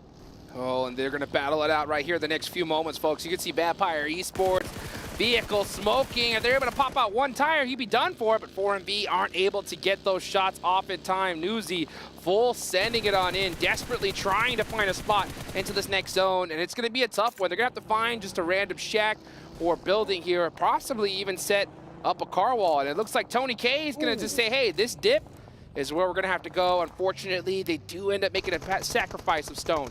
Tiamba able to take that one down, playing in that central position. Team Liquid that forefront, but Tiamba that backup turret just taking shots across the way. Vampire lose a player to it. Boom. They're in their crater. That just funnels nades towards you, and with Alula IHC right next to you, it is so dangerous to be in this position. On the west side, no one's really close by. This is the south side of Yasnaya Fields in these craters. And in goes Demo. He's just getting that scouting information. Nearly goes down. That would have been curtains for him, but diverts, gets to safety. IHC have to time this perfectly here. You know, if you're going to try to drive up with the car, you have to have some other teammates to help support fire. And unfortunately, that timing was a little off. That nade, though, was way too close for comfort. Francie said, nah, I think I'm good. I'm going to go ahead and head back over here, guys. The smokes are starting to ring out, and I think Boom said, yeah, let's get out of here. This is not a fight we want to take. These South Yaz craters can be treacherous, especially given that they're right on the western side of this circle. Means that you can take the fight, you can defend them, sure. You need to expend so much utility, which is what we saw come back to bite TJB in the last match, right? Sorry, Alula XIHC in the last match. So they don't really want to be spending this much utility to get rid of Boom. Boom are going to give ground. They don't want to spend the utility either, because it's not a prior position in this circle. Next zone goes on up. Centers right down the middle. Talon looking really good. Another great shift for Alpha 7 as well. All they got to do is clear out their backs. Meanwhile, Rejects are going to start popping some shots onto Boom. And yeah, I think he said, you know what, I'll take those shots and run, because we need to find a better position in this circle. But they may already be too late. They should have been in their vehicles already. Is this curtains for Obscure? Yummy's going to roll on over the rear axle, right to the skull. That's dangerous. That's deadly. And Twisted Minds are out. Twisted Minds getting taken out mighty early on this one. The rough start for them. Only five 5 points on the board so far. And that's going to hold on until the next match here. About to reach the second half of day 1. IWNRX on the push. Ooh, here come 1-2. out the shotguns and starting to punish 4MB one by one. Apex goes down next, and it's just Doc who's wondering what the hell just happened. This tower was supposed to be their sanctuary, but Doc has the spray down. 1, 2, maybe a third onto Kain. He's low, might just be able to pick it back together, get some healing done, but Doc is still so low. He can't risk this push. There's Swain on the off angle, goes for the third party peek, but Doc's still the challenge. No, not quite. 2 players down for IWNRX. This is all the way on the south. They need these reses now and fast to be able to get into this next circle. Alliance are going to have heard this, looking for the third party. The remnants of Vampire are going to be holding them in place for now, but everybody else around is going to know that IWNRX are looking pretty shaky. Everybody knows that Wizard Tower and IWNRX try to hold it on. Let's see what is going to happen, though, as Alliance are going to have to get in some vehicles here and get moving. They still have their entire team up, but they're in a very tough position. They can either decide to try and hug this and brisk it towards Mansion and head towards Alpha 7, or push right into Vampire, and that's exactly what is happening. They get one finish there, and Vampire are on the run. Vampire keep expending players to get into positions further forward. Schwepp goes down. Tony K's making the dash to these vehicles that they've been able to actually get into a little bit of a ditch. But he's not going to last it out. Vampires go down, the vehicle goes up in flames, and so do they. Knocks over now towards IWNRX as DRX try and flow on through this position, and they might have finally gone down here. Swain is the last to stand. DXavier not having a good time either. DXavier in a terrible spot here. They're just holding that edge, and it's nothing but open field right in front of them. So they're going to have to be able to do it with the M4s on their back. Swain has a great angle, but those smokes completely eliminated his sight lines. And right now, he's just trying to apply pressure, trying to pretend to be a whole squad. And it looks like it works because DRX go in the other direction. I've got so many teammates right now, you don't even understand. I've got probably like 7 or 8. That's right. You can't push through that. DXavier going to be taking shots to try and clear their way through, but they roll up and out into the open. You just can't do that. Tiamba are going to spin you for 7 all the way to the 6 line. And they are going to add up 5 now eliminations. Tiamba holding down this little mini Alamo right here, and it's working well for them. Now we see DRX Soez trying to drive away from this one. Team Reject pushing in little by little. They are in this zone for now, and that is DXavier out of there. Next zone about to pop. Will it center up once again? It does. Talon pretty happy right now. They are chilling right at this moment in such a powerful compound. This Heaven compound currently held by Talon and Power. It's a 2-team compound, one on the high ground, which is currently on the south side for Talon, overlooking so much open terrain. And Power going to be stopping anyone from approaching. It's so difficult. We are probably looking at a top 2 finish for both of these teams. It is going to be so hard to make these moves. It definitely is, because there's just so much open terrain. Every team is just in a position where they can just hold on to even the slightest bit of cover. And these trees are definitely not big enough to feel comfortable at all. You can see Ayala start to throw some smokes out.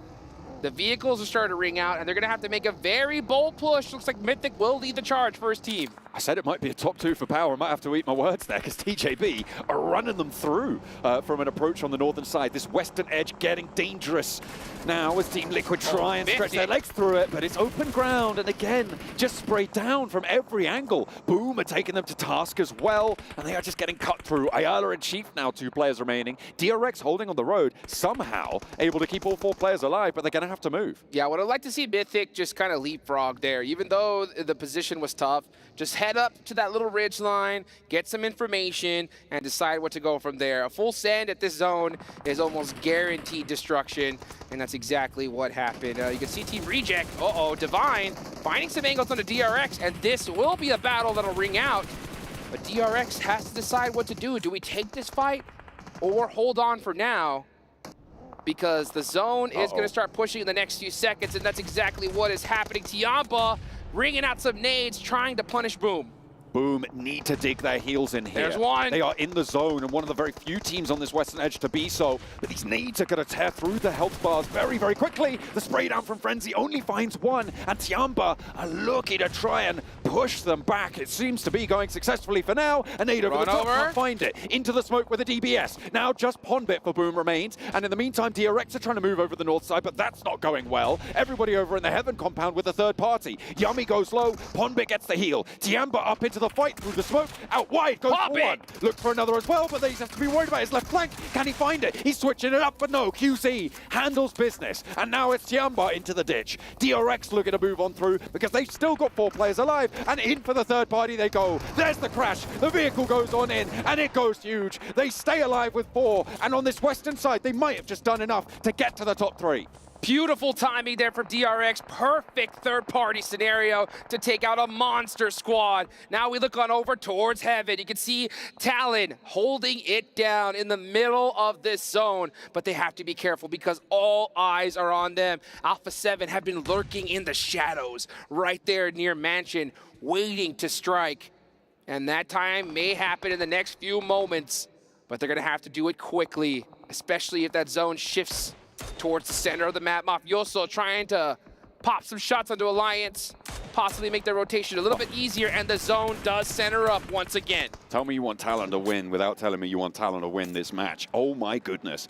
The position that they hold right now, the fact that they're not third-partying this is interesting though. They don't have too much control over towards Alpha 7, they do, but getting rid of, or at least depowering these two teams to their south, or north, sorry, could be huge. TJB has to make a decision here because you know that they wouldn't mind sharing this position, but I think they're just outside of the circle. So they have to make a push onto Power here with not a lot of information. Power has to do a good job of holding down this position because I will give the advantage to TJB. They know every single angle that Power could peek from, and one nade could spell disaster for both of these teams. But I am not sure. Is TJB right on the edge of that zone? If so, they may just be fine holding it out for now. I think they are just outside, unfortunately, so they're going to have to be forced to take the fight or figure something else out. And quite frankly, there really isn't that much else to do for them. It is just a question of go, win, or you don't. It's a coin toss fight for them. Watch this replay as Yummy gets the run over onto Obscure. I'm going to go ahead and get that loot, or he got that loot very, very quickly. Talon Esports just trying to do a good job of holding everybody off, and I think they realize, yep, we have to take this fight. You can see Power trying to throw some of those pre-nades out, maybe get lucky with a nice land, but it'll have to be perfectly placed and cooked. It's very difficult to hit a nade from their position. Through the windows, Power trying to fend off TJB, current tournament leaders, 5 eliminations already. Talon still not going. Alpha 7 making their move. They're making the cross over the open ground, and they've made it to the ridgeline, and Talon not going to push them back too hard. Do they have nades in the back pocket? Do they still have anything left? Talon couldn't see a thing. There was just nothing they could do. Alpha 7 are able to make it up for free. The only team that could have possibly made it more difficult for them was Alliance, and look at that, Rebel picking up those eliminations. Team Liquid bust them out the vehicle. Alpha 7 cleans them right up. Just the one player from Team Liquid, actually, is Chief. Going to be looking to hold down the southwestern side of what is potentially a really strong spot for him. But the nades are going to start to pile on in from Alpha 7, and you've got to think if they're expending this much, they just want to get rid of this. That's a lot, though. That's a lot of utility to waste there. Yep, and here we go. Here comes the push from TJB Esports on the push. And we do see Team Liquid go down, but we can just see Power trying to hold it down there with the DBS. A beautiful knock.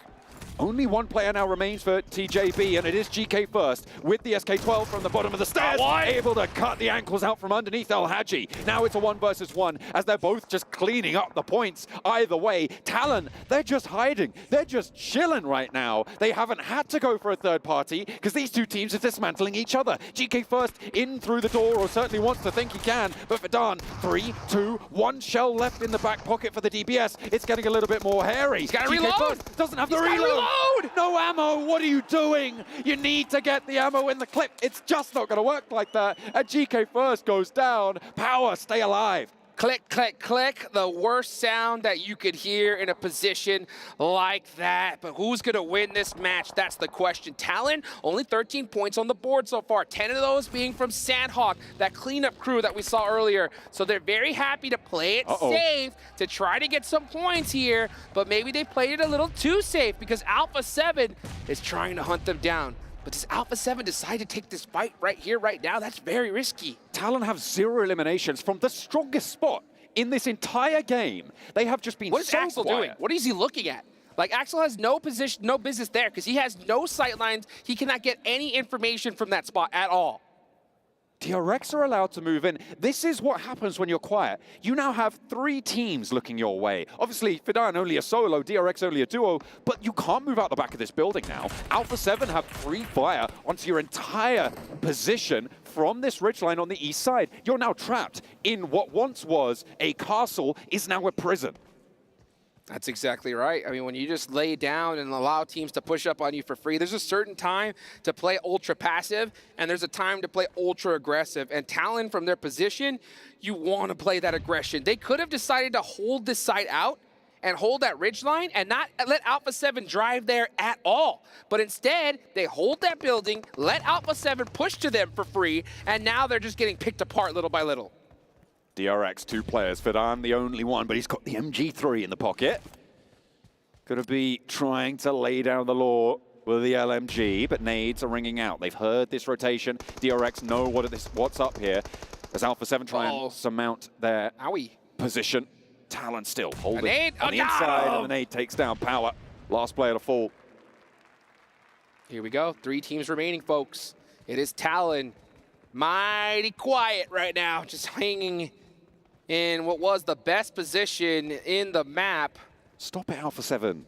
Don't be mean. Talon are trying to sleep. They've been asleep for the last 20 minutes. Hello, anybody in there? Rebels, you can see him leaning side to side. How about over there, guys? Where are you? Where are you? DRX on the other side, very happy to just hang back because they're hoping this fight rings out and they can come in third party it. Your Talon have a point? That's crazy, dude. Take it to the bank. Unbelievable. They're going to get some placement points here, but with how this all goes down, it's all about those elimination points. And when you had a position like that, it is risky to leave that nice little comfort safety building, right? But you got to leave it eventually. And now they are completely hard stuck. Like you mentioned, a castle has become a prison for them. This is stage 8. The zone's about to go into nothing. It is just so tight now. DRX as well, though, alive with 2. Able to get into this game late. This is, again, afforded to them by the fact that Talon have been so quiet, right? Because at the moment, they've just been dropping people into the oubliette, not remembering them one bit. DRX have put the pressure on. They played on that western side, and they've made the crossing. Credit to them. Let's see what they decide to do here, because Talon Esports, again, just playing it so quietly, not moving a muscle. You can see Yoru there. He does have a little bit of angles there. And look at this, Linux, he's just staring inside the building. He has no information at all. He's just saying, all right, guys, come and get it. Because guess what? I know this zone is about to go into nothing, so I'm just going to hope for that. And if you try to enter this door, I'm taking you out. I'm pretty certain that Alpha 7 have the inside of this circle right now. When it starts to close, it's just going to close and close and close onto the outside. Going to be pretty happy to just hold Talon out in the meantime.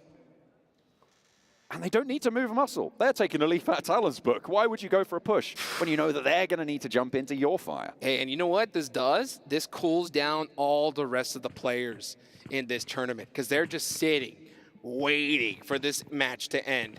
So I think Alpha 7 said, you know what? We're just going to leave it down to the last moment here and wait it out and hope for the best. This is going to be really tough, though, because Alpha 7 know we cannot push this fight. If we do, DRX is going to come and third party us. So we're just going to wait for it to happen and hope for the best, and that's what's about to happen, folks. This is the last stage. This zone is closing. You can see the smoke start to ring out. Talon is trying to prepare their defenses for this onslaught that's about to come their way. I love this. The smoke's being pushed right up to Talon, forcing them to go for really wide peaks if they want to step out and challenge, because they need to. Linux trying to get those nades up on this high ground. This could be the most important position. But is he exposed to DRX here? A nade over the top. The cook is there. It's right on top of Mafioso, but for some reason, looks like there was some terrain cover there. He's got one more nade. One more nade, he has to throw it. Actually, he should be throwing smokes on that ridgeline. Throw some offensive smokes, cut off the sight lines from Alpha 7, make them have to push through the smoke blind. Nade in. But you have to be able to place it just perfectly on the edge.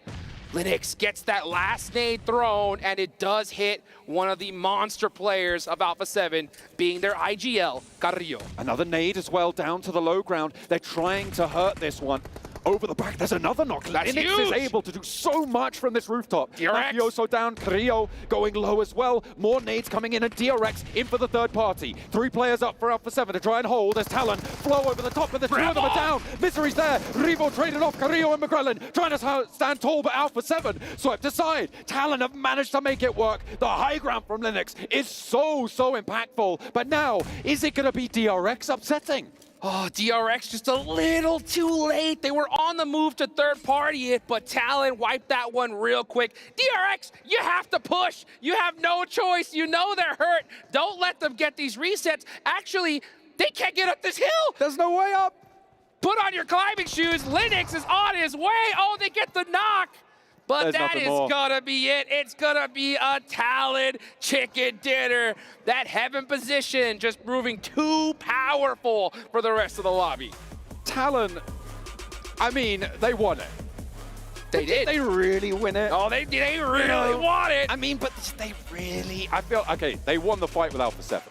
I thought Alpha 7 had that one on lock, right? And it turned out that the circle actually closed on the high ground. I thought it was gonna close a little bit further south, but they were able to shut it down, right? They had the inside track. They were able to win the fight against Alpha 7. But they really won it. I'll say this, I mean, right? they did literally win it, but I don't know. I understand your feel frustration. like I'm disappointed. Right? Yeah, I understand your frustration because from that position, I think everybody would have wanted to see, you know, a 10, 15 elimination chicken dinner from a squad like Talon, you know, but at the end of the day, they understand their position in the leaderboards. This is very early in the tournament. If it was later and they were in a position where they needed a lot more points, I would have been like, yeah, get outside, soak up those eliminations. But since it is so early, those nerves are so high, sometimes playing it safe does work out. And it's very unfortunate that DRX was on the other side to hold off Alpha 7 from pushing in just a little too early. Linux on that roof clutched it up with those first knocks. That was absolutely huge that he was able to get up there. Without him, Alpha 7 win this, I think. They're able to push up to the wall and get that chicken dinner. But massive credit to DRX as well. There were a lot of teams on that western side. They were able to get up, get across with a duo for quite a while, able to get second place, push Alpha 7 down into third as well. That's pretty big news for this roster, right? This is a team that we weren't thinking we're going to do super well. Obviously, the survival stage, so much more impressive than it was in the group stages. They came dead last over there. Looks like they're going to be able to keep the pace up from survival. Hey, and I'll tell you what, that's the time to do it, baby. Right in the finals, show up big, get some of that big money, folks. We got 3 more matches left. Don't go anywhere. Tepeye saldılar, gel. Gel çıktım. Burak cepler var, dikkat var. Çok ilerleme kanka. Ezdim bunu. Nice. Of! Kim bu ya? Nice!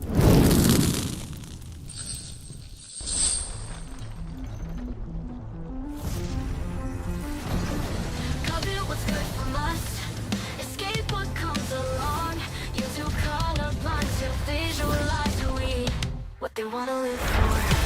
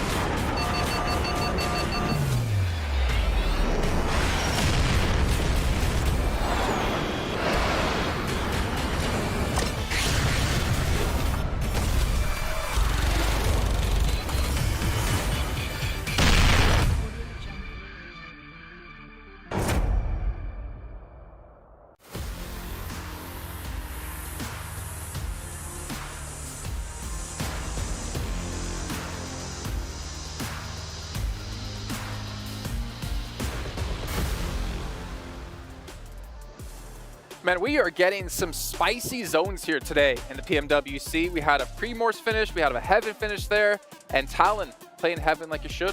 Yeah, playing some good positions there. I mean, they had a really good early game split right there. 2 players in Alamo, 2 players also in Heaven already from the get-go. Upon the phase 3 pop, they instantly, like literally 5 to 10 seconds after the circle pop, regroup onto Heaven, and they're chillaxing the entire match and game itself.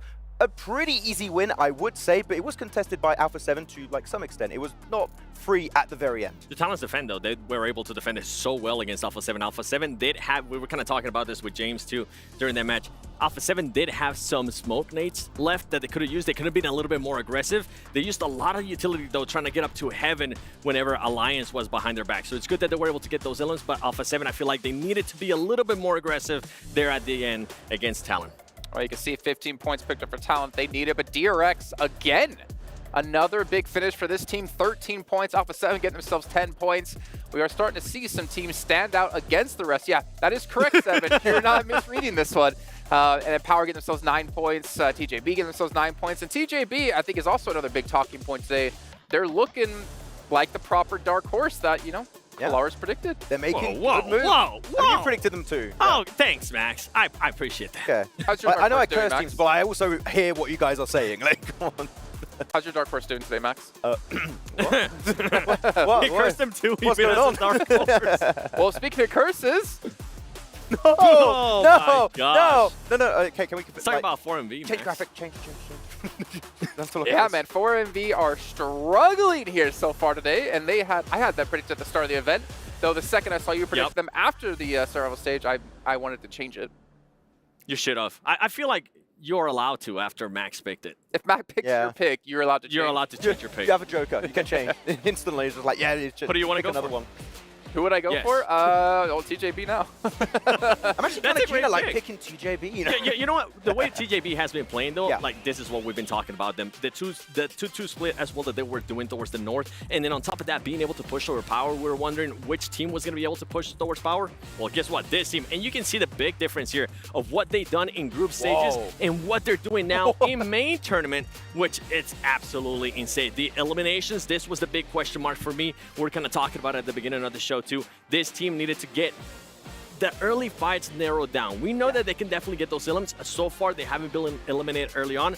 I know it's been 3 matches. We still have a lot of matches left, but for the end of the day, I kind of want to continue to see these performances out of them. I don't want to see the inconsistency that we saw out of them during group stages and a little bit too during survival stage. I expect that their consistency to continue, right? Like they've had 3 games. Sure, like they didn't all result in a win, but like they're just a good play after a good play after a good play. It is consistency. Like the IGLing on their side is absolutely top tier. It is so good, in fact, that they could very easily win this tournament with this kind of gameplay. I would not be surprised. Like TJB have leveled up significantly for the main tournament. I mean, obviously it's a shame to lose in the group stage and not qualify directly to the main event having to play survival, but there is an upside.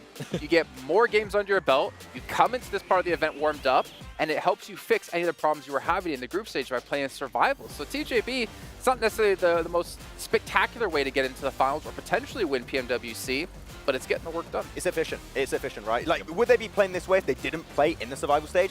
We'll never know, right? But maybe they would have had a completely different approach to the game that would not have been successful whatsoever in the main tournament. So, man, the IGLing, again, top tier, and I really hope to see this continue in our next few matches today. I like what you're hinting at, though, Jason, in regards for some of these teams to be able to play survival stage as well.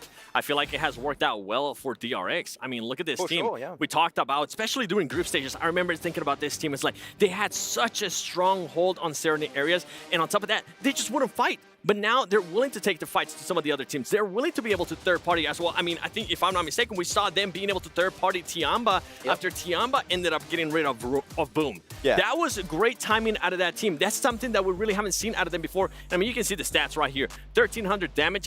This is kind of why I was cleaning my eyes earlier, because I was like, wait, is that the DRX? Yes, it is actually DRX, and they're continuing to play the way that they played in survival stage. Yeah, that fight on the southern western side was a mess, though, okay, it's fair to say. But it was one of the only good positions to play. They have to go for play, they have to go for the push, and sure, you have to fight for it, but if you win that position, guess what? You make it to the top 3, you get placement points, you get eliminations, and most importantly, in a position like that, you can keep using cars, and you get extra utility from those enemies you eliminated. So DRX completely leveled up here into the main tournament, and I'm stoked to see it continue. Yep. You know, I'm also stoked to see. Oh. What, Jason? Oh, thanks for asking, guys. Our commentators, we got Blank and Jackie to be joining us now on the stage, the desk, the cube, whatever you guys are calling it these days. Gentlemen, what's your thoughts on the first half of the day? Ooh, cool. Very awesome. Love it so much so far. It's been some pretty cool games so far. Talon, off the back of that heaven push, the claw came through big time. Some great nades, some great positioning. Alpha 7 just could not handle it. But Alpha 7's also been doing really well, Jackie, haven't they? They have, mate. Yeah. They have. You know, maybe they can keep it going, maybe avoid a second place, gun for the trophy. Who knows? We're only here on day one, Jason. A lot to see. A lot to see indeed, and I think we're all excited to see how the rest of today and, of course, the next 2 days play out as well. Thank you guys so much for joining us. We'll catch you guys in just a few minutes. But it is time to check in with our overalls, get an idea where our teams do currently stand at the moment after 3 matches played in the day. Ooh. And TJB will be in first place. And, of course, as expected, Alpha 7 in second. On brand. The thing for me, TJB, I mean, you kind of have to look at the placement points for that team. That was the big question mark for me. During group stages, I was mentioning earlier, I have to mention it again, that team was either you were going to end up being in the top 3 or you were going to end up being between 10 to 16th place. So it's good to see that that team is currently being able to get those placement points. Out of Alpha 7, what I'm enjoying is their quick rotation, especially in that last match. They rotated so quickly and avoided a lot of fighting.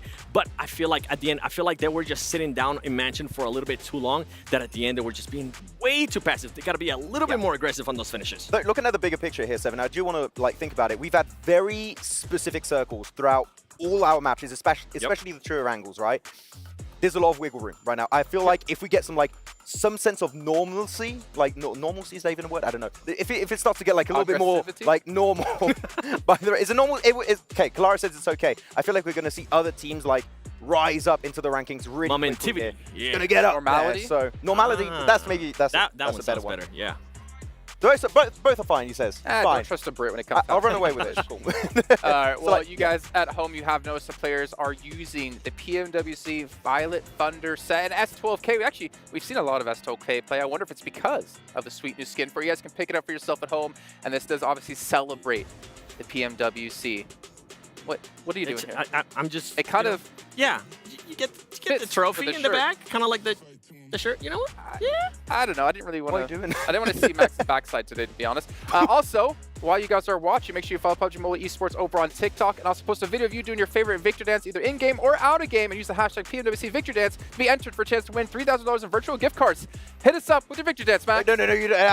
We both pointed at you. Go. Okay. All right, you're lucky. We have to go over to our... Okay. Oh, we're going to go to our casters instead, but let's head over to them, and maybe they can tell us about their victory dances. Wait, how was it, Max?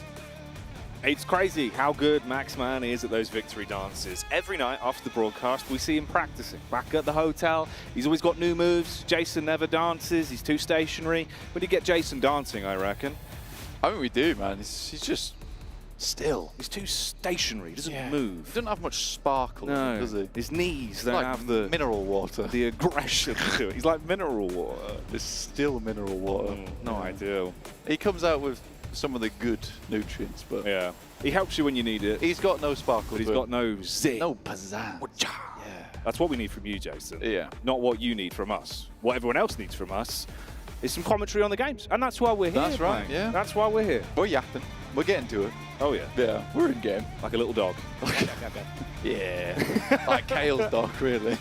Bloof in the building. Bloof's in the building. But yeah, we're heading into game number 4, guys. We're heading over towards our wrangle, our last one of the day, the first day of the main stage here, where we've had some surprising teams get themselves towards the top. Tongji Bao absolutely getting the opposition just crushed, quite frankly, doing very, very well. Flower is blossoming within this environment. It's beautiful. It's his season. It's his season. And it's also the season of the GT20 Pro. Get your hands on it. Improve your gameplay inside of PUBG Mobile. Like we've always said, Blank, you want to be the best, you need the phone. Yeah. That's our catchphrase. That's our catchphrase. It's a good one, right? 120 hertz to put the hurt on the competition. So I think that, honestly, that with GT20 Pro yet, we've been nagging you for a while. All right, if you don't have it by now, you might be new. That's all. That's the only thing I can think of. You've just tuned in. You've just tuned in which case, grab yourself the phone. It's awesome. Cybermecha design, specially made for you guys. Plane path over towards this western side, up towards Severny, and shooting range started over in Primorsk. We had our second game ending over on that region where we saw Tongjiabao get themselves that nasty 2v4, which was lovely to see. It was indeed, mate. It was indeed. I mean, you know what I'm quite glad about, actually, is just the momentum we're seeing from TJB now. Because Tongjiabao looked so good in the survival stage with the calls they're making, the fights they were taking, the nades as well. That's what surprised me. And if that carries on, how effective they were, showing off, we're the big grenadiers on the block. Yeah. I want more of that. Give me more of that nading. That's what we need. At the end of the day, utility usage was on point. They've got the utility belt strapped on every single player there, and they're good to go. But they're dropping up towards Severny to start things off. Not a lot of teams actually challenging them out on this side of the map. No Kameshki splits, which are obviously not the greatest, but it does annoy the rotation from Severny, because a lot of times you want to head around the top of Stalber, deny those sightlines in Yaz. So an interesting start of the game, but a very western playing path for a very eastern circle. This does create that little bit of uncomfortableness in this game. You talk about uncomfortable, things have been a little bit uncomfortable for Alliance today. Not the rip-roaring performance that we were seeing them previously. And it's a shame, bud. It really is a shame. I think they hit a huge stride. Look, they had so much momentum behind them. Comms were clean. Every time we tune into them, like the decision-making they were making on fights was really fun to watch from the way that you could see they were communicating. They're panicking. They are a bit. They are panicking They're a bit. But you know, one way to stop panic, Blank, wake yourself back up, splash of water on the face, dial in. Yeah. I don't know if they would have had time for the shower. I feel like it was pretty quick turnaround. A lot of time. Yeah, just like power shower. All right, guys. admin. I did an admin shower break. All right, I'll reset my mental. Everyone's confused. You doing what? What? Sprints off. What? Comes back. I'm ready. I'm ready. Hair's drenched. I've dripped on the screen. I can't see. I've had that a lot though, but the phone's kind of good. You just turn them off and on, reset it. Yeah. The water doesn't even matter. You're fine. Yeah. I stopped shilling that phone. It's all I could You talk can't about. help it, bro. I can't help it. It's a good phone, man. But yeah, over towards the eastern side, we do have Team Liquid already in the circle. Average elimination so far for DRX on a rank of 8 so far. That's on average of 2. So honestly, not that bad. Twisted Minds get themselves a nice start to the game, considering last game they basically stopped playing as soon as they hit the ground, down to 1 player immediately. But Obscure will take down one of the players there from Alula IHC, who are now fielding Alex. A big turnabout, honestly. Yeah, you were happy like to see it. You were beaming from, from side to side of the I was cheek. real happy. Yeah, you Big were grin. happy with that. And he's still alive, at least. He's there with the rest of the squad. He's not the man that does go down the opening moments. It was Obscure that was up on the hill. Obscure, one of the ways that I think he's really impressed is actually his reliability when he is a solo. Him and Ratto Boy have been so good at playing off angles when they just get stuck into fights based on timing. But Obscure's the one that feels like he has that big gut punch to open fights. Yeah, like a lot of the owners kind of was on Ratto Boy and some of the other players over on Twisted Minds, but you're right, Obscure really does enable that, right? Yeah. He allows that to happen, doesn't take too much credit for it, and that's fine. Talent, here over on their angle stats of an average elim of 4, which would mean, yeah, their last game on our angle must have been pretty poor compared to their chicken dinner they were able to pick up. It was a cool one. We enjoyed it. Yeah, nice to watch. Perched up on the roof. Mm-hmm. It's a crazy game. Oh, what you doing? Okay. That's the Obscure connection. There's kind of good shots on the M16 as well. Very controlled. Very nice. Here's Axel. Talon looking over towards Power, who really haven't had the most awesome day so far. I really had hoped Power would do a little bit more. He is a good nade, though, onto Axel. Opens and closes the door in frustration. Slams it. Like he'd just been told off by Papa Power. Papa Power's not happy. Seems like they're a bit frustrated on this one. Making some moves to open it up. You're going to be able to get your man back up as well as they play for the revive. How Haji. He can be a real mean machine. Mm-hmm. We've seen how powerful some of his shots have looked. Ooh, that's sad. On the getaway. That's unlucky. Yeah, I mean, it's actually good that he did move out because I was likely to be a flush, actually, onto him. Misery comes through the DBS. This could be big moves here. Misery He loves company. Let's see if he can find any. That power that gets struck on by the might of the DBS. Flick back up from Easy. It's me. Oh, hang on a minute. Is there any more to be said here? A lot of damage done. Basically just a solo, reeling to try and recover things. Al-Haji from the top rope peeks on in. Lots of damage out, Blank, but he's suffering. So low on HP, and they've closed the gap. Yeah, 2v2 right now. Yoru tries to get up close towards him. DBS, though, is available, and he's over-egging it just a little bit. Slight overconfidence. Fidan's now down and flush, but that's a good shot from Al-Haji. Very dangerous jump up, though. I'm not sure about that. Now Easy has to pull things back together. Felt like an overcommit on the second peak. It was a nice first connection up close with the DBS.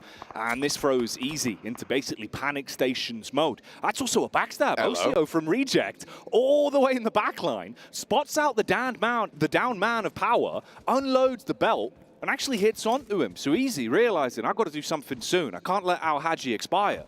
Yeah, he needs to pull him back a bit, and even just a 2. I mean, at this point, 4th game of the day, 14 points accrued. It's not ideal. I mean, they're definitely not bottom of the barrel right now, but still, things could be better for Power. We know that they can play a much smoother game. Talon, though, coming back off their quite an awesome chicken dinner for themselves, only to lose one player early on is slightly frustrating. You'd like to keep some of that momentum rolling forward, but they do come to a dead stop, at least at the beginning of the game. Most teams have shifted their way across the eastern side of the map, other than Alula IHC, who are playing a very different game, apparently, still in South George. They just love the apartments around there. Couldn't we have the circle on the west side, guys? What do you think? We could pull an old Max man, just lasso it. Pull it in. Yeah. Yeah, that's true. I've seen him, you know. He stands there with a big long string. No one notices, but he's just outside of the blue. And what he does is he slowly moves it to where he wants the team to win. It's a Max Man classic. I don't know how he's been getting away with it for years. The Xavier, though. You've exposed him. I know. I'm sorry, Max. I've let you down. Ooh, Twisted Minds, though. They might not be letting themselves down in that encounter. The Xavier opened it up, but too much of a space between them, really, in terms of the quick trades. Finding a refrag from that is going to be awful. Even IWNRX sees the opportunity on the down man. Here's the rest of the cavalry finally arriving on scene. They've got utility for it. Molotov on the top floor, nades in through the doorway. You spread yourself out a bit. Rat, oh boy, slides around into the building, barely gets away with some HP to play with. It's like running away from nades. Molotov runs upstairs, the whole floor's on fire. He's not having a good time. Ooh, all right, though. Nades keep on going. Obscure, going to feel the brunt of that one. He was on the backside of the stairs. DBS, more like the street sweeper, going up, cleaning up everyone that's upstairs and trying to take them down. The burning building, making it more uncomfortable. Nades out the window, seeing if they can clap back. It's getting awkward on the pathway with the vehicles as well, but Lamborghini, he's just going to back off. Still got nades to play with. Twisted Minds, try to slow it down and heal up. How many Dacias is too many Dacias? There's 3 outside right now. Lamborghini coming through, trying to hit them with the backdraft on this smoking building. That explosive power, but Lamborghini's struggling right now. There's so much utility being invested. Everyone is just getting a bit crisped up by the flames. Good old barbecue between Xavier and Twisted Minds, who are holding their own. Hey, that's actually kind of a sick nade on contact there. It takes Lamborghini down, so now it really is a parking lot. So many broken vehicles outside as the nades are hitting. For Miracle Vibes up in the Elim feed as well. As they unleash, that's power in their elongated battle versus Talon that starts to resolve itself. Here's the push up again from Xavier. A lot of damage on that initial move in. So you're basically one man looking for the opportunity. Meanwhile, that's exactly what Boom are doing. They've seen this going on. They strike from the sides. The unload with the Bison's good, but the first man switches out to the secondary. But again, it's the shotgun that clears its way through. And Twisted Minds buckling now, all on Ratto Boy. Shadows trying to strike from the shade here.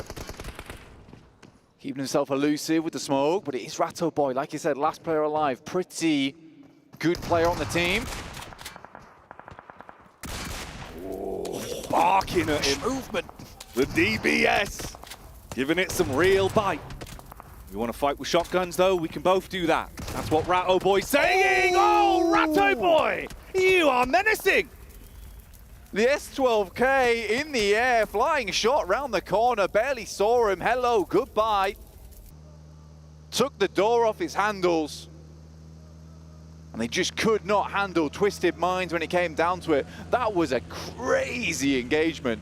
So many Molotovs, so many nades. I'm surprised the Twisted Minds were able to move from room to room like a paranormal figure and stay alive. That was great. Loved it. Whew, in the meantime, to kick us off, dude. Yeah, in the meantime, half the game's gone by. But yeah, we're heading down towards the southeast, towards Milta Power, Lipovka. Specifically, it is Prison towards the center, and we are locking all of these teams towards the center of this circle and throwing away the key. They'll have to challenge each other out.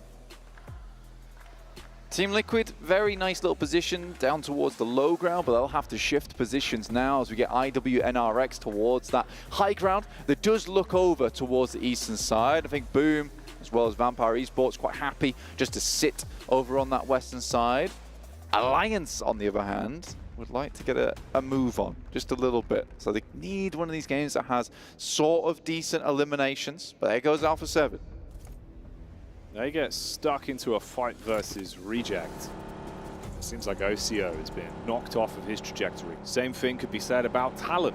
They wanted to move up and make a clear shot into the new zone, but they ran into IHC Alula that spotted them from the elevated position. Alex got himself into a good angle. They now go for a wider rotate, hoping they'll have an easier time of actually getting in and repositioning. Could accidentally sandwich themselves between Twisted Minds and Alula IHC that are moving up a bit as well. Something to think about there. Meanwhile, on your screens, Alpha 7 in close proximity to Team Liquid and what remains of Reject.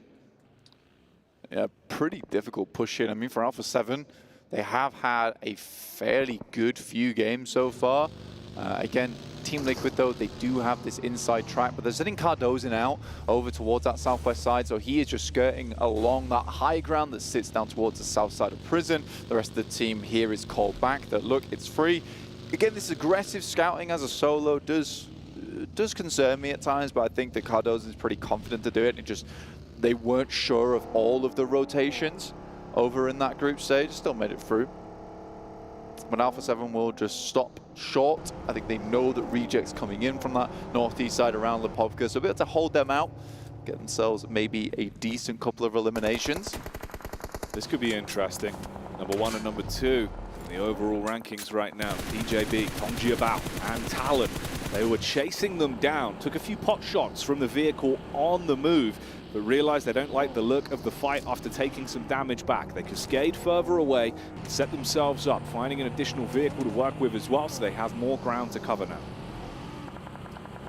Very important. I think with Talon, because they were held up for so long with power, it's becoming a bit of an awkward rotation inwards. This is our replay from earlier. Some really good nades from Hygors to ensure that they actually were able to finish this fight out. He opened it up for Ratto Boy at the end of the day. Just this initial engagement where he gets caught off guard whilst he's trying to clean out some of the knocks. Oh, but yeah, that's just a nice little play from Ratto Boy. And they remain as 2. It's pretty decent. But they needed that. They were very low down on points. Here's Team Liquid, 4MV, taking shots over towards Tiamba as Bond hits the ground. It's a really rough sequence of events for Talon. They instantly began to chase Tongjiabao, go down into the compound, get unloaded upon from the elevated angles with the surrounding squads, take so much damage that it's just a solo that's left alive now for them. So off the back, getting a little bit of momentum and a few points. Quickly, that zip begins to sink. Oh, for Miracle Vibes back on our screens, though. Not at the best day of it yet. Oh, outside of the blue as well, man goes down. That's the way their story ends. Yeah, I mean, for Talon, it's just tough journey. That elongated fight versus power into running into Alula IHC, who technically were out in the blue for way longer than I think a lot of teams might have expected them to. Talon just can't quite find a comfortable rotate inwards. Next circle centers up around Shelter. Very interesting ending. In my opinion, a lot of open ground, but technically there's a lot of these little places where you can get into the bunker that's underneath in Shelter, and you can post up around there, block out these stairways with vehicles, and essentially create yourself not the greatest of compounds, but an okay one.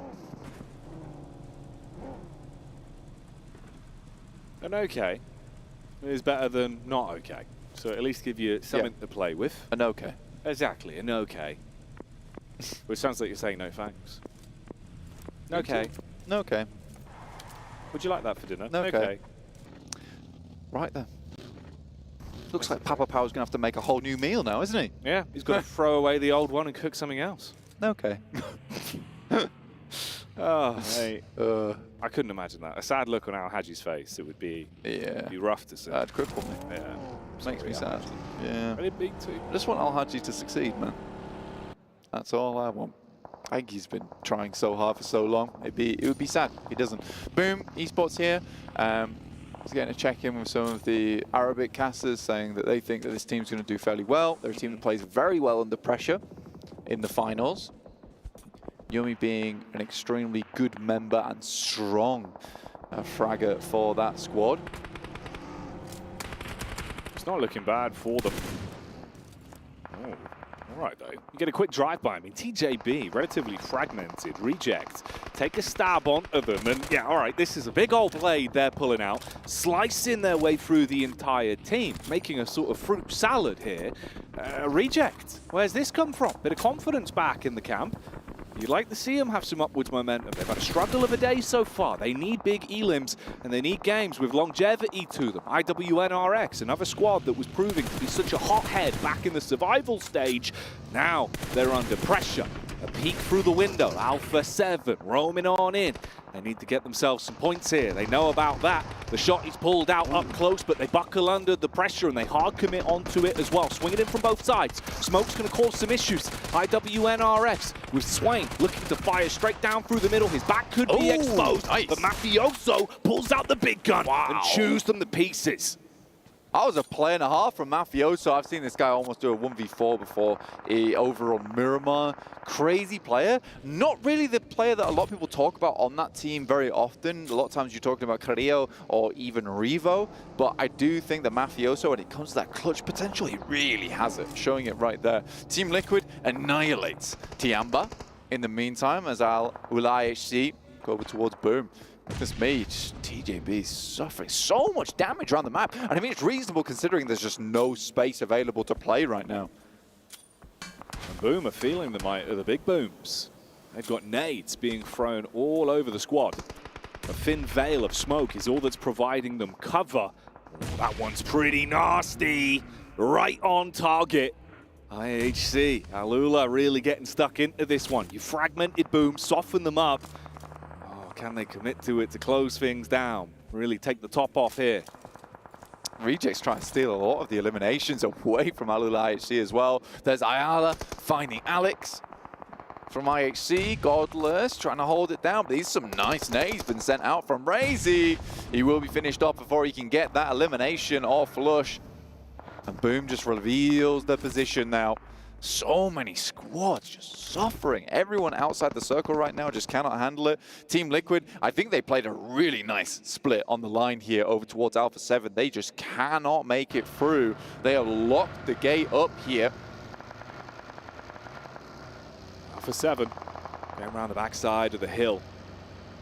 Vampire and Reject are the two squads that are on either side of the setup. If they turn towards them, can take a few pot shots on the momentum. They now see each other and begin to exchange a few blows. Get the drop down behind the tree. Uh-oh, first snipe across.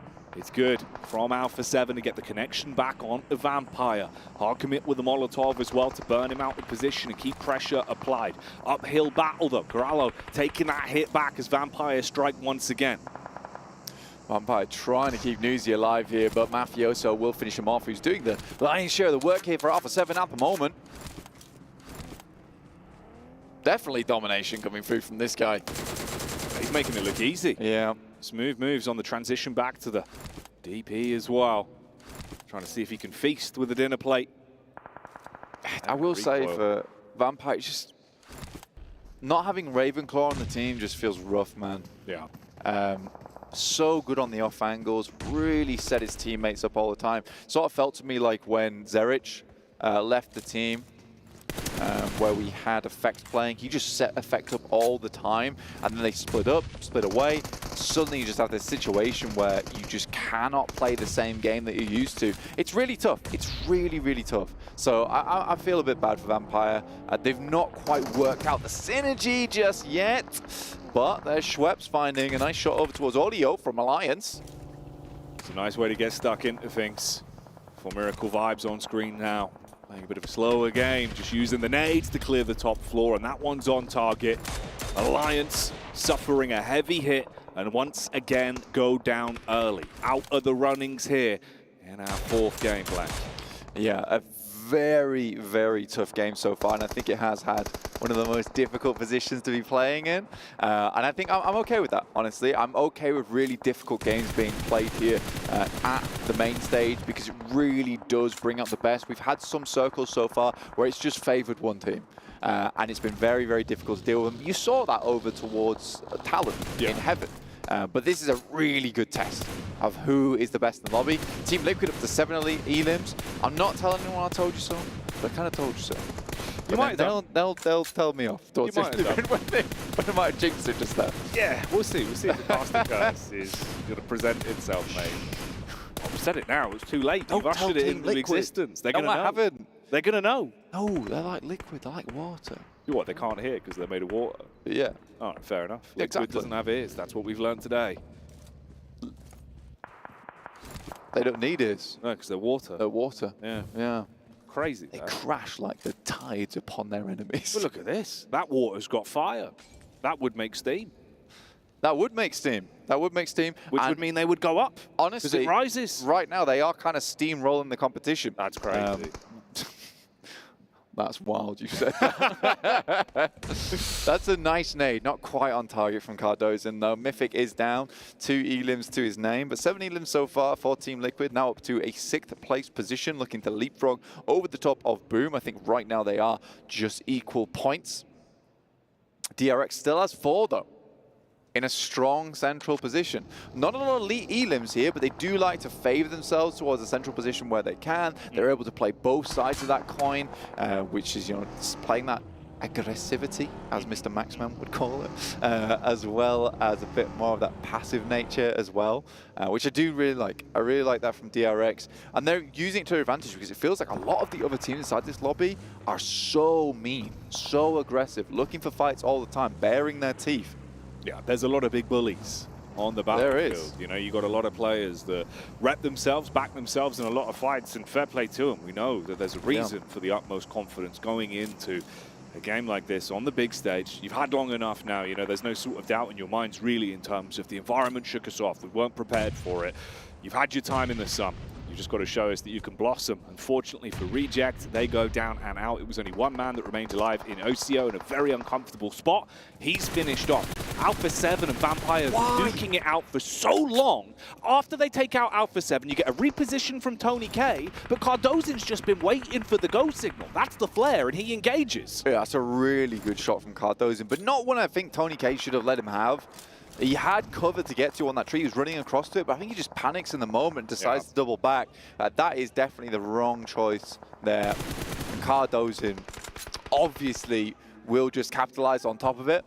Up to 8 elims now for Team Liquid. Nice game from them. Baron gets a shot over towards DRX. Now Stone starts to move up. Tony K, though, has had a good game. 4 elims. You know, sort of the wonder kid on the block for the last 2 mid-seasons.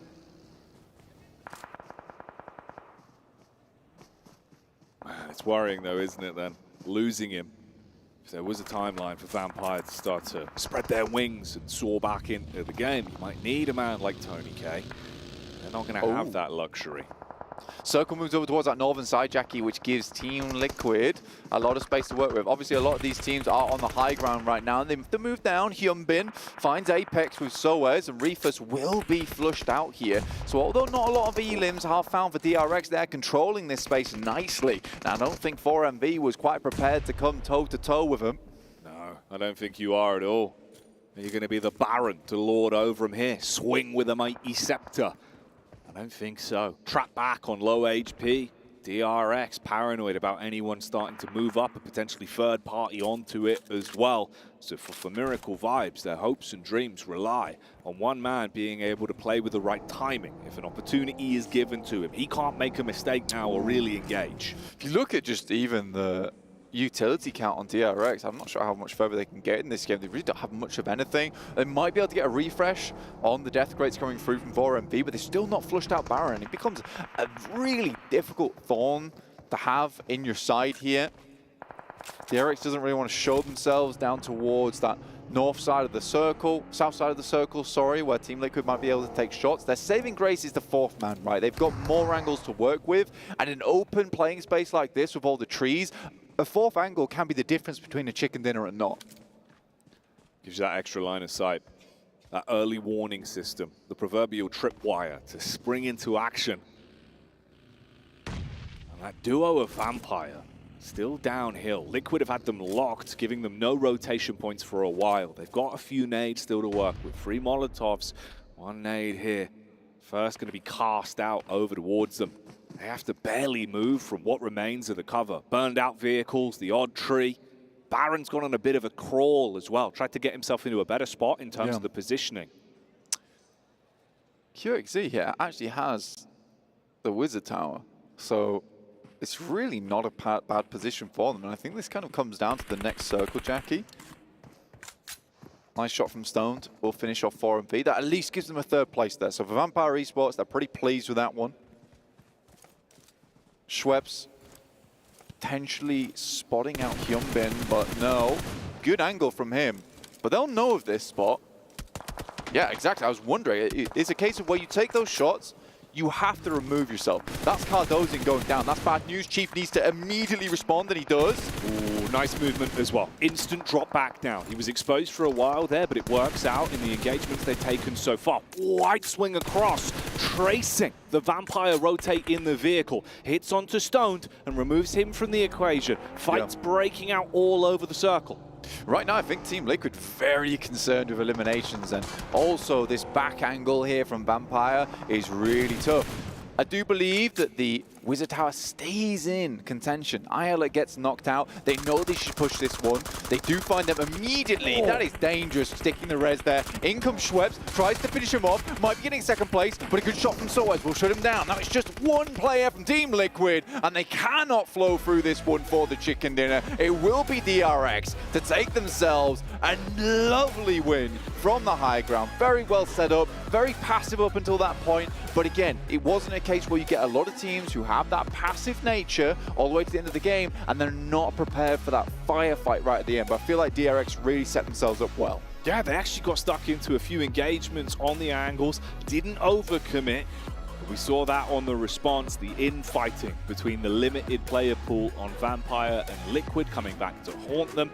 And it's nice, you think about, you know, the way that all started with their swoop onto Miracle Vibes as well. Don't overcommit onto Baron. They were able to get themselves some extra utility to play with.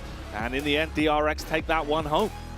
Yeah, very, very well done. Very pleased to see that as well. I think that there is a lot of comments right now about how DRX is sort of this changed team coming into this tournament. Very, very well done. Team Liquid, though, they do get themselves a nice, hefty 2nd place.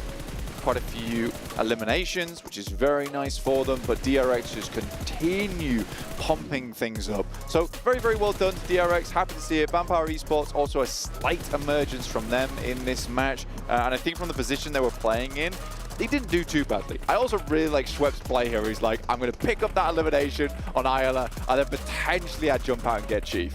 Yeah, he saw the timeline of, all right, how can I actually maximize what's left here? Like the limited points to gain.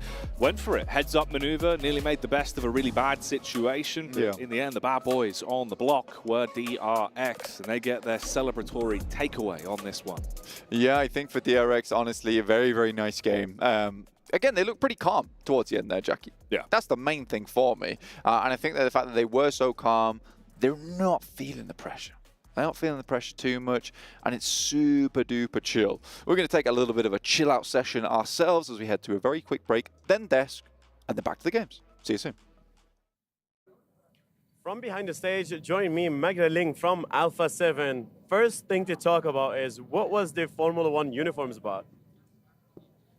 Foi uma homenagem ao nosso ídolo, Ayrton Senna. Há 30 anos que ele faleceu, porém é muito nosso ídolo, então nós quis fazer essa homenagem para ele.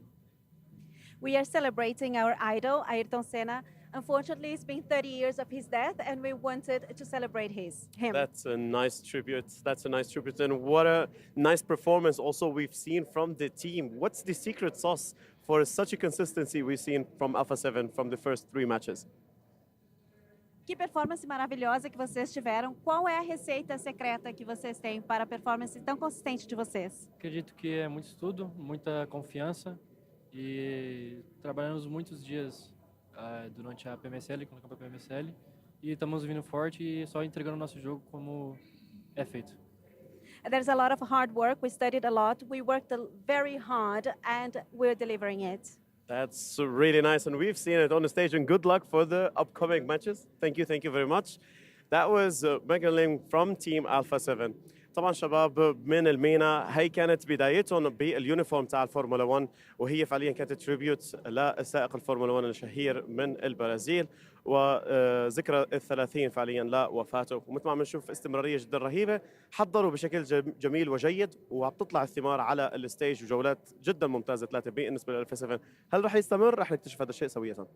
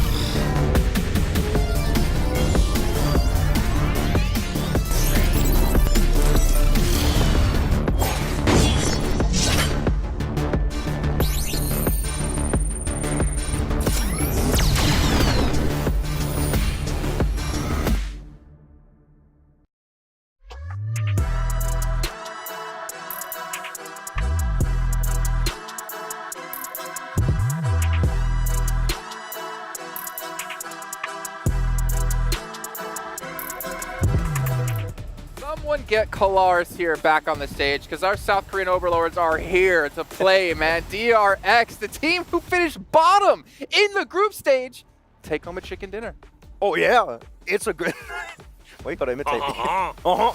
Actually, that's a good sound effect right there. No, like DRX here, like again, completely different from how they entered in this tournament into PMWC. And sure, like this was a little bit of a freer game here, 7, but like the stats speak for themselves. Almost over 1,000 damage average per match here, and almost reaching 6 average eliminations per match. That is a great ratio to have per game. We should say this though, because we looked at TJB. earlier on, right? And TJB, their eliminations went from like 1 or was like 2 to like 8, right? And their placing went to 3rd as well. I feel like DRX are maybe not as lethal in terms of getting eliminations, but the positions they're playing are really smart, really well done, and they're avoiding fights long enough to make sure they can get those high Almost placements. 10 minutes extra survival time, by the way. Like, that's a lot of extra gameplay you're getting. Yeah. Extra time to get eliminations. The bigger thing out of them is that they're being able to take advantage more out of those spots that they're being put into, right? Yes.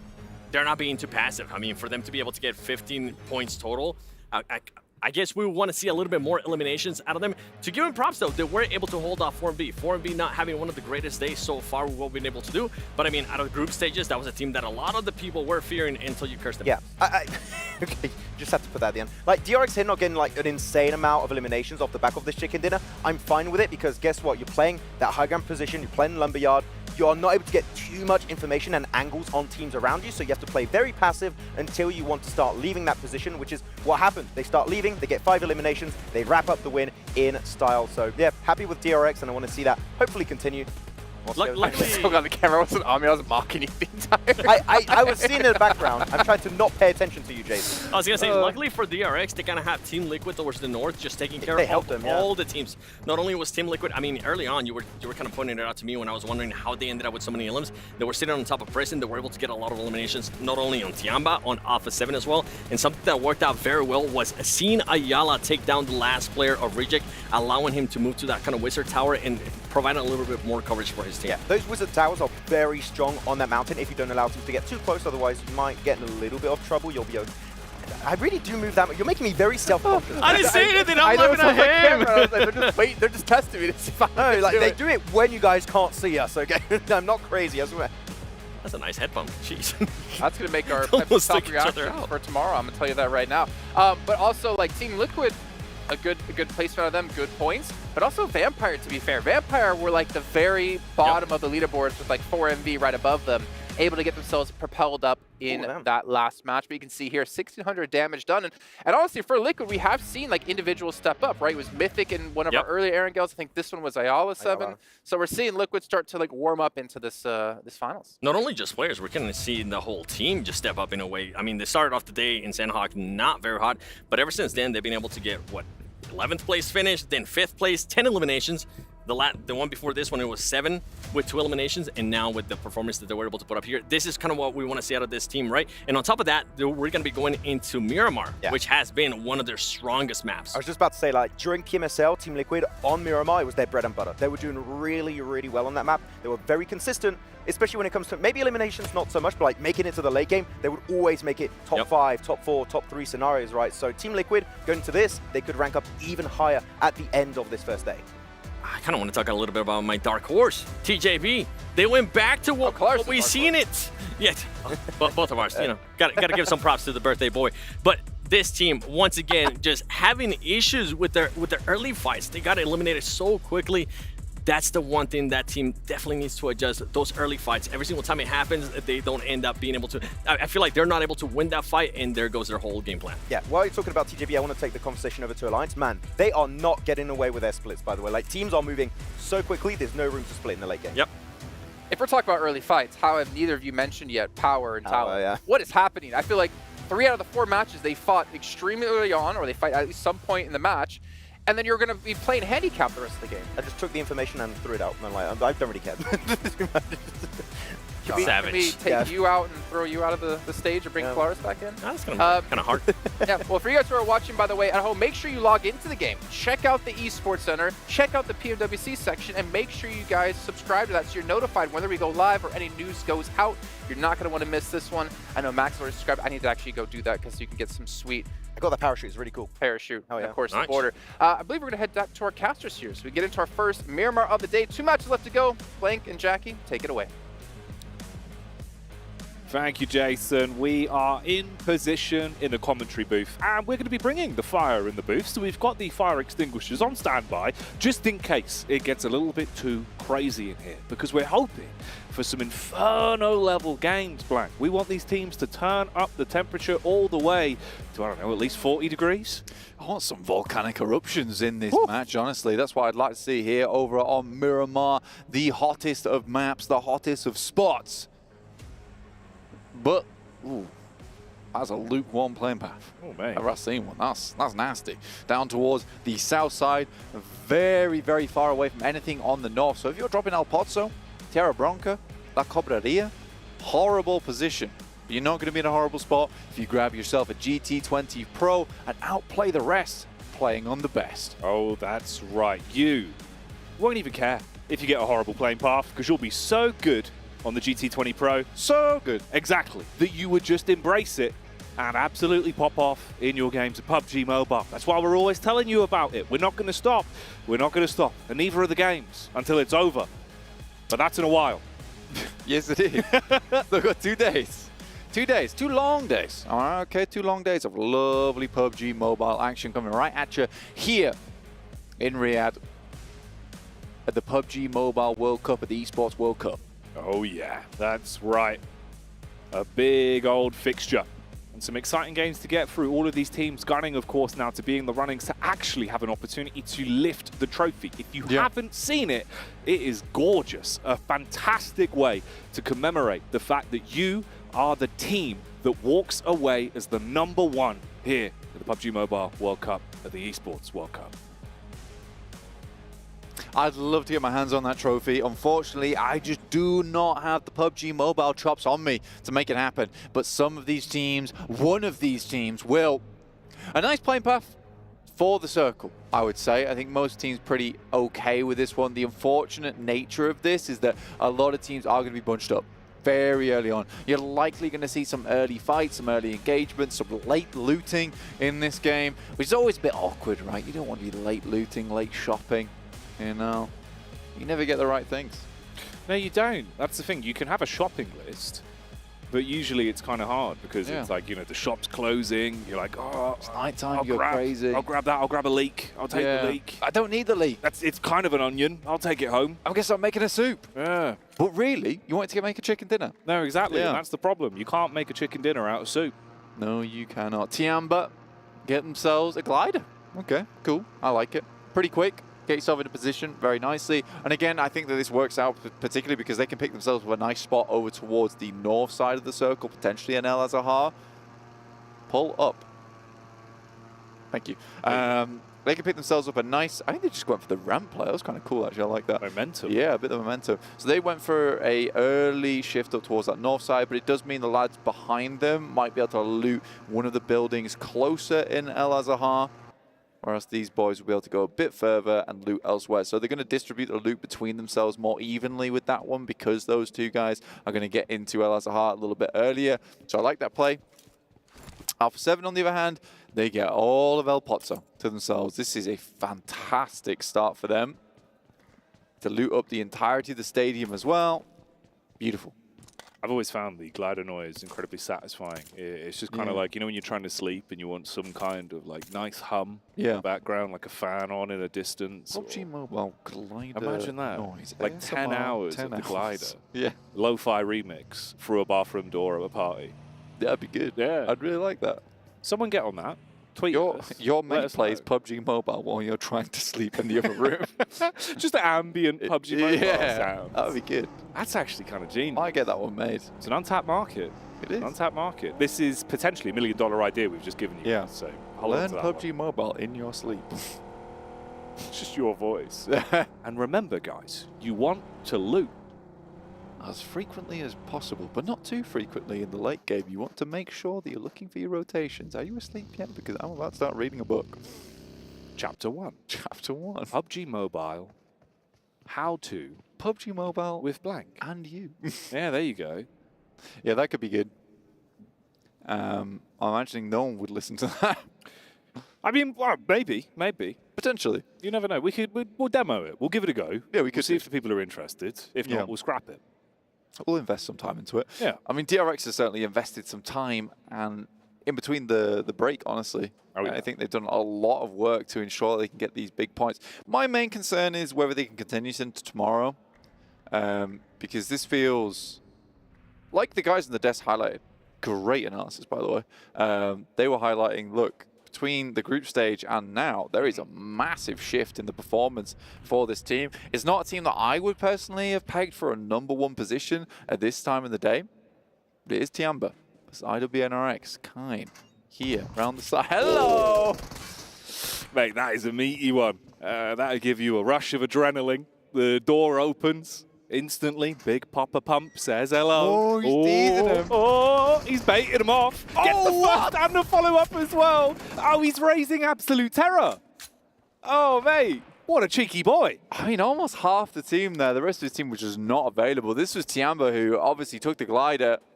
That's Bond and an XC down.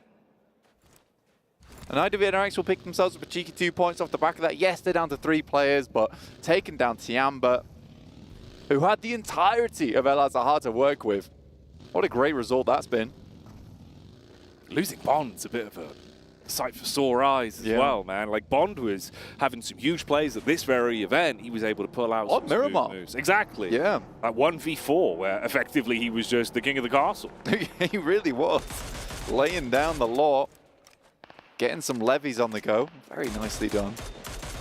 Tiamba tries to escape. Wolf is taking some very over-aggressive shots. Tells Swain where they're coming. They try to isolate one player, and they do grab him. Zedwolf cannot spot him out, though. Swain had all the time in the world to potentially peek over the edge there towards Shan. I mean, the call should have come back from Zedwolf, so sort of curious of how this has all gone down. A little bit wrong now for IWNRX, but both teams just sort of taking each other out. Yeah, you're going to be sweating a bit on this one.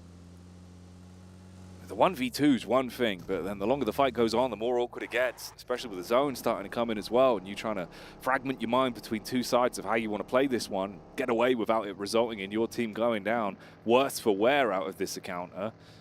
Zedwolf does link up. Him and Frozen on the move up. Monster trucks doing tricks. Yep. The monster's got wings, apparently. Alpha 7 taking a shot there. That's onto Mafioso, who was pulling out some pretty clutch moves last game. Alula XIHC actually getting a bit of payback, but I think he's very much in a resible position here. McGrellin moves across. We'll pick that one up.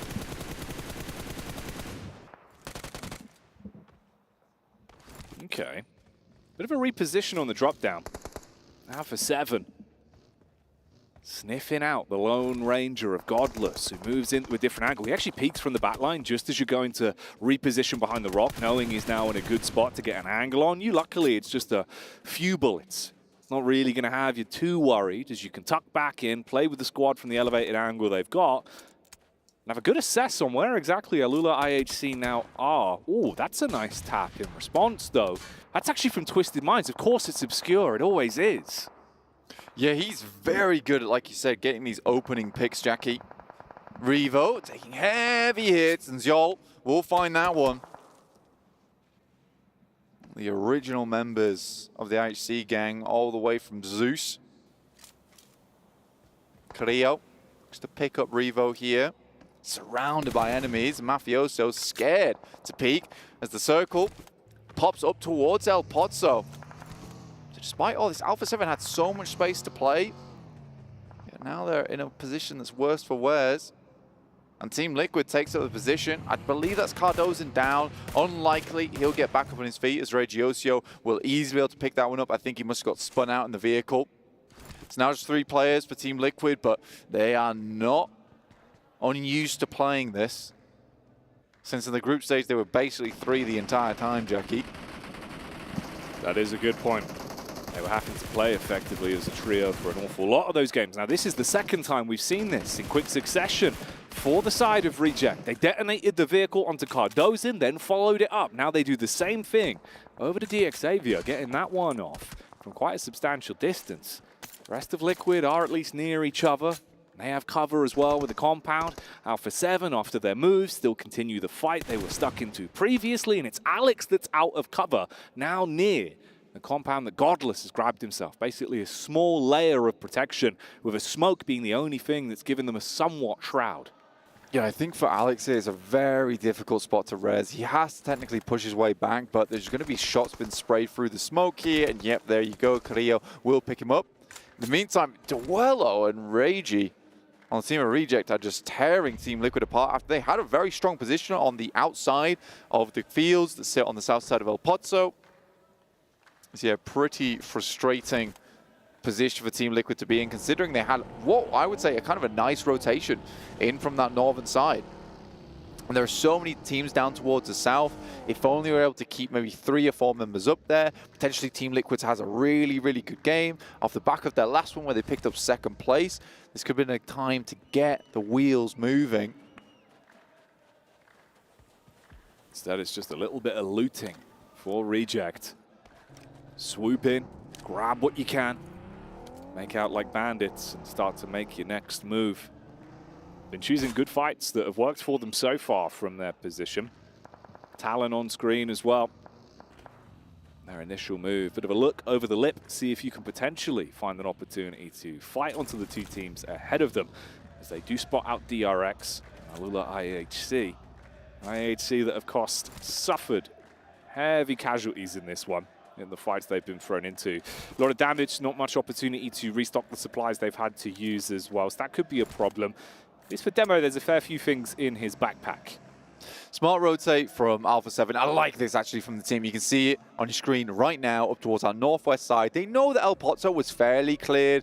They haven't been up there in a little while, so potentially teams come through, but they understand where the playing path was. It was unlikely there's going to be too dramatic of a rotation up towards that north side, but they can really play off the back of this now. Potentially try and head over towards that slight western bit of the ridge side. I think they've played that many times in the past as well in some of their games, and they get a lot of success from the back of it. And because we do have the backside, that ridge kind of cut off by the circle itself, they can dominate from that position. I'm 100% sure of it. So for Alpha 7, this is a good game in the making. They just need to play smart going forward. Is it something that's going to be able to repeat its way through them? That's the big old question. These were the connections from Reject that we saw popping up in the ELEM feed when there was a response back from Liquid, hoping to make up for the mistakes. But it only further pushed the issue. Yeah. Tongjia Bao on screen here as well, and that's Power. They've been a little bit quiet into this one. Maybe we'll get a chance to see if they've got any moves. Flower taking heavy hits from the side as well. A lot of bullets downrange. TJB. They're in a real of a rough spot here. Yeah. You do have TJB just kind of sort of floating through the air there with Flower, dodging the bullets. A little bit ethereal. I mean, we'll get the heal off. Vehicle's slightly burning, though, and I think it's a difficult decision to take that one onwards.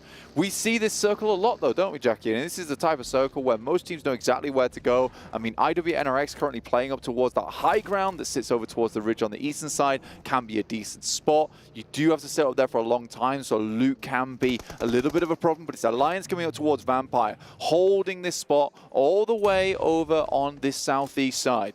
Oh, mate, look at these nades. Everyone on Vampire priming them, getting ready to see if they can get that opening knockoff or at least splash damage to make it easier for the actual weapons up close. You got the push on the side from Tony K. It's a vertical angle that he needs to be aware of, and the nades bouncing in deal so much damage to ruin the opening gambit from Vampires, panicking in the corner, Stoned, firing out so many shots, but they close the gap by pushing on 2 separate positions. Sandwich him. Find that one for free. Is there any room to reply? It doesn't look like it, as Alliance compound crash pays off. They just cut through them there easily. An Alliance, that looks a lot more like the Alliance we're used to in that group stage. Godless gets the bus back on 4 wheels, but yeah, that was a very nice push from Alliance. Much more what we expect from that team as well, so sort of unfortunate that we don't see that more often here in the main stage. There's still a chance here for Alliance to bring things back at the end of the day. Only 17 points. I mean, first place is DRX with 45, but they are very far ahead of most of the teams. Next circle will be a big one here. Are we going to shift up towards that northwest side, make things very uncomfortable in that fielded area, Jackie? Oh, it's a good question. We're seeing how much damage can be done from Talon as well, mate. Up on the hill. Misery was the one that took the first pot shots when the bus was flipped. Did a nice load of damage. They healed themselves back up, but they're still inside of the zone. They've still got room to play with. Whereas the same cannot be said for Alula IHC. You have to once again play to get your teammate back on his feet. You know you're exposed from such a wide angle. Goodness me. It's a surprise they actually got him back up on his feet. Honestly, Demo close to death there. Yeah. Just comes back from the brink like a revenant. Regiocio, what is Reject doing this game? I don't know, they're just fighting. I like it. I like it a lot. Power now on your screens versus TJB. Nades go over the top to instigate a fight here. And Long's looking for some more, but he exposes himself to Alliance up on the top of the hill.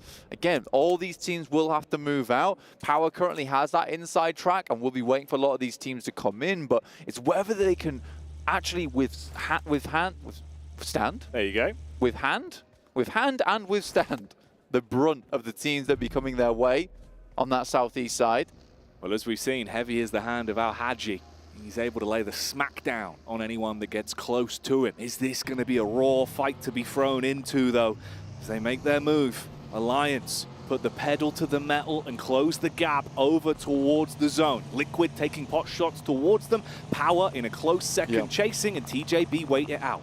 This is a full-on run coming through from both these teams. Now, I think the Team Liquid picks the right position in this building, but it's going to be a huge amount of teams coming in. The saving grace is the fact that there's two teams trying to fight this at the same time. Oh yeah, they're getting thrown into the hell in the cell right now, and it seems like Al-Haji again is able to punish up close and aggressive with the shot. If Team Liquid gone down early, out of commission, even though they had the pre-setup inside of the building, and now the nades are soaring into the compound, beating down on the confidence level of Power, as Alliance have so many to work with, and they are lighting it up.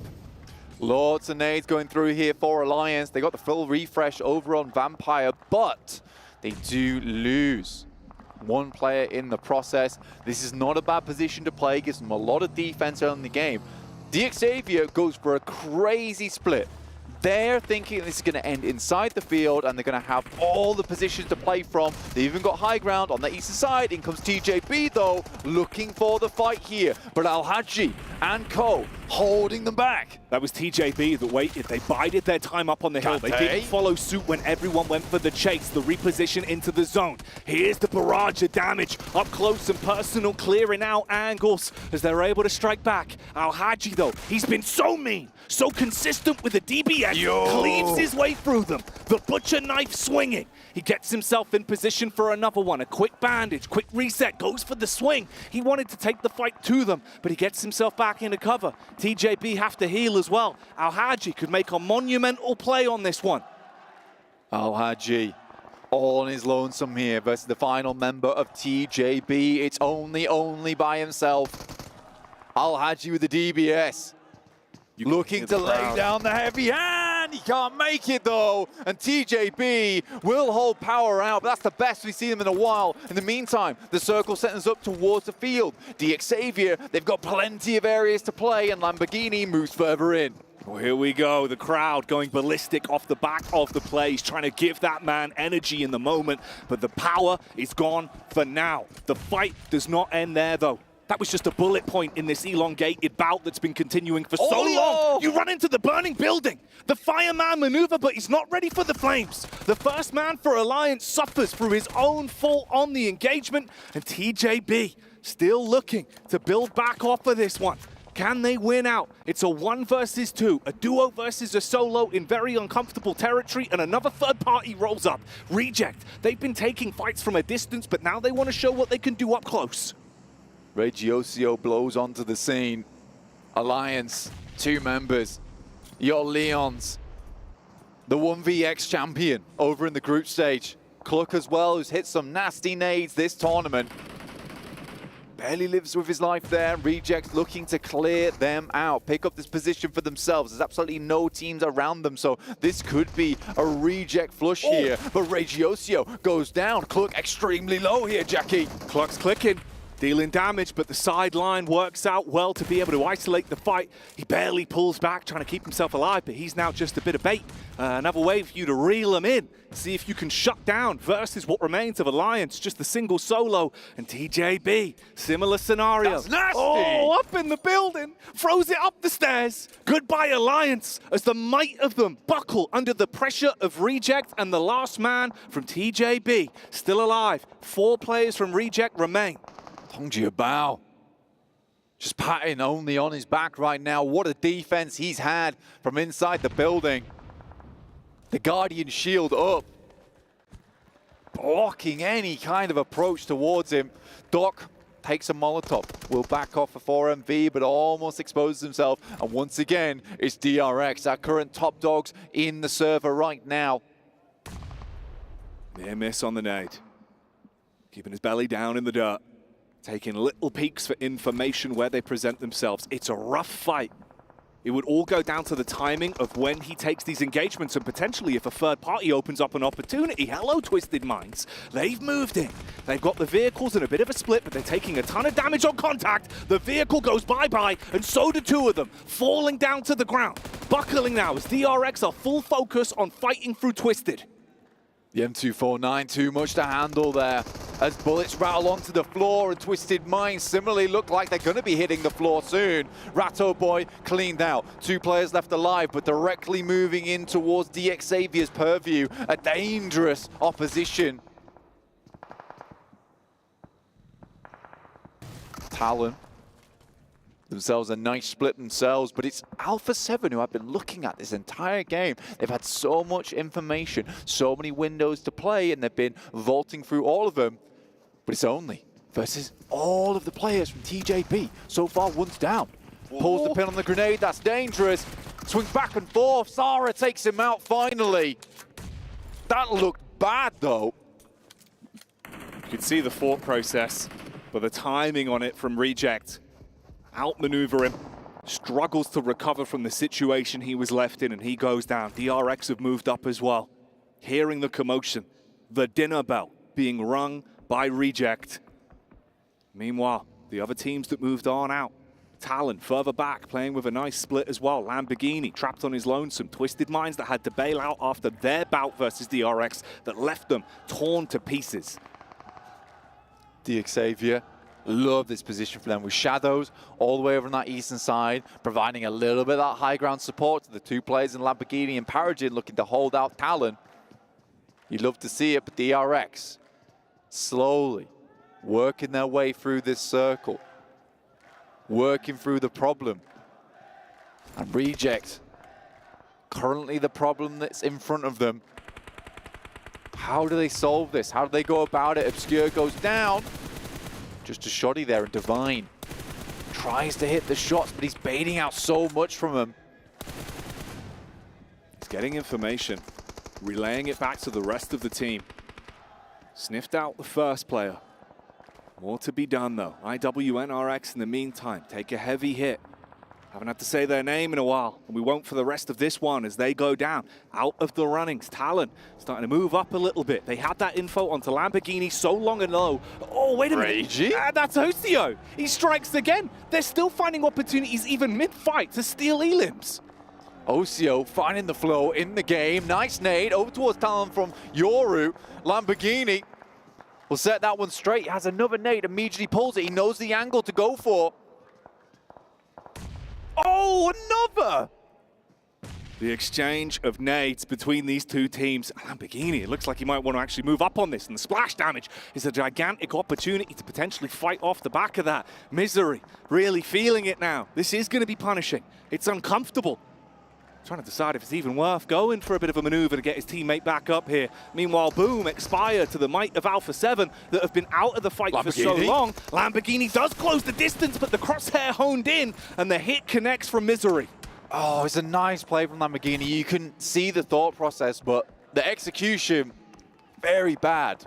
Last player alive is DXavier's Shadow, currently on the high ground, one of the only players left remaining in this position. So many solos, just trying to eke this game out. McGrellin's already made his way in towards that north side, giving the anchor point for the rest of the squads. Only 2 squads at full power, Alpha 7 and Reject, but 2 very different setups from both of them. DRX went down to a 3-man unit. They've been playing on these angles. They were trying to be baited out into the initial warning shots that went across from Reject, but they're not falling for the same tricks anymore. Playing more of a 3-man setup in a line. So if there is a peak, they can trade for one another. The best thing about, wow, right towards the center, and Alpha 7 has a killer position in the circle here.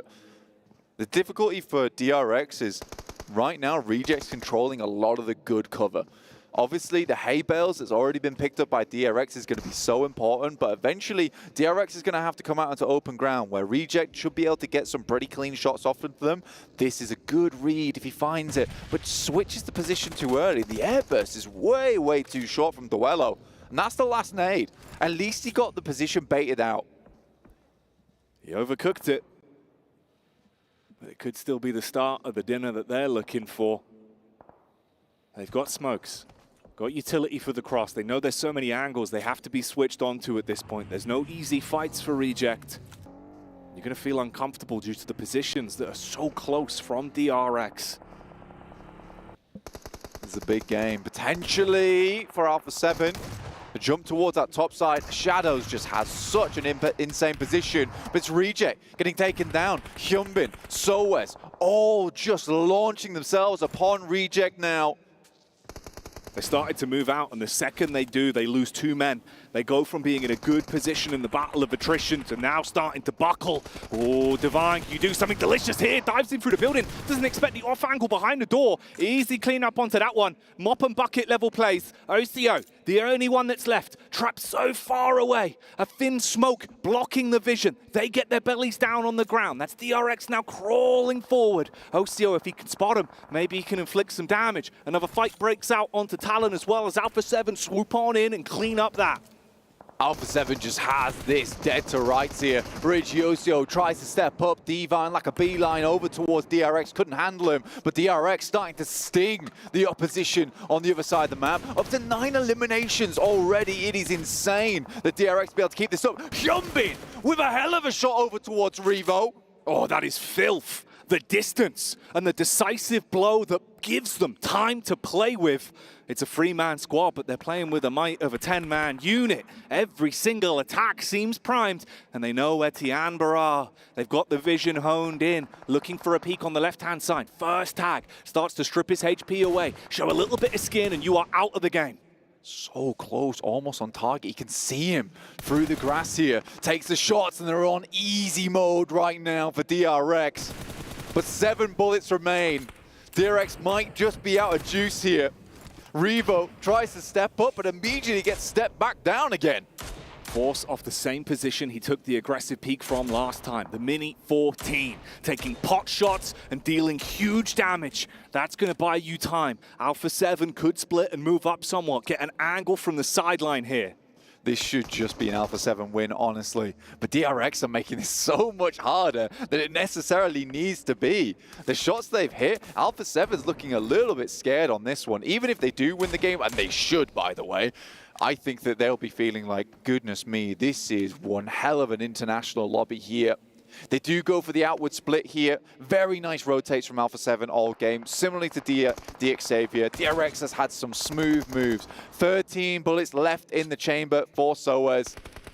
Unlikely to get more done, and they probably will take the 3rd place just because Hygor has been able to get into that hay bale. They've got no smokes left. Hardly anything to play with. Oh, that connection is really going to ruin them. You're just losing everything now. It's a matter of time, a formality before they expire. An Alpha 7 that have played a smart game, positionally been on top the whole time, look to take their head off, run away with the chicken dinner, and it is going to be the self-nay, Twisted Minds accept it, and Alpha 7 take a first. 2nd one of the day for this team, and they are gunning for that top spot. It has eluded them for so long. They said they don't feel any pressure at this event. This is where they're going to perform. The boys have got the synergy in the handshakes too.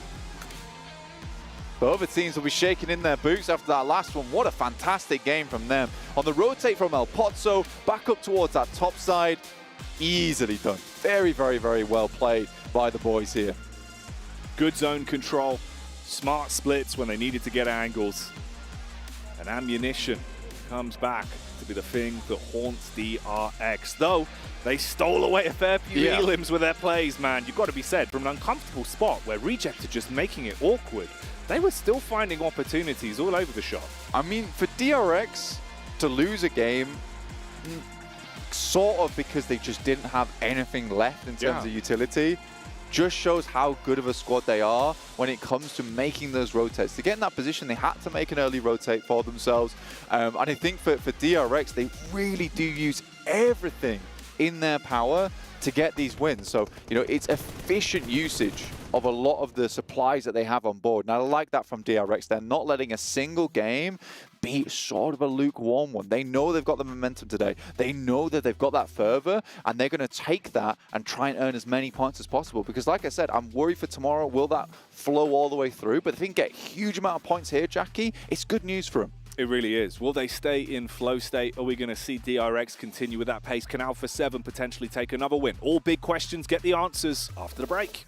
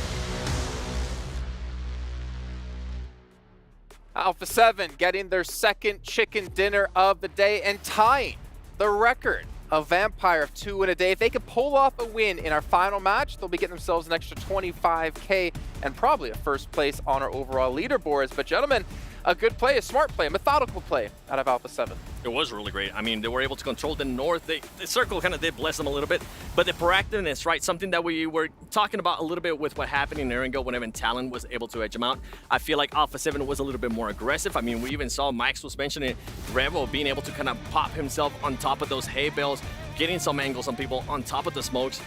Overall, though, Alpha 7, not a bad start. I'm glad that they did end up tying it, though. Two wins in one day. They knew exactly where they needed to go when it came to the fields towards the end, right? Holding that north side means that you can effectively kind of reserve what would be that barrier of hay bales for you, as long as all of the other teams down towards the bottom are kind of lodged in a bit of chaos that's going on in this game. So for Alpha 7, perfect transitions. The game really came to them towards the end. And a big bounce back, too, for Miramar. I mean, this was the biggest question mark out of them during group stages. They were just so bad during Miramar. It's good to see them being able to start off hot here on day one of the main tournament. Well, speaking of the chaos, by the way, Cars, we did have down towards the south side of that zone with DRX and Reject fighting, where DRX comes out on top and gets themselves 10 eliminations in this last match. But they also took down 4 Miracle Vibes again. And another they match. did. Not 4MV is struggling today. Not a good time for 4MV, I think. I wonder why. DRX, of course, actually, to speak really, I would say bluntly about DRX in those very last moments, deny. Deny all 3 points if you possibly can. If you're that far ahead or at the top in the standings overall, just deny these points, because there was no world you're getting anything else from that game outside that hay bale. Well, and the worst part was, who was the one that took those eliminations? Alpha 7. There you go. Taking a look at a head-to-head here between Alpha 7 and DRX so far in the day, which should be our #1 and #2 teams on the overall leaderboard, and they are almost exactly the same.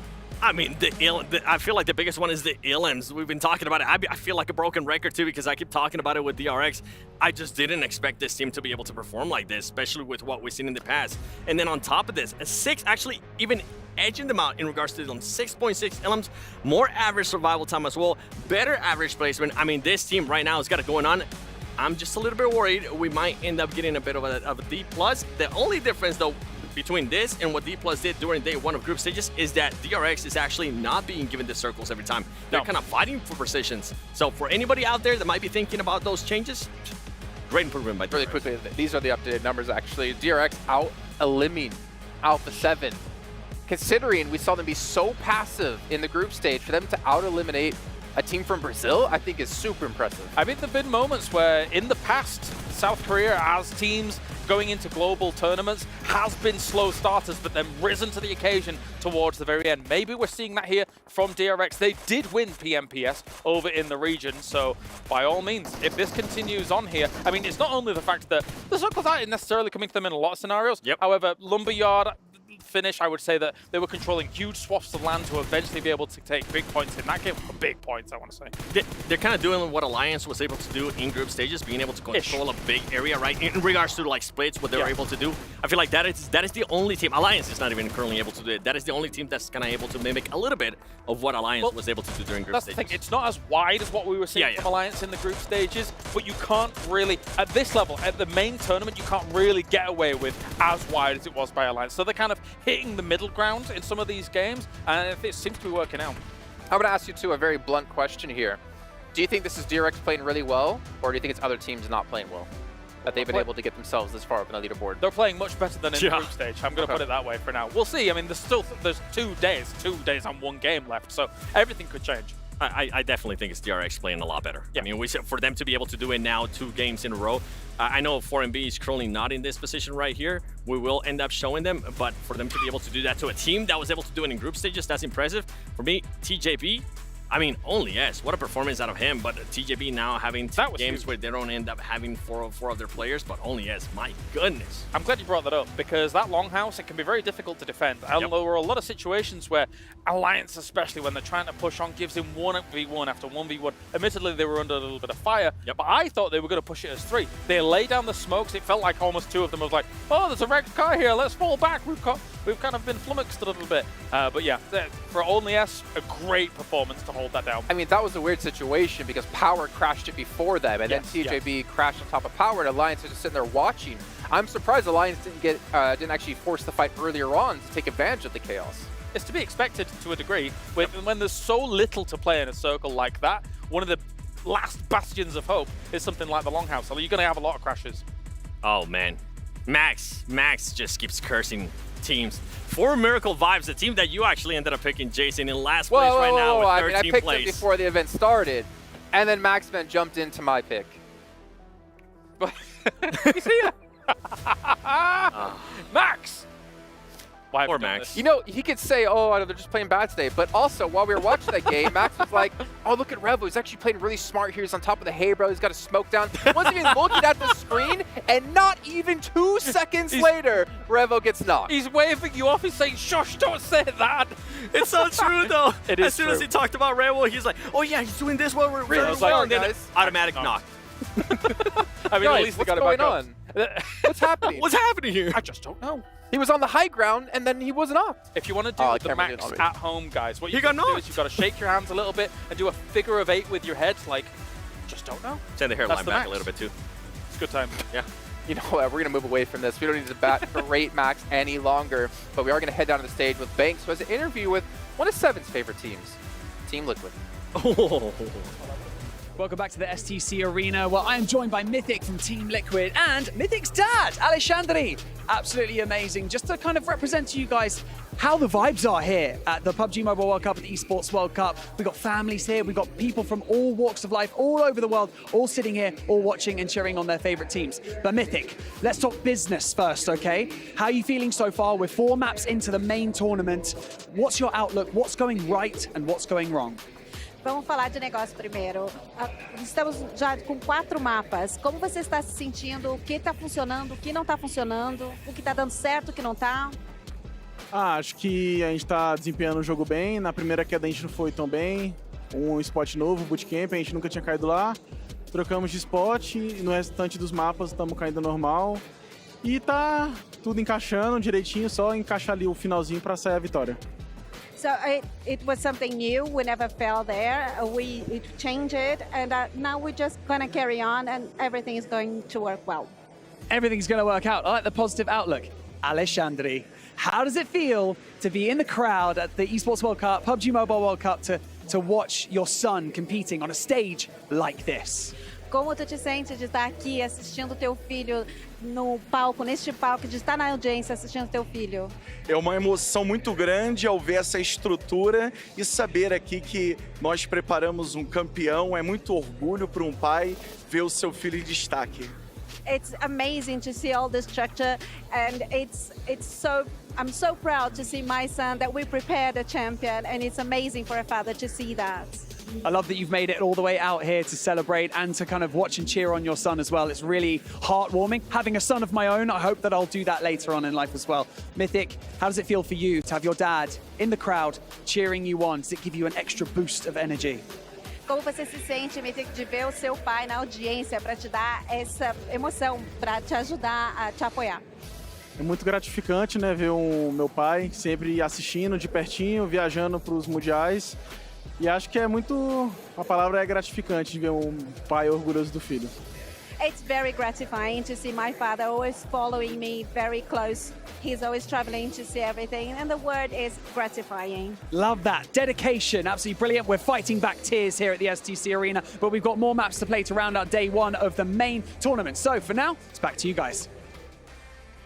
Thank you so much, Barney. A really cool interview there, actually. Getting to see the inner workings of not only someone that is playing on this stage, but how much it means to the whole family. He loves the it. support that's there. That was really cool. Also, had a cool voice. Yeah. That was cool. Just take my job. Yeah, I think so. We need him in the booth. Yeah, we do. He was good. Yeah. Yeah. I like that one. Maybe we just need to get dad interviews in. Barney, if you can find any other dads in the building. Yeah, come on, Big Barnes. Yeah. Sort it out. Get it going. Get it going, Barney. That's on you. What? Find their dads. Yeah, track them down. Get them on for an interview. It's cool, man. It's a different outlook. Yeah. I respect it. But bring on the ones that have the awesome voices. Scout, Barney will scout. He'll scout. Yeah, he'll know who's good. He'll know right. who's good. You're off the team. Yeah. Yeah. But yeah, heading into our final Miramar of the day, then we've got some fun stuff planned for you guys. Ooh, don't spoil it. I'm not spoiling. I'm just saying. Oh, don't spoil it. Fun stuff on. Ooh, don't spoil it. Ooh. Calm down. No spoiling. No spoilers. Can't spoil this map though, because I don't know what's going to happen. You're going to have to find out alongside with me, as we do have a northern playing path down towards the south. Potentially DRX does well again. That sounds like a reasonable prediction to me. It does. I think all of our predictions are always reasonable. Something that will give you an unreasonable competitive edge, though, is the GT20 Pro. If you want to be the best on the server, grab yourself that phone, get out there and show just how good you can be at PUBG Mobile. Not only will it give you that edge, it's got great rims on it as well. Yep. The bezel-less gameplay is gorgeous. Nothing blocking your vision. Not at all.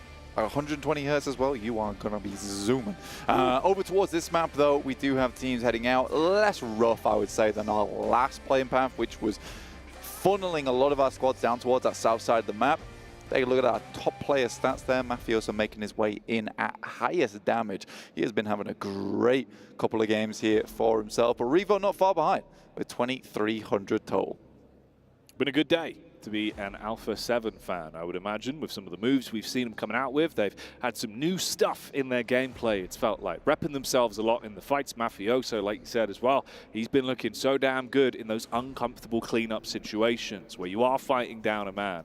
a little bit of that clutch gameplay required in those situations, and I think it's always nice to have a player who's playing on point there. We do already have a player from TJB kicking the bucket on that north side of the map. Losing one player this early on and a third place position at the end of the day is a real feels bad moment for them. However, we are going to be having a little rehost.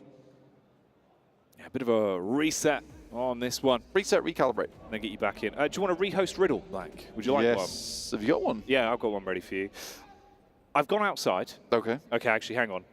A man's gone outside. You've not gone outside. No, it's just me, a man. It's not me. Sorry, right. Okay, it's just a man's gone outside. Yeah. But it's raining. Okay. Yet there is not a wet hair on his head. Why? Okay. Man's gone outside. A man's gone outside, but it's raining. It's raining. But there's not a wet hair on his head. Why? Not a wet hair on his head. Has he got an umbrella? No. A man's gone outside. Yeah. And it is raining. It's chucking it It's down. pouring. It's really wet out there. Team Liquid is just raining down upon him. Yeah. But there's not a wet hair on his head. You can play along. He's bald. In chat. He is bald. There He's you bald. go. Hey. Hey. See? Because how would his hair get wet? That's right. There you There's go. none on his head. He's got it. He's got Ooh, it. I think that's the first time I've got a rehost Riddle Well right. done. Oh, it's very good. Proud of you, mate. Yeah, did you see that little light bulb moment? Yeah. He's bald. He's bald. Yeah, he is. That's Yeah. There you go. Yeah. I hope you enjoyed that at home as well if you played along in chat. I didn't see it, but gold star to whoever would have said the right thing. I'm sure some of you got it correct. Well done. Well done. Well done to anyone in the crowd that got it as well. Yeah, you never know. And the crowd is actually loaded today. It's been really cool to see how many people we've had turning out for what is the biggest stage, what is a huge part of the event here.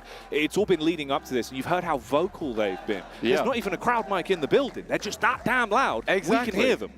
Can we get a bit of a crowd chant from the Power fans who seem to be really giving these guys some gas here? That's what we want. There we go. Let us hear it. If you're a fan of Power, bring the energy up. Power Bring gaming the fans, volume. come on. Turn up the decibels. Give us the cheers for Al Haji. There they are. All right. Woo. Swift rehost. Keep you on your toes. Yeah. We'll get things resituated and get back in. This is cool as well. Is cool. The whiteboard for the drop spots. Yeah. I like that. That's actually really smart ingenuity there. They've moved. Yeah. I can move it. I can You've printed reposition yours that. out, haven't you? Yeah. You fool. Oh, is yours manual? Mine is dynamic. Womp womp. This is very awesome. I do like that. That's a cool new addition on the block. Yeah. Printers in the bin. Whiteboards in. Well, here we go. Save your energy for this one, everyone in the crowd. It's going to be a big game. Last game of the night here. An important point in the competition for our viewers at home. Strap in, get yourself ready, as we're going to kick this one off again. Getting back into the action now. We've already glazed the GT20 Pro enough. Let's head straight into the game here, watching as this map does unfold before our very eyes like a lovely piece of origami that I'm about to destroy by unfolding it. Yeah. Crush it. There you go. You can hear the crowd getting excited for this one as well. The anticipation for the game that is about to come as the playing path is locked in. Our teams are getting out, making their move, ready for this, Blank. It's a good day for PUBG Mobile here. It really is. It's nice to hear the crowd pump for their boys over here on Power. And imagine there's more fans over there as well. But Al Haji has been playing a good game so far. Not quite towards the top of the tables just yet, but there is time. There's still time. We haven't hit that clock just yet. Only a third of the way into the games here. 2 more days to go, and those can be some very crucial days indeed. Remember, we did have Power make their big comeback on day 3. So maybe that's when they come alive. Team Liquid very central at the moment over towards San Martin. They head over into position. Reject feeling themselves a little bit on the last game, I would say. Oh, I think so. I think the confidence levels are coming back up. Group stage, they had some monumental moments. They barely squeaked their way through, clearing into that benchmark spot to be able to avoid the survival stage. Now they have to come out swinging. You currently sat in 9th place. The elims were good from the previous matchup, but the longevity of it wasn't there. Can they finish the day with a big upwards draft? That's what they'll need. And be able to ride that draft up on high. Tiamba dropping in. IWNRX once again looking to potentially engage against one another. This is a scary little bit of a prospect. IWNRX and Tiamba basically last game took each other out, which is an unfortunate way to start their game. Mafioso! Ooh, some sweet moves on the motorbike there. Crowd absolutely erupting in excitement for this one as well. Situated close towards the power side of the stage. That's got to feel good to see. Yeah, the home crowd advantage is kind of big because it's very hard to get down in the games when you've got all this support coming through. It really is helpful. Can do a lot for you knowing they're chanting for your plays, chanting your names here at the STC Arena. Alula ISC dropping down towards 10th place. Alliance in 13th, not at all what we expected, but you know, there is rumors going around, but this team just cannot play under massive amount of pressure. The plays that they had in that group stage were unbelievably good though, Jackie. Very nice to see. You wanted more of that. You really did want a little bit more of that. Unfortunately, they've not been able to show that to us here so far. So far. As it's not done yet. It's still early doors. It's about the optics of how you play throughout the entire of the playoffs. Don't let things drop out your hands and slip away early.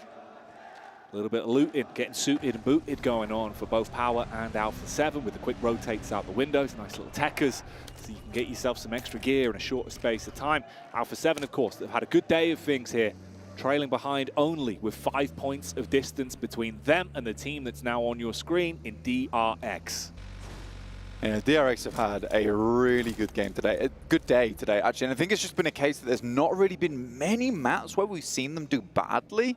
I think every single time we've seen them hit, you know, 6, 7 elims, around about that caliber, which is that's a very difficult team to catch up to. A team that's getting consistent points every single match and just bumping themselves up the leaderboard. Because it gets to a point where you're like, oh, we really need a big game. We need a big game to catch up. And not only that, we need to profit over the points that they're getting every single time. And if you just have a bad day and DRX is just practically skipping through these games with not a care in the world, just picking up points here and there, they're just going to lap you so quickly. Twisted Minds on our screens. I think we hoped more would come from this team, especially after watching their survival stage. Currently, they're up against Talon, and Misery has not a clue in the world of where Hygor is. The trigger discipline is there. Will he let them get away? He didn't like the engagement. Oh, waits his timing out. Sees if he could spot out a second target before actually unloading, but now puts the damage in, closes Misery's chapter in this one. Talon again losing some players pretty early in the game, and they had a pretty good start, what we would say an extra spicy start over on one of their Arangles, but they haven't been able to follow that one through here, Jackie. Not been as consistent. That was the big question we had. Is it something that's going to be consistent from them and sustainable? Team Liquid trading blows with Tongji Bao as it goes both ways there. Damage done inside of the building. Oh, nade round the corner goes a little bit too far to remove Flower from the equation. And this could be a battle to remember between these two teams. Liquid need to get a leg up in this one. Yeah, they're directly competing for Tongji Bao's position. With Mythic down early in the fight, the best he can do is provide information back, but that Molotov will clean him out now as Flower will get the finish on. There's a nade coming up from high. Sent in, Ayala and Chief looking to clear out these buildings with Cardozin providing cover from the backside. Nade goes in, GK first, likely to go down first too. GK first, not really in a recoverable position here. Little opportunity to catch your breath for Liquid. Pop those stims, get yourself top back up. That's GK first expiring as he won't have a chance to remain alive. Oh, quick peek up from the back. Ooh. Flower unloads, throws the clip in the AK and slays on the rotate out. Team Liquid thought they were slick, but now they slip. That's a really good read there from Flower. Pluck the words from the paper as Team Liquid tried to write the script of escape for themselves. That is upsetting, and I think for Team Liquid, they can play as 3. They cannot play as 2. It's going to be far harder for them. An outcome that TJB, although they lose GK first, they'll still be content with how it looked like it could have gone. It's bumpy territory for them, but they survived the initial test. And Liquid, if they had an opportunity to build themselves back up in this game and shut down TJB, then yeah, maybe things could exchange hands on the rankings. Now it's looking like they might be late for the date, like the Hadron Collider. Right now, they are kind of playing very, very strongly, Jackie. It's a difficult one to handle for TJB because I think they had some pretty strong games. Like Kalaris was saying, some of the positions for some of these teams up towards the top were very influential, especially over in Primos. This was a good stand-up, though, from Flower. I mean, that's what you got to do in that situation, though. You can't cower away. You just have to hit some big shots, especially if Team Liquid's going to give them to you like that. I think particularly on the buggy, it might have been better for him to just crawl away before getting in because you are on that elevated position in the back of the buggy. Especially in a situation where there's the window looking directly at you, problematic. So is Power Grid, and that's where we're heading here, over towards that western side. The electricity in the arena now fizzling around Power Grid. It's the name brand, but will it be the name that's being chanted? Can Power lay claim to the point of interest that is their namesake? On the rotate for now, we'll join their POV. Vehicles galore as they make their move. Twisted Minds as well. They've still got all 4 players alive, but a bit of chip damage has been dealt onto each and every one of them. Meanwhile, Alpha 7, just in the distance from Tong Jiabao, DRX and Talon, close towards one another as well. Derek's down a player. First time in a while as well that we've seen DRX lose a player early. A lot of times they like to play out their endgames as 4. They're a bit more of a family squad in that way. They do like to have all players up and alive in those final moments to make the calls, to make the plays off the back of one another. Just really chaining together to get themselves the best kind of performance in those scenarios. But we still have 16 teams here, Jackie, at around stage 3. Pretty difficult to squeeze all of them into this circle, I would say. Not the biggest circle, but a big collection of teams. No one yet to fully be removed. No one's opportunity snatched away from them. Some in far better standing than others. There's always room to climb. The grouping down from 5th to 8th isn't that far off each other. If you could have some big elim games, get some momentum, have a finish. Yeah. That gives you that chicken dinner, then who's to say there isn't a big shuffle towards the end of today to at least break into that top 4? Yeah, I think that for 4MV in particular, they haven't absolutely gutted themselves in these games. I mean, 14 points is still not a horrible starting point for them going into tomorrow if they just go out now, but I think they would like some more points. And you're right, the grouping isn't horrendous, but tomorrow's going to be the big one. Yeah. Because that'll be when teams are going to decide, look, we're either going to set ourselves apart from the pack or we're going to fall behind. And that is just the way it will be. Today is a little bit more of a grace period in the sense that it is recoverable by tomorrow. It does also require teams at the top not to fly too far ahead and potentially have their own off days. Yeah, at this point in time, the grouping is looking a little bit forgiving towards the middle side of the lobby.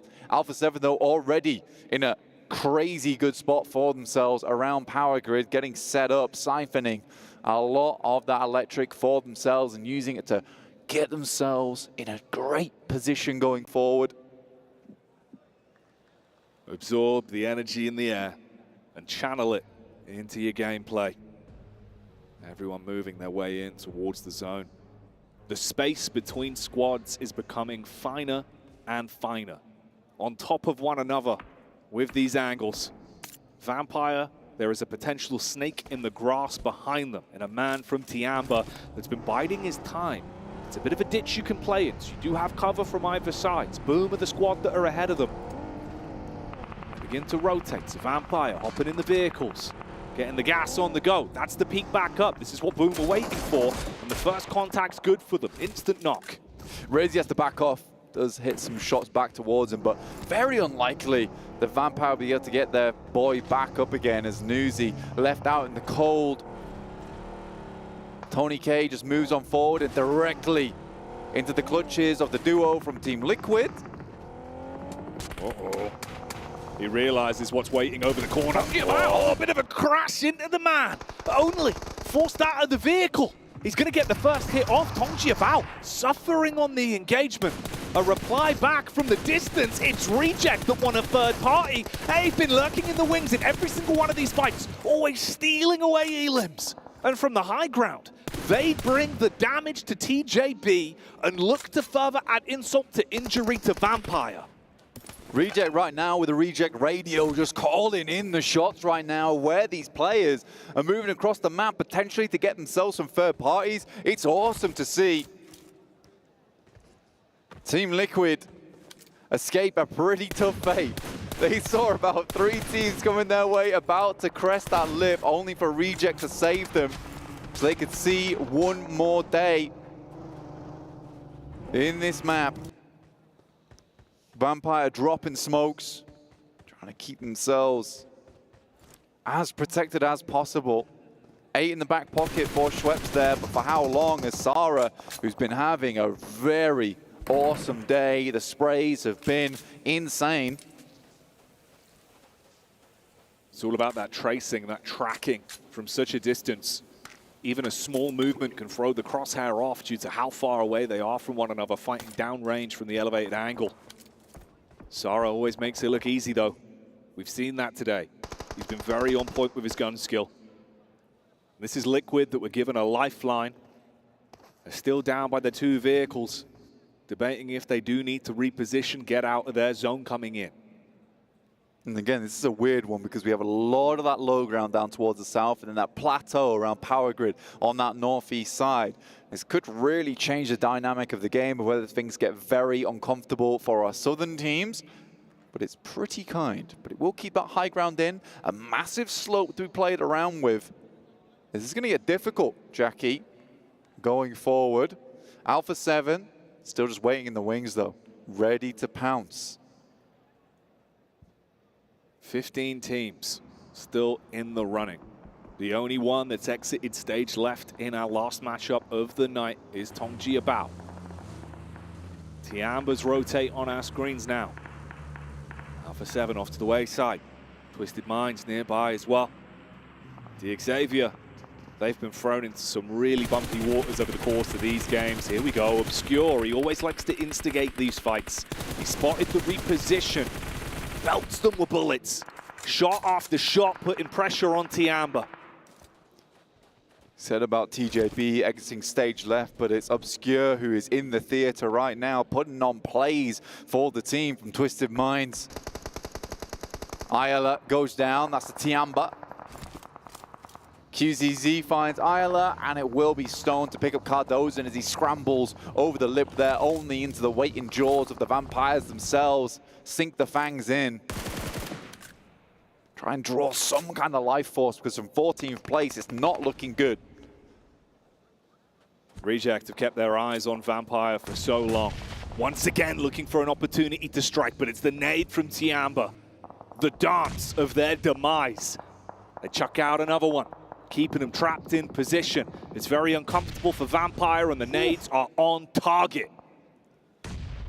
And there's got to be one that hits. Schweppes has to swing so far wide as the bombardment happens behind his back. That might tag. It's a little bit too far away, so they don't have the information on it. There's a lot of investment. That's a good one. Will hit some damage, and that's the main thing. They have an idea of his location. NXC looks to move to the side, but the shots, I think that's from Reject. Sara stepping back up once again now that he's finished with Boom on the other side. In comes QZZ. Oh, shotty. Switches to it in close range, but couldn't handle the might of Tiamba that closed it down. Oh, hang on. It's not going to be any room to breathe here. Alula IHC, they've moved up. High ground control favoring them in their fight versus Twisted Minds. Instigating it with the nades once again. IWNRX find the backline stab onto Paragin. Yeah, Dick Xavier struggling here as the boys from IWNRX start to crest over the hillside. Nades go in, explosions galore, shrapnel all over the place, but IWNRX fighting through the carnage. Frozen will drop back down, will get a finish off for himself. And Reject even find an angle, the third party onto this one as well. Just going from pillar to post, swiveling their heads and taking shots at whoever looks like they're near. That's that good. Elim. Nade rolls on up. IWNRX are playing bowling. And that one's a big old strike.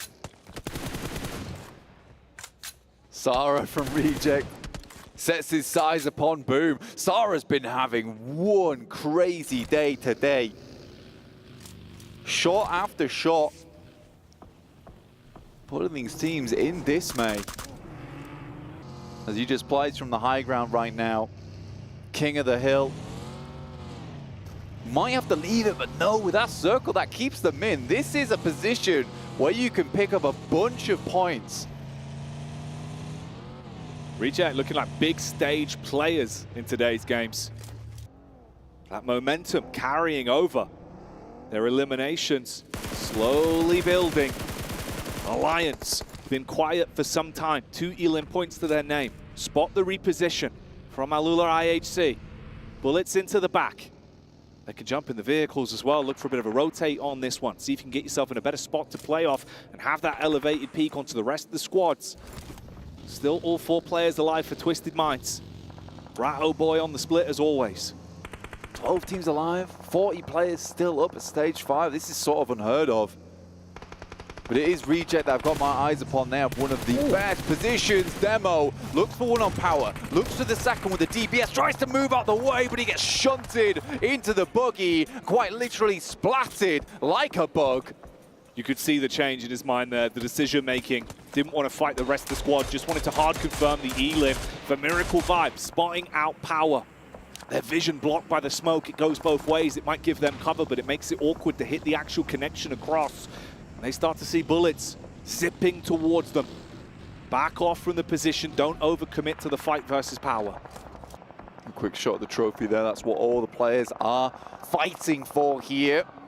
The PUBG Mobile World Cup at ESPORTS World Cup. Regiocio came close to the match. He's got support from the rest of his teammate, potentially trying to bring back some of that ammo. He will just send away as Divine gets absolutely slammed on this high ground. Could not peek out one bit. Intervention from him. Keeping the pressure on. Talent, in the meantime, being nipped at by the zone for Miracle Vibes, looking to third-party snapshots on the vehicle, not quite on target. Aren't able to commit off the back of the opening. The Reject have presented them, and Reject waiting for an angle, waiting for an opportunity for them to reject the opportunity that Power can level themselves up in this matchup. They split. Verdan goes for the cheeky maneuver. Gets himself in a better spot to try and heal himself back up. Up on top, though, that's Zara's domain. Strikes from the elevated peak, burns the first man, does damage onto Hyunbin as well. And he is ruining them right now. Reject are looking like they're really starting to build into this one. Yeah, this is a crazy position. I think it was S2G who had one hell of a game from this spot, and you just have so many sightlines. If the circle keeps coming to you in this position, it can result in one of the biggest games of your career. So I think that for Reject right now, they understand, and Sarah understands that his position is pivotal to this match. He needs to make sure that he's taking calculated plays where he's not exposing himself to too many teams, but can still try and absorb as many points as possible off the back of the Elim, because this is exactly what this position is designed to do. Next circle, about to hit. If it keeps Reject in, this is their opportunity, Jackie. This is the window. Could be their time in the sun. They'll all be decided on the next zone. The beating heart that gives them another chance. The blood keeps pumping in their favor. They've still got zone to work with. They don't have to give up on these golden positions. Japan just throwing a lifeline here. And they'll grab it with both hands. Regiocio scouting from underneath. Now they've got to be very careful about ammo count. This is the big thing for them, because you don't want to take too many shots. Now that the circle encloses on them, they can start to play a bit more of a slow game. Going for a 15 Elim match at this point with a chicken dinner is possible. Boom. attempt to move up, but Sara's got eyes on from earlier. He knows where they'll be coming from. IWNRX looking to hunker it down in the warehouses over towards that northeast side, where if you've got 4 teams with 4 players all up, ready to duke it out on that northwest edge. Baron strikes from the side onto DRX. More damage done as they keep it going. That's the first knock onto Reject as well. They get a taste of their own medicine as IWNRX find an angle to take the shots across to them. A battle breaks out between Twisted Minds and Alpha 7. The vehicle detonates, Twisted Minds losing their legs. It's all getting a bit bumpy. You got to tuck in, Guiz out, going for the quick heal. Nade coming down onto him, looks pretty good. Rolls just a little bit short there. Leon's taken down on Alliance, and Doc joins in onto Audio. Al-Haji will clean up. Now Alpha 7 need to move in. They've been biding their time on the backside, but now they need to head to the front like a linebacker here in the game and to barrel their way through Tiamba. Sitting in front, providing the defense. Reject in the meantime, buff out the damage. Heal up the boys. Keep themselves in a good position, sitting pretty and sitting low. Sitting out of a comfortable spot, but still finding the odd opportunity is exactly what Power have been doing. Al-Haji had that distant connection onto the other squads. He's trying to see if he can get a bit of an assess on the lay of the land here, spot ahead and decide what the best course of action is. You get the nice 2 angles, seeing how focused he is here on the arena as well. Concentration an all-time high right now for him. McGrellin down in the trenches right now. Holding out. They know they need to use these sightlines to their advantage, but Tiamba is in a rough spot right now. The ham and cheese between the 2 slices of breads of the teams that surround them. Once again, who is it that pops up in the elimination feed? Reject, taking pot shots, stealing away potential points from other squads by the timing, the decision-making, not using that much ammunition, just getting those last hits off when it matters most. Alpha 7 see the fight that's been breaking out for quite some time, know they can swoop in, put pressure on Tiamba, whilst Twisted Minds keep their attention, but Rattle Boy's nade is good. Nice connection back onto Bond. There's the follow-up as well from Obscure. Alpha 7 wants a chunky game here. Get themselves into first place, and with DRX suffering down towards that south side, this is the game to do it in. Tiamba, 1 player left. Obscure has to make himself rather obscure. Ashan will go down to Twisted Minds up to 7 E-limbs now. Obscure up to 4 E-limbs himself. Some great nades over the top, and Tiamba gets stomped on. The beat of the drum silenced. Baron throwing out close nades, giving himself a bit of protection on the push-up. Al-Haji's lurking close. The rest of the squad protecting him in the back line. That's a connection onto Al-Haji. Power, don't overcommit to this. They've been playing a slower game. They want to see if they can get themselves in a good spot. 3 elims to build off the back of. The energy in the arena looking good for them as well. OCO again on the peak up. Can't quite get the tracking on target to strike against Alpha 7's move in. Good plays from Alpha 7 as well, leaving 2 lands behind there as backstops. Makes it very difficult for Regi OCO. Hit these shots. Divine has to hit the deck here. They're going to wait for Alpha 7 to move further in now, Jackie. Okay, this is the sandwich split. Both of them coming in from either side for Miracle Vibes, set up into 2 duos, looking to rely off one another's contact. Zara strikes onto Fadan. Power trapped between 2 teams, being shot in the back from the elevated angle, and full focus on the 4 of them that are in front. First knock's good, onto for Miracle Vibes. Al-Haji wants to top himself back up, have some extra HP pool to play with, but his teammates are going down in the meantime. Alpha 7 going crazy versus Twisted Minds right now. Oh, nice nade from Baron. Will take down Al-Haji and more come through. Fadan taking down the backline. That was their backstop. Now removed by Sara. And Power crumpling under 4 Miracle Vibes here. And the vibes are good right now. Oh, Reject aren't stopping with the amount of damage they're being able to scatter across the battlefield. Twisted Minds are gone. Inflicted so much damage. It's all Reject in the elim feed. DRX in the meantime are taken out of commission as well, so the top dogs in the lobby are gone. The hometown heroes in Power are gone. We're starting to finally burn our way through these teams. Room for Alpha 7 to move their way up, 55 points. This is also a big game for Reject. 11 eliminations. We said it could be a huge one if they get those big elims and take a chicken dinner from it. Alliance, 1 man, trap, shots in the back. He's panicking. Mate, he got the loot crate on top of the mountain as well. That's insanity. Like I said, this is a position where you can jump so high in the rankings. If only the circle goes to you. And Reject have been blessed. But there's an awesome shot from Mafioso to open things up over towards Duello. Luckily, there's a player up there with him.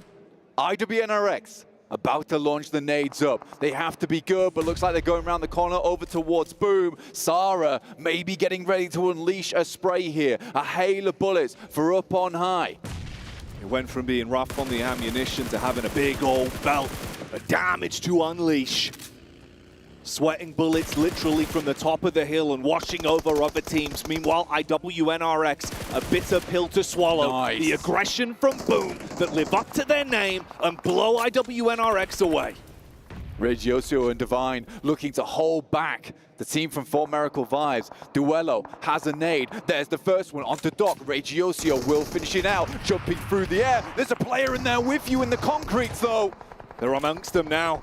Reject. They've had distance for so long, but this is where they could crumble. Up close, the aggression starting to be thrown at them. Nades cast out. Apex wants to move in. Strikes from the side. Takes away the edge that Reject have had for so damn long on this one. Sarah replying back with the bullets, realizing their grasp on the game is slipping away. Divine down on his last legs. They go in for the hard commit. Apex grabs that one. Sarah with the nade round the corner. Bobbin, weaving. In the meantime, Alpha 7 thrown into the fight versus Boom.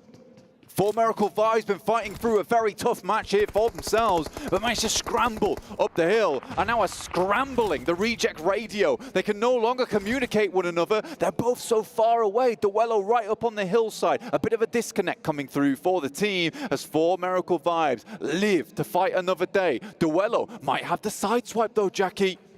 The elevated peak. He could comet across. If he gets a clear line of sight, takes down the first target, the distance between the timing from Boom's rotate to get stuck in to do anything, having to cross round the ridge of the rock could give them an opportunity. Sarah starting to move in as well. The pressure being applied, everything coming together now for an intense final fight between these three. Stage 9. This is where it all ends. Can Reject get their name in the game? On this last match of the day, 12 elims, but a little bit more would be nicer. Apex underneath. Sarah crawling around like a python in the sand. Looking to strike, and Duello's been spotted. They've sussed him out. They know about the angle now. The element of surprise was the big boon for him. But he might have lost his edge. His blade might be dulled. Sarah waiting to strike. He's the one that's repositioned and got himself into a spot that could potentially toy with the minds of 4 Miracle Vibes. Duello, hello, that's the nade down. Big connection. That one was yummy. Sarah now has to handle 2 players for himself. The repeats coming through. Apex starting to move forward. He doesn't have assistance from his teammate. Apex flies through. Sarah finds the first. Sarah strikes. Crouching round the corner, pounces in with the aggression, fragments for Miracle Vibes, and keeps it going. They want a big elimination game and want to run away with a chicken dinner to boot. We're in a 2 versus 2 in terms of the manpower left. It's awkward for Boom. They're panicking now. You got to make your way round the corner. Duello's got the high ground. He knows exactly where you are. They can't go for the pickup on Yummy. Duello wants to go down, deciding when the right moment to strike is. A barrage of bullets strikes onto the first. Reject run in, and they will take it home. Reject with the chicken dinner. Slice the opposition in half. Move through the lobby like fruit ninjas. Not letting anyone step to them, and this was the game that they needed from up on top of the mountain there. What a game from Reject. You always believe, Jackie, and maybe the belief is coming a reality. It doesn't matter what anyone else says. Reject everything that isn't their own gameplay inside of PUBG Mobile. They stick to their guns literally from the high ground, laying down other teams, stealing away elim points the whole game. And when it comes to the clutch, they prove that they know how to handle it.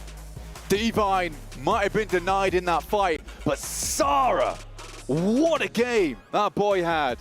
That was unbelievably well played. The 1v2 versus 4MV, the 1v3 onto Boom from Duello. What was this game? A reason to support this team. Show-stopping showmans on the stage. Huge game. We saw the potential. We're debating 15 elimination games and then taking a chicken dinner. They do one better. They make it a reality. And might have given themselves a chance. That's one hell of a way to end the day. What a sick game that one was. 4MV, you got to give them credit. It was a good run up the hill, and we talked about 4MV needing some big points here. And they do find some of them, but it's Reject who come away with the bag, Jackie. Oh, yeah. Again, Sarah. I think he ended this game on like 8 eliminations with some shots over towards Boom as well. It was insane work. And I mean, he was the guy up on top of the mountain as well, early game, getting a lot of those shots. And although the Reject radio got scramble, didn't seem to matter in the end. They were shouting to one another for that victory. Whew. Yeah, they really did bring the heat. We were saying it could turn into an Inferno, and it was a Reject-sponsored Inferno at that. Mate, that's magnificent. Huge plays there. That's an intense finish, Blank. It really was. And I mean, I hope to see more of those here in the main tournament, because this has just been a pleasure to watch so far, Jackie. It really, really has. So let's not keep you any longer. Let's get back down to the studio and enjoy that one. Yeah, thank you so much, Blank and Jackie, and it was an exciting and exhilarating finish. However, Cloris, talk to me about Boom. Me? Talk to me about Boom. Me? Talk to me about Boom. I do think maybe they should have had a little bit of a better read on where Rejects was in these late game moments. I mean, they had to have known somehow, be it kind of footstep cues or any information that they had on the high ground when they eventually came off as Yummy did. They probably could have made a better meal of that, if I'm going to be honest. A better chicken dinner, Robbie. Oh, that was light. I thought you were going to go in even more. No, I thought you were going to absolutely roast him because we thought that Boom was going to end up winning that. But hold on, Max was in second place? Can it be? Well, what? We were told off stage that you relinquished your prediction, right? So as soon as you did that after the previous game, all of a sudden now they're doing well. It's I got crazy. too many threats on Instagram DMs, yeah. I have to move away from that one. So now they start doing well. They're going to win the whole thing, maybe? No, oh, no. And he cursed him again. Well, I thought he changed his pick to Alu IHC. I didn't change my pick to the team that does bad every game. That's not my fault. That's not me. That's not what Rebel said last game, but okay. Well, fact is, 4MV, they've been non-existent today, able to show up here, but Reject, 27 points. Like, on leaderboard, that should have shot them up extremely high because we don't have necessarily a big gap between all these teams just yet. So I'm curious to see where they're going to finish off with, and we're starting to see maybe a little bit of the magic of Reject that won PMGL. Yeah, now we don't have those weird circles from the start of the day. We've seen other teams able to rise up the rankings a little bit here. So our PMGO team here, look that way. They're doing... I can just see you moving in the background, but no, they're doing really good here. It was a weird circle, right? That kind of terrain around Power Grid. Actually, I was impressed with how Alpha 7 were able to survive for as long as they did and got as many eliminations as they did, because leaving Power Grid when teams are already in the circle, in those good spots, is a really tough transition point. Oh, you're pointing to me? No, you want me to explain? Yes. Okay, fine. Give it to them. In fact, I mean, so Power Grid actually is a great spot for this circle, obviously, right? However, there are two trenches that really run alongside Power Grid, which teams can exist in. And if you've got a decent amount of utility, you can actually dislodge teams from there. But they do impede your progress quite significantly in terms of speed. So for Alpha 7 to dislodge those teams and get to where they were, good for them. I thought maybe they'd have a good run of it, but again, high ground teams like Boom being where they were, it's kind of their kryptonite in that moment. Boom absolutely just stopped them, though. Alpha 7 would have had a chance, but Boom was just on them right away. Who's 7? Who? Boom. Boom. Now wait. Boom. No, wait. One more. Wait. I'm not doing it, no. Well, let's take stock of things. Let's do a quick little recap of the day so you guys can see who won all of our matches. And it was, honestly, and still is, a pretty crazy day considering how things have ended off. We saw Alpha 7 get 2 chicken dinners on the day, potentially have been able to break our record of Vampire getting 2 for themselves with TJB. The Dark Horse by Cloris, of course, the only one to actually pick them as a Dark Horse with a win, doing fairly well in the day as well. And then DRX continued that momentum from the survival stage. Yeah, DRX having some really good positions in these matches, right? They are moving a little bit quicker. Yep. There was that kind of a hill finish over on Orangle over on the Lumberyard that was like pretty free, but outside of that, they are fighting more. They're willing to take fights. They are in central positions a lot quicker in these matches. They have changed really significantly from the group stage until here. Hopefully you don't see a D+ Kia. That's my hope. No. I mean, we kind of talked about this earlier, too. This is a completely different team than D+ Kia. They're not being just, besides the one you talked about, Lumberyard, they're not being fed those wins. They're actually fighting for it. They're winning those fights, too. I mean, we saw them eliminate back-to-back 4MV. That was impressive. Okay, well, speaking of impressive, let's take a look at our overalls and see where our teams currently stand. 4MV, I believe they've gone out of 16th place, but we're going to start over at the top. And Alpha 7 have actually surpassed DRX because they win in the tiebreaker of chicken dinners. I mean, 62 7, you know what happens when Alpha 7 start off No, the no, final no. was in first It's place? on the you know? second day. It's on the second day. If Alpha 7 goes into the third day in first place, that's when we see a little bit of I feel like the pressure gets to them. They start playing completely different. So a little bit of throwing. just a little bit. Just a tiny bit. Oh, I hope not. I hope not too. They're going to win eventually at one point. They have to. Why are you hating so much on Alpha 7 is going to win? Because it works. It works well. I'll have a jersey tomorrow. I'll put on the Alpha 7. Actually, I wait until the last day. I'll wait until the last day. You're going to invoke some curses here. That's going. I'm not Max. It's about time Alpha 7 claims a title, right? Yes. Like, it is about time. Maybe we have it happen here. If they can continue on this form, very easily could do. We say that every time. There's We do say every time, I maybe know. this is the time, and it's not the The time. thing is that we were even talking about, are we going to be seeing any teams being able to get at least 2 chicken dinners in one day? We were a lot of us were saying no. It's good to see that Alpha 7 was able to pull it off. And this is what we want to see out of Alpha 7, being able to start off hot in day 1. We don't want to see them playing catch up in the later days. And I feel like that's such a big change that we've seen out of Alpha 7. So it's good to see that the improvement pattern has continued. But I have to wait and see how this team is going to perform on the final. Yeah, and I kind of want to go on to Kalaris on here, like talking about Tiamba in particular. Yes. Their placement points, 6 placement points for 26 eliminations. What I've been seeing throughout the rest of the day, they've been going on like these sweeping edge playstyles, but then teams are so quick to send it center, there's no more room for them to really occupy in these late game scenarios. So maybe giving up some of the elims for like better positions might allow Tiamba to just rank up higher on more of these matches. I wouldn't be surprised if we see a roster change maybe tomorrow for them coming in. Obviously, they were not fielding Ling Yu today, and I wouldn't be surprised if they kind of revert back to what we saw from them in the group stage regarding their roster overall. So maybe that's a change for them to make and challenge for the top. Yeah. Did want to say Reject on 49 points, 27 in the last match. They over doubled their points from that one match alone, making themselves into top 3. But if you take a look at the second page, some things are definitely going to be standing out here. Vampire in dead last at 16th place, D Xavier in 15th, Alua IHC in 14th, and Alliance, our group, I don't want to say champion, but our group winners, down in 13th place. As we expected, right? That playstyle, those splits, is just not going to work out because teams are just so fast now. They see the circle, teams are in the car, ready to rotate into that position, and those splits are just not going to work out for them, and they have to change their playstyle completely now, and having to change your playstyle at a stage like this is just really going to make you have a hard time in the finals. The thing with Alliance too during group stages, we're seeing them get away with a lot of little things, especially in the finals whenever they were actually able to get those wins, right? In the final circles, we're like, okay, a different team would have been able to kind of cut that off, and I feel like that's the adjustment that we have seen so far today out of all those teams. Whenever they do end up seeing them maybe being a little bit more split, teams are able to capitalize on that. I mean, you identified the middle ground, which was DRX's kind of medium splits through some of these games, and it can pay dividends, as we've seen here throughout the day. I think we'll see more teams try and employ it tomorrow, but again, the more teams that do try and employ it, the less likely it is to succeed, because then there's just no room at all. And just to go quickly back to our leaderboards there, at the start of the day, we noticed that Alua IHC was playing Alex over Rogue. Yep. Right? And we also saw Shadows in over Chua for D Xavier. Both those two teams are very far down the leaderboard. This makes me wonder even more, like, why did we see these roster swaps happen when they didn't play a single group stage match?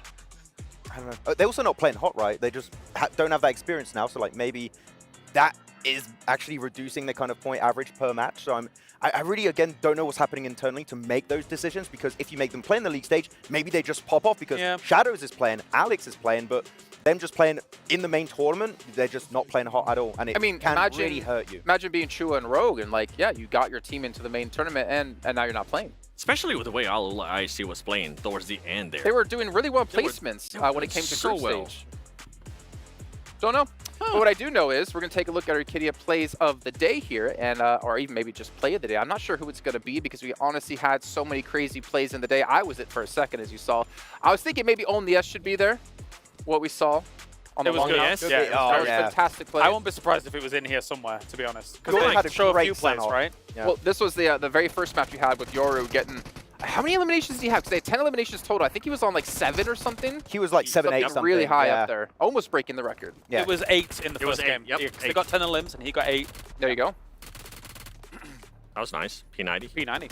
250 ammo on that P90. It's brutal if you get into close range. I think literally, I think 3 teams had that P90. Yes. They're just like, I'm picking it up. Oh, still It's ammo. really good. It's a really good gun. It's really good. Yeah, I love the P90.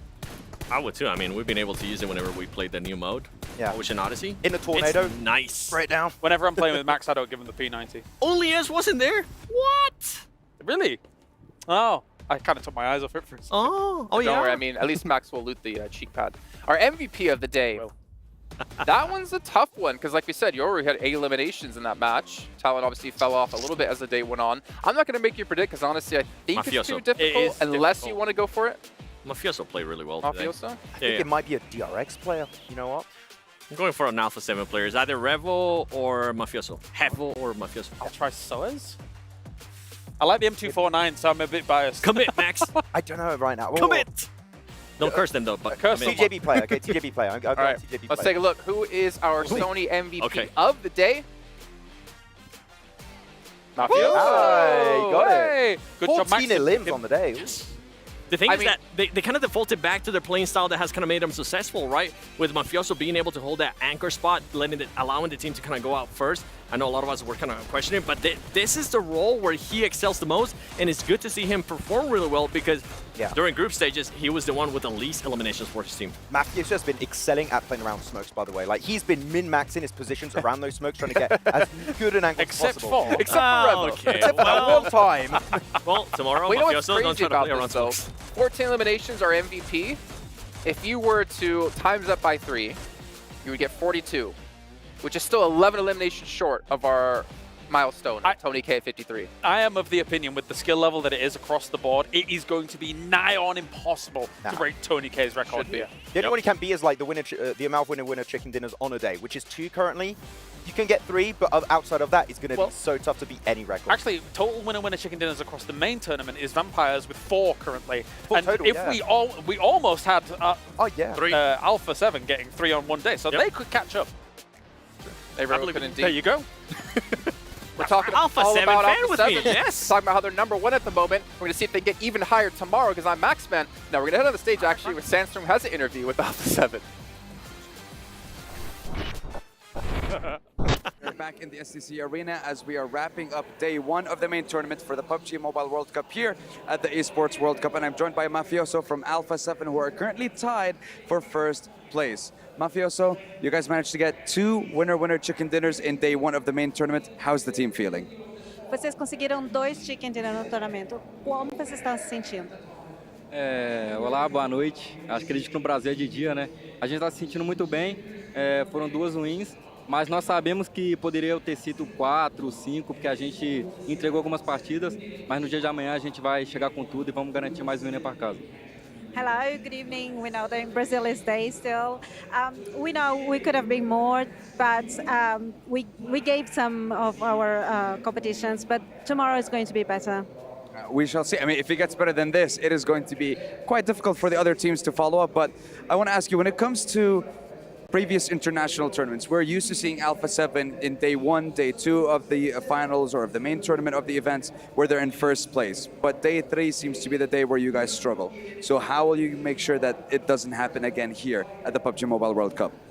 Em competições internacionais, vocês geralmente ficam no primeiro dia, vocês ficam em primeiro, no segundo dia também, no terceiro dia quando vocês começam a ter mais problemas.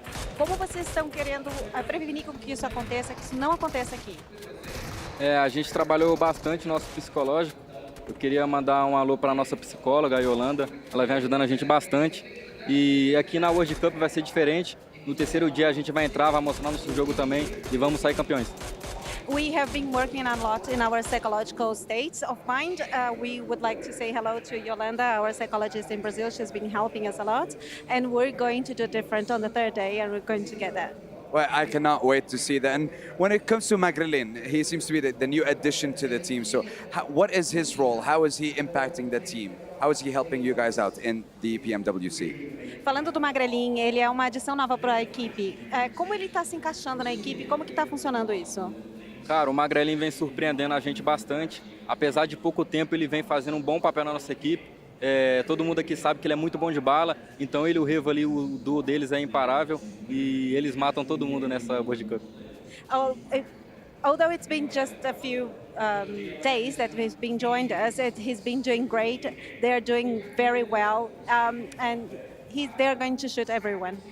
I like that. You know what? Sometimes it does take quite a lot of time for a team to kind of get used to playing together, especially coming into a tournament of this size, but they seem to be doing pretty well so far. And that is a wrap for us on day one of the main tournament. We're going to head back on over to the studio to wrap up the first day of the main tournament. Take it away, I boys. have to say, coming down the elevator today, I was with some Alpha 7 members, and I did say, hey guys, good luck. And they said, thanks. And the first place. Saying, this was the worst story of all. okay. Wow. It wasn't really a story. It was just the fact that, you know, maybe it's the Jason Bless. Cool. Maxman, who do you think is going to win this tournament? 4MV. No. Should say Alpha 7. No, come on. Stay far away from okay, Alpha 7. He's going to attack me if I do Yes. something like that? I'm going to attack you no matter what you say. Funny story, Maxman got stuck in an elevator with 4MV for 3 hours this morning, and then, I don't know. What's going on? I don't know, I was just trying to follow his story. Getting to hear them talk about how it takes a while to get used to your teammates, but the funny thing is with Alpha 7, they always seem to have a new fourth in their team, and I wonder what's going to happen, who's going to be their new fourth. There's not. I hope this. Ratto boy, Alpha 7. Pickup of the year.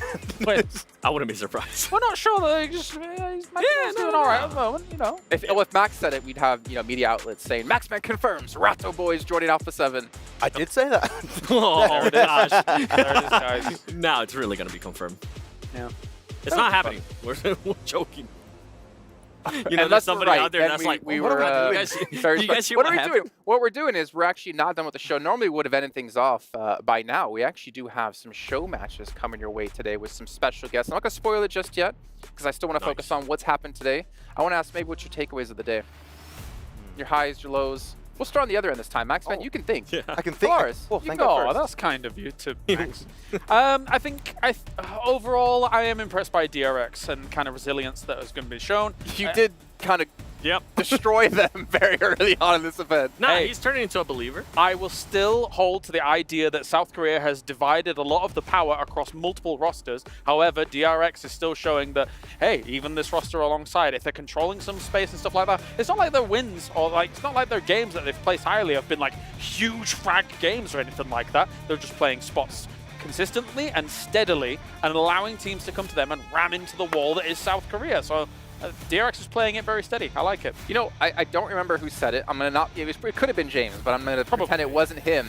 Is that we're actually talking about... I think it was you and I. Yeah, we were talking about when we were live streaming earlier today on Instagram, saying that it's kind of a shame that we don't see more slots given to like South Korea or Japan, because it seems like very few teams ever really get that international experience. And we wonder if more teams got that experience and they brought it home with them, how would it develop the region overall? How many stronger teams will we see come out of that region? Yeah, you see very similar names coming out of the region very, very often, right? So like maybe if they get more slots in the future, you can see new names coming out and actually getting really valuable international experience to bring back to their region. That'll be cool to see. In the long term, who knows? For South Korea, if you had the third team, it'd be Mirai and Sejong. And again, it's a lot of old ex-Duxan players, like Hoxie, for example, who was MVP and PMPS. So we saw you guys too. Yeah, it's you'd remember the names. What's your takeaway, Seven? For me, TJB. I was hoping that they will break the pattern of being able to, the inconsistent pattern that they have showcased throughout the whole tournament. But to see that the pattern's still there, they kind of go from dark horse tomorrow to just like, you know what, if a team does see the option to fight them early, take that fight with TJB. They are just not willing to take those fights early on. They're not prepared. They're not willing to react quickly enough, and they end up just becoming free points on those early fights. Okay, curse aside. 4MV, the sweep and edge play style is not working out. I want to see them try and play a little bit center if we can, and I think that that's going to be very successful for them. So that would be my request. Why are you guys acting like this to me? Come on. They're doomed. No, they're not. I believe. Okay. Okay. Back to curse. You know what, Max Ben? I'm going to save your life. Out of the way! What? Oh! Oh! That was amazing. That was the Falcons fans. You Falcons fans, I knew you were coming after me. All those DMs were real. You saved it. Oh, thank you. That was the nicest thing you've ever done for me. Oh, crap. And I'm going to give Falcon fans in my DMs like, why'd you save him? But no, we actually are going to be going to a show match here with Ocean Odyssey, which we've had, honestly, I'd say a great time on. Except you and I the other day. We got stuck on the whale. We couldn't figure out how to get off, and we went straight into the blue zone. Oh, no. But luckily, we made it back in zone in time. They made it in, it's fine. It was like, oh wait, I can actually jump out. You got a button made specifically to get off. We couldn't find it. We didn't see it the entire time. They took so long to realize that. Was it under the rest of your UI? Where was it? Yeah, Seven was just looking at us like, what? Where are they going? Where are you guys going? You guys are going outside of the circle. We're going to Miramar, bro. Calm down and go. Oh, no. Oh, no, we weren't flying back home. I like how you give me that face and then you go back with that one. Okay, but no, but we had a really good time as well. The Stingrays, I like the aerial battles that we've been pulling off as well, because you can have someone drive, you have someone on the back so you can shoot if you can see over Max's big head. Okay. Not possible. I like how we're trying to always do those battles on the Stingrays. We're just like, okay, we're getting off. We're just gonna laser them down. I mean, the thing is, those are really sneaky. You can hide like on top of trees as well. You can get on top of buildings really easily with it. The reason why we're struggling, we need Kalaris with his exceptional gyro control, okay? Thank you very much. Well, we gotta get them all down. We have no chair in the hotel that swivels, quite like what we've had in the past. Yeah, that's why. Admittedly, I've been a bit busy, so I've been painting a lot, you know? I'm sorry. Maybe tonight. Hey, maybe tonight. Maybe. Well, it is your birthday. It is. So maybe we gotta get some birthday PUBG Mobile games. Yes, I'm getting old. We'll get some chicken dinner. Nice. You know, you guys don't realize we talk about Kalaris with the gyro. Back during one of the regionals, we were playing a game together, and he legit, in his chair, swiveled around with the most perfect spray I've ever seen on a vehicle. And you know what? It was perfect. It made me want to get one of those swivel chairs. Good times, good times. Good times. It was a perfect gyro. The perfect gyro. Beautiful, beautiful. Yes. This absolute legend of the gyroscope. But in the meantime, we do have those show matches coming up. For now, we're going to head down the stage with Barney to kick things off. Welcome back to the main stage, where our first 6 maps of our main tournament are complete. But there is more. As many of you well know, PUBG Mobile version 3.3 launches its first ever underwater-themed gameplay, Ocean Odyssey. Defeat all of the enemies in the Ocean Palace in order to obtain the powerful themed item, the Trident. More secrets about the Trident and, of course, the Kraken awaits discovery. So, with that being said, I believe it is time to jump into our first ever Ocean Odyssey show match on Livik. Prepare to be amazed and enjoy.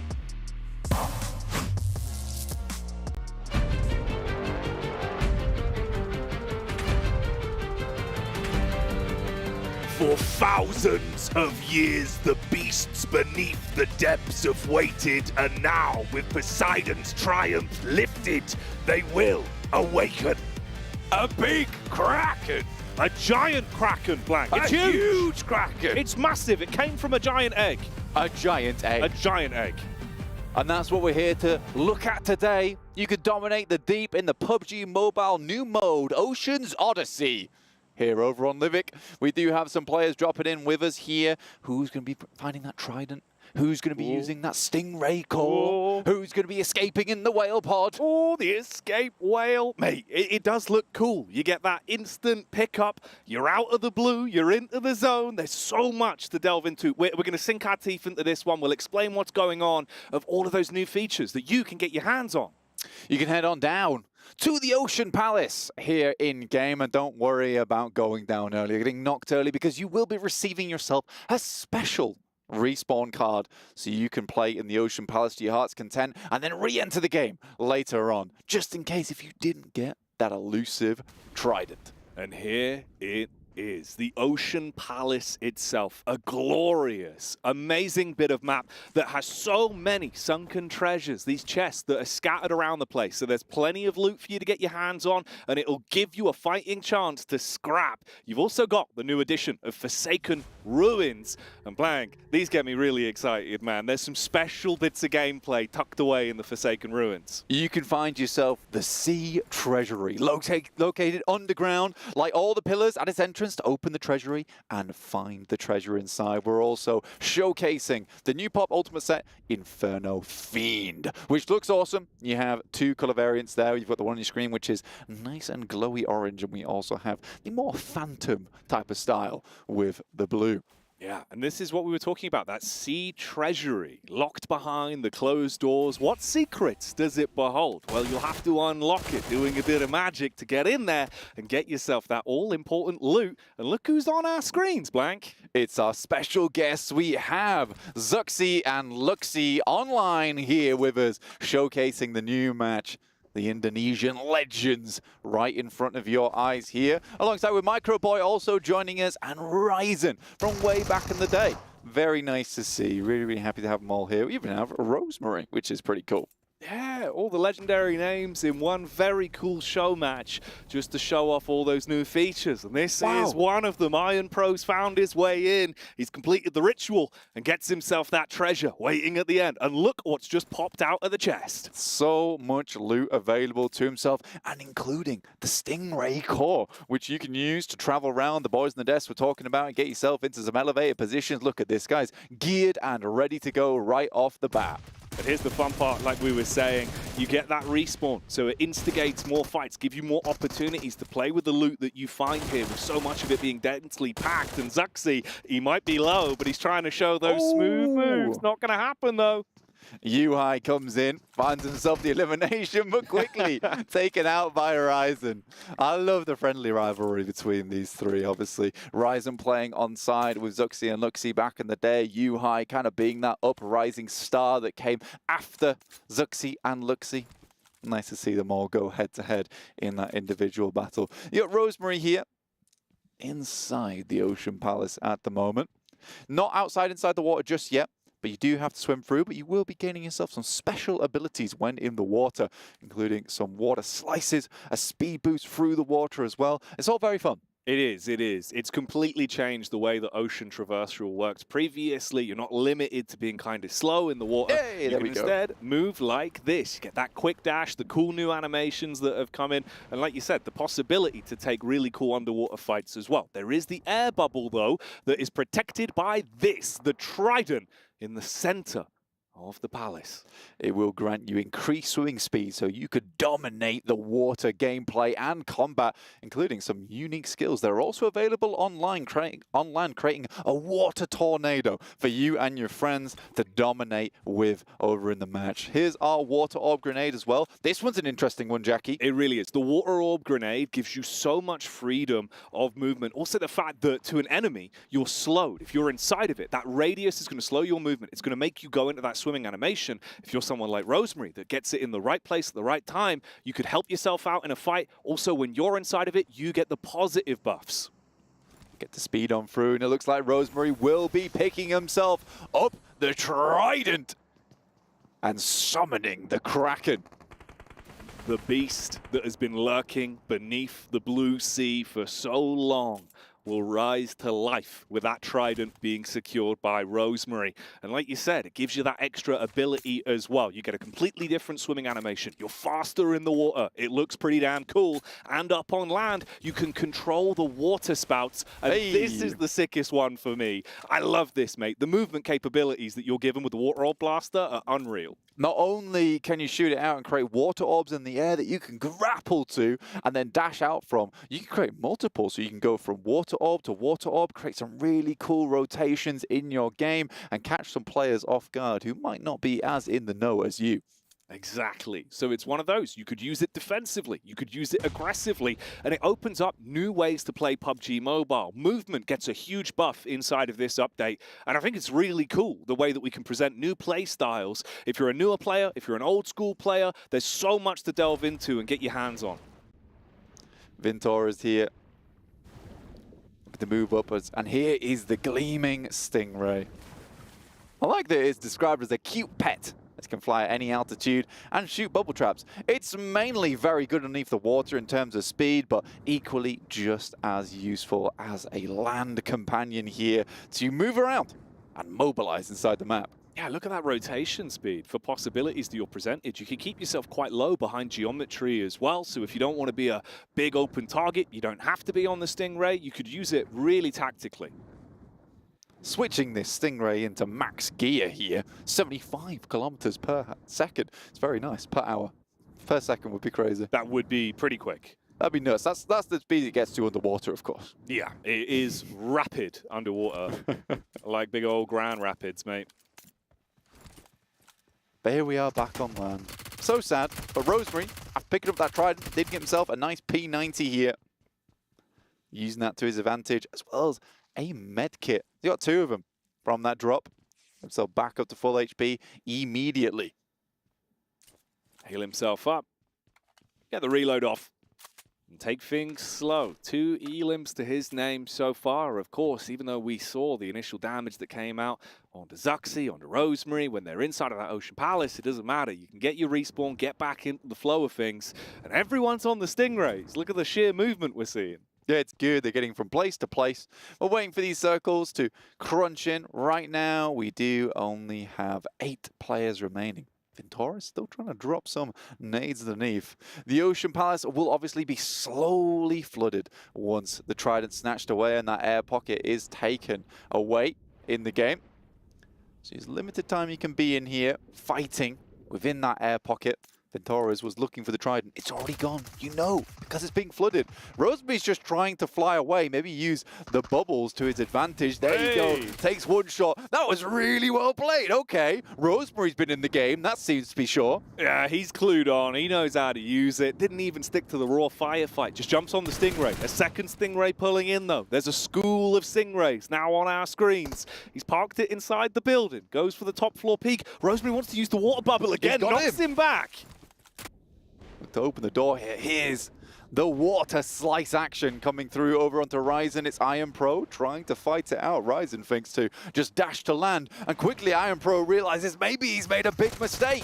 Ooh, switches to the weapon just in the nick of time and is able to get the medkit off as well to heal himself out, showing that if you're not a fan of that instant engage with the water chops, you can still double back to land, but you got to be swift. Iron Pro knew to use that dash, those new water mechanics for his advantage. What a smart guy there. He also has the recall too from that special respawn card that you're given for just entering the Ocean Palace. Just stepping foot inside that rain would mean that you get to come back once again, fight alongside all of the previous enemies that you saw inside that. Just a nice bit of fun. But if you do survive the Ocean Palace, you get themselves a bunch of awesome loot, which Iron Pro is using to his advantage. Yeah, you get so much from it. There is an abundance of sunken treasure in the area. But obviously, it's not the only POI that's going to give you a whole load of good loot. We saw that with the treasury being cracked open. Torres trying to get the heal off as well inside the vehicle, being a bit cheeky with it down under the water. Iron Pro's still looking for him, thinks he can't be too far away. Wonder if he can maybe slice him out of the vehicle here, Jackie, potentially. Onsem with his P90 as well, and his cool backpack. You gotta love that one.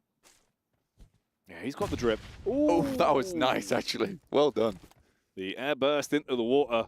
Shallow waters now. Stingray coming in, though. Yeah, in comes Zuxi here from up on high. Maybe he heard the explosion. He's just observing, trying to figure out where exactly these players are. Rosemary, no recalls available for him. Already used up his. We're in stage 2 now. 6 players remaining. Things getting a bit more intense. Drop down. Oh, Iron Pro. Hello. And that's the cleanup. Ooh, there's the water dash as well from Rosemary, showing off that mechanic. Seems like he's out of ammunition on it though, so can't actually make those quick moves as much as he might like to. It did get him into a better spot, and you can see all that mobility that you now have to play with. You've got to be smart with how you utilize it, and it could give you a big boon. Yeah, just being able to throw those bubble traps out is really devastating. Onsen's just flying through the air. Ventura is trying to dodge the bubble traps. A good spray could be all it takes, but that thing's going fast, up and down. It's hard to track. He's not going to nade out the air. Come on, Surely man. not. The speed of it. He's playing with him. Oh, mate, look at the repositions. The jukes. Those are some hot jukes. Absolutely. Oh, maybe we need hot jukes in here for this kind of play. Rosemary did spot him out, though, took some shots for himself, and he's got the water grappler himself, the water orb blaster. 2 orbs to work with. Found a little bit more to top himself back up. And there's some of the treasure. Yes. That celestial sea treasure that gets dropped off on occasion. You'll notice it from the pillar of water that comes down with it, Blank. A gift from Poseidon himself. For anyone that wants to pick it up, you got the P90 in there, backpack, water orb grenades as well, water orb blasters, a stingray call, and a personal AED. Damn, Poseidon is feeling generous. Thank you, Poseidon. Base Poseidon. You're welcome for your gifts. That's Poseidon, of course. That's how he Poseidon sounds. said that. Yeah, that was him. Just that was came the voice through the of Poseidon. headset. Yeah. Did you hear that? Yeah, I think that was Poseidon. That's crazy. Onzen is having the best time. He really is. He's loving it. The new mechanics here of the Stingray giving him so much freedom to roam. Rosemary, any smooth moves with the water orbs? What we got to play with here? Instead, favoring the classic gameplay. Can they get the nade out? Smoke pull, Molotov pull, breaks down the door with it. I like it. I like it a lot. Both players playing around with an AUG and a P90 in the backpack. This could be a good nade onto Onzen. Nice bounce on it. Not quite able to get him though, as Rosemary tries to take the high ground with the XM. Sam on the drop. Ooh, first shot's good. Nipping at the heels. Onzen's on the corner, trying to play the off angle, pre-fire the peak. See if he runs into it, but there's a man swooping in. There's that water orb as well. Blocks off the peak, actually. Rosemary, he'd be in uncomfortable territory if he wants to swim through there. The buckshot going up towards the Stingrays. Onzen stealing a Stingray for himself, actually. You got Voki underneath. And Rosemary seems to be harassed by 3 separate Stingrays here in the air. Voki's just flying away. He wants nothing of it. The marine biology coming out with a madness as the Stingrays glide through the skies. Those mystical beasts. Oh, he's got him. That's the orb down. Nice connection. He's just annoying him right now. Doesn't do too much damage. Rosemary with the XM14 looks to take some shots, but Zuxi quick on the peaks, quick on the flicks. He's just toying with him. It's like a water fight. Splashing bubbles all over the shop. Just flying 360s around him now. Oh, mate. Zuxi's got the moves. Yeah, I mean, fair play. I'd do a dance-off for that one as well. Like, come fight me. Come on, Zuxi. Doesn't want to commit to it. Just going to keep soaring through those skies with the might of the Stingray.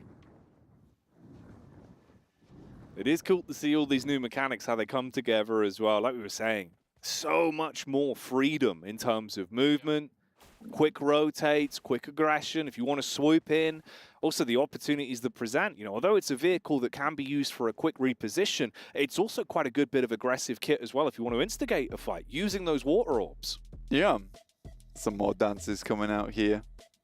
Voki's enjoying himself. The good thing about the Stingray as well is you get the Stingray core to work with. So the Gleaming Stingray, a very good vehicle, but it is accessible anywhere from the backpack. Like you just saw there with Voki, spawning it in, dancing in front of his new Stingray friend. We also just launched the collection system, so you can go get your rewards right now with PUBG Mobile version 3.3. Make sure you're checking that one out in-game. Because we got rewards for you. Because we wanted to reward you for being such loyal and having such good patronage to PUBG Mobile. Boons for your efforts from Lord Poseidon himself. Hedgie's still just flying circles around people right now. Oh, mate. Look at the speed on it, the airstrafes as well. Mate, Zuxi's such a funny guy. I remember we went to an arcade one time and he just demolished me at race karting. It was like, he was just, because I was using it just in automatic. He had it in manual. Oh. And he owned me. Like, I thought he was good at driving in-game. Yeah. At the arcade, too good. I was like 8 laps behind the guy. Unfortunately, he does get knocked out finally. His fun's been ruined. But another one's come in to ruin the day. Oh, okay, that's cool. That's nice. Oh! Oh, no. He thought he was slick with it. Using the orbs to reposition himself. You get the pull into the orb from a distance, and then you get the dash out, but he gets blown away by the splash. Now you got 3 Stingrays in the air, all just rotating, repositioning. You got Onzen here. We got Rosemary and Voki. All still left remaining as Rosemary gets out for a second to maybe take some pot shots here with the M4 before he gets bubble blasted. Rosemary grabbing himself another Stingray from the core. Spawning in a friend to help him out. Quick reposition, opts to drop down. Spam some bullets sky high. See if he can land the hurty-verties. I like how Voki keeps angling himself upwards so he just can't get the shots off on him. Ooh. Cheeky dodge. Near miss. Onzen's on the move in as well. He's hearing the bullets from the back. Does he spot the man beneath? You got the big old splash to play with. That's the first one. Dips into the blue, but you're so damn quick you can make your way straight back out. Onsen here, looking for another splash, does find him, but just leaves him to it. Doesn't try to even finish him off. We're in stage 5 now, the circle's starting to close in. Voki's waiting, but it's Rosemary and Onsen's still having the time of their lives here on the Gleaming Stingray, here with Ocean Odyssey. Voki, Stingrayless. Everyone else thriving in their lane, on their race. The equal of Maidenless. You're Stingrayless. You're Stingrayless. You gotta have a Stingray. Come on, man. Ooh, water bubble for the engage. Rosemary's bandying on top of it as well.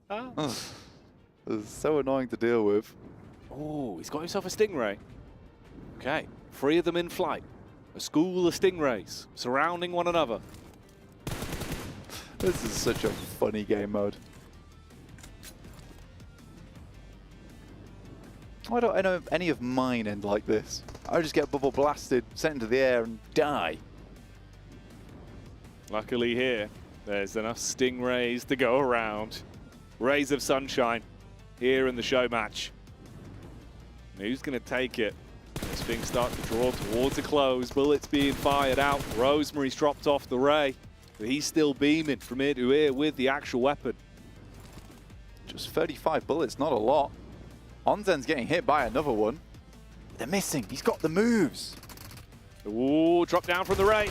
Has to connect with the XM. Clear in the corner. Does a little bit of damage, but Rosemary's down for the count. Onsen last remaining here. Maybe he has to go for a heal, but Voki has a nade. Sending it over the top. Maybe it does the splash damage. Gets back in the Stingray potentially. Or just full stim up. Felt like he was pretty good on that, but he's going to go for it anyway. I like it. Being prepared. Quick soda pop and on the ray. That's the damage done from the opening. Ooh, there's the turnaround, and that's how things go.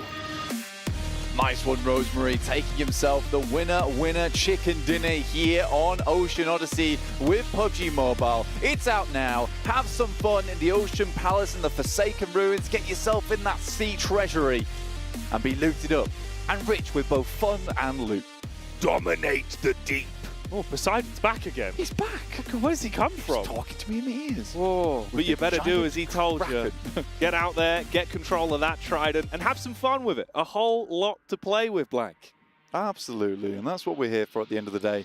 Although we just concluded some high-octane gameplay over in the PUBG Mobile World Cup here at the ESPORTS World Cup, we are, in fact, also about fun. Just in case you forgot. No, exactly. And is there much funner than that? You can see just how enjoyable it was for everyone that was playing. And here is the next game mode we're actually going to be showing off, Blank. We're keeping you guessing what we got going on today. Today we got the Water Gargan defense with the aliens. They're back again. Return to play with one another. A little bit of nostalgia here for you guys at home who remember the glorious days of the Red Aliens. They're here for some tower defense gameplay. You can find the map code up on the top right there in World of Wonder. And here we go. All right then, let's see if they can defend. We've got our cameras as well, and a good mix of talent. So we'll be teaching about this one at home, so you can experience it for yourself if you like the look of things. A nice fun game mode here. You can leap to the elevated areas to gather some loot. And the red crates enable a player to build a special turret on the red carpet with a wide hit zone. We're basically playing a little bit of a tower defense gameplay here in World of Wonder. You also get yourself some shop tokens where you can buy some various upgrades. Again, the creativity of the PUBG Mobile players is boundless at the moment. It's so nice to see all of you guys having fun in World of Wonder after we released a lot of the new updates for it. Big shout out to the PUBG Mobile team who are constantly working on new ways to have fun inside of PUBG Mobile. Oh yeah, giving you so many opportunities to play the game your way and have the best time of it. And this is what we were talking about with the turrets. You can now see after recovering those from the red crates that you're able to put them in position, and the sound that you're hearing signifying we're getting close towards this one kicking off. Can they defend? How long can they hold out? How long can you at home hold out? Let us know. Get involved with the game mode. If you want to get involved with that game mode as well, the creation code is there in the top left, 7069685. So drop that into World of Wonder and you will be able to play just like the red aliens here up against the zombies. With Poseidon's influence still being felt, of course, your ability to have that quicker dash, that new momentum, that movement that we were talking about that makes traversal through water so, so fun. Luxy returning back to the fold as the zombies try and make their way on through. Upgrades being looked to had in this game to make sure that their water Gargan defense is as strong as possible. As we're getting the upgrades flown through here through from Luxy, who seems to be very rich. Luxy the mechanic, building those turrets, getting an extra line of defense. Little known fact about Luxy, he did 2 years of mechanic school. That's why he's so good at this. That's right. He's even got his little leopard pal here with him too. You can find that one in game. If you'd like to know more, make sure you're tuning into the PMWC, because we're dropping all kinds of new things. You can purchase weapons from the house plant to help defend your base as well. So if you'd like to not just let the turrets do all the work here, you too can get involved. A lot to play with. It's not just the turrets that you have to rely on. You can see another wave is approaching. You want to be in the right spot, using those shop tokens, making sure you've got enough ammunition to go around, and being able to hit those shots when it matters most. If pressure's being applied to one lane rather than the others, if your turrets go down, nip back to the house plant, grab yourself some more gear, keep it moving. Yeah, you got to keep yourself very much switched on during this, because it starts to get very hectic. You can upgrade your turrets as well with the special tokens you'll be picking up to make them even stronger. And there's varieties of upgrades available, so not just the one, you can have all sorts. You can see the nade launchers in the back, but the zombie's made his way through. Uh-oh, pressure being applied. That's why we were saying you've got to think about focusing your fire. Which lanes you need the upgrades on early. Oh no! Oh, that's not ideal. Friendly explosives can be lethal, and we see that firsthand on Luxy. Let's get himself back into the thick of it here, but they don't want to get too overwhelmed too quickly. Trying to get as many of these shop tokens as possible. Whilst Luxy, some of the other aliens here defend the base, Zuxi is diligently farming these plants for as much money as possible, whilst repairing the turrets up front. Yeah, those upgrades coming into effect as well, you see the difference. Obviously, you can have the bullets for more controlled focus fire, or the increased range with the explosivity, that splash damage that could help you out. We got the zombie guardian in the back there as well, summoning them all. Let's see if the aliens can go up against the zombies. They're holding out pretty well so far, Jackie, I'd say. Yeah, not doing too bad. Been distributing their upgrades nicely, taking control with the turrets, and those slow shamblers coming towards you. But it's the special zombies you want to be switched on about, the ones that might take a little bit more of a hit, more focused fire from the players as well as the turrets to defend. Zuxi waiting for the upgrade to come through right now. Some more money needs to be pumped in. Big boys on the way. Looking to do the chin chopper if he can get close enough. So they do set their eyes on him, try and light him up. Shambling through. Not taken down yet, I don't believe. No, he's on his way. Oh, look at him. This guy's tanky. Zuxi goes for the quick reposition, trying to favor the loot to give them more to play with, bolster the defense, and luckily, that's gonna go down. Say goodbye to that zombie, because he won't keep on moving. Getting some more purchases in, looks quite low here actually, down to 30% HP. You do have unlimited ammo as well on your M4s and the weapons, so you can have as much fun as possible. Don't worry about conserving ammo here, just make sure you're taking down the zombies before they can get to you.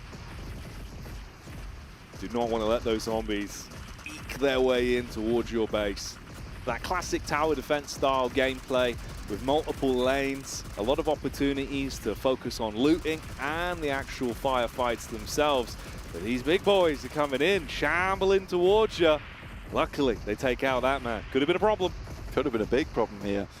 We have a whole host of fun game modes available for you in World of Wonder. This is not just the only one. And they're all just as fun, I can guarantee that. We also have loads of other game modes within PUBG Mobile that you can play. If you weren't just interested in the regular mode, and even if you're not interested in the regular mode, we are constantly throwing out new updates for you to enjoy, like the Ocean Odyssey. Make sure to tune in, because you know what? You might put the game down and pick it back up again, and it's completely different. Exactly. A new thing to explore and have fun with. So many different ways to play. Not just the competitive format, more casual modes as well that will keep you and all of your friends engaged. And they have been able to withstand the might of the zombies. They've survived the zombie attack. Zuxi, Microboy, Luxy and Ryzen have done it. Could we have asked for anything less from the aliens? There was no way the zombies wouldn't get through versus this team. Remember, the map code is there, 7069685, to play some tower defense gameplay inspired by Ocean Odyssey. Oh yeah, Poseidon has given you some huge gifts. There is a lot for you to experience firsthand. You've seen how fun it can be with some of the best players we could get involved with these exciting show matches. So go and give it a try yourself. It's available and it is definitely worth checking out, Blank. Absolutely. Again, I will reiterate it because it has to be done. We have plenty of other modes available as well. And again, we have to thank you guys at home for all your creativity in World of Wonder. All right then, let's get back down to the studio. I'm sure they've got a lot to say about the explosive show matches we just saw. Well, if I was going to put anyone on being able to survive the zombie apocalypse, I would definitely give it to Bigatron. I'm going to hit your eye. I'm not going to throw this at all. No, that would hurt me. No, don't do that. You have glasses on. Paper, my one weakness. Oh, yeah, actually. My one. He had protection, I don't. Well, you didn't like paper cuts before. I don't like those. So, Coach, I heard you had some thoughts, actually, to break down those two show matches. Yeah, BTR. Well, it looks looking great, being able to defend from the zombie invasion. We almost defended our own zombie invasion here. And it was great positioning from them to be able to take out the big bloated ones. Very nice. Yeah. As we just seen in the show match before that on Livic. Agreed. Very hard to hit people on Stingrays. Yeah. Very hard. And Max, very hard. Yes. you told me something. I didn't know about it. If you run out of fuel on the Stingray. That was 7. No, that was you, Max. That was me? Oh, yeah, that was me. That was me. I said that. What do you mean that was 7? You literally told me. You go in the water. That was me. That was your fuel back. That wasn't you. That was not me. That was me. It was. No. It was. I remember that hairline. Great segment, guys. I remember that hairline from everywhere. No, you have to recharge it. It's From like miles a away. big AoE too. But we saw some players go down even though they hit the bubble and then they just get obliterated. So I was talking about refueling the Stingray. yeah, like That was the fun. Stingray If to you like do a bigger AoE on your bubble. Right, if you That's go what in I the water, Gotcha. okay, you're able to refill. Wow. Just grab a trident, make a tornado happen. A water tornado. A spout, And of course, while you have the Water trident, tornado. you need to make sure to have your Violet Thunder set because it looks so sick with the trident. Obviously, in honor of PMWC, incorporates aspects of the trophy, and it helps celebrate this event and, of course, commemorate all the players participating in this historic event. Max has got his. I'm jealous. I need to go get mine. I got in like literally 4 3 pulls. pulls. Like 3-4 pulls. Like I got it. Yeah, It makes up for every all the part of it. times you didn't get the vehicles you wanted. He never gets. I the still vehicles. want a supercar at some point. I'm gonna get it, but it's still not the case. Someday. Well, you know what? You at home, let us know what you think. Should Max get his supercar? You can go vote in the survey, not vote. I don't know why you're voting in the survey. You fill out information in the survey. Maybe there'd be a question about if Maxman deserves a supercar or not. But we all know with the curse he currently has, probably not. One B fans, no, he doesn't. He definitely doesn't. Falcon fans, definitely no. Falcon fans are crying right now. They're just like. Poor Chase. Why are they crying? Why poor me? You had an outro, and then they just No, talked over. I didn't have an outro. No. Okay, that's What's an outro? Colaris, what's our outro today? Thank you very much, ladies and gentlemen, for tuning in for day number 1 of the main event for PMWC. We are back tomorrow, same time, same place, for more PUBG Mobile action. Happy birthday. Yeah. Happy birthday. They also did the No, outro. we're gonna get copyright.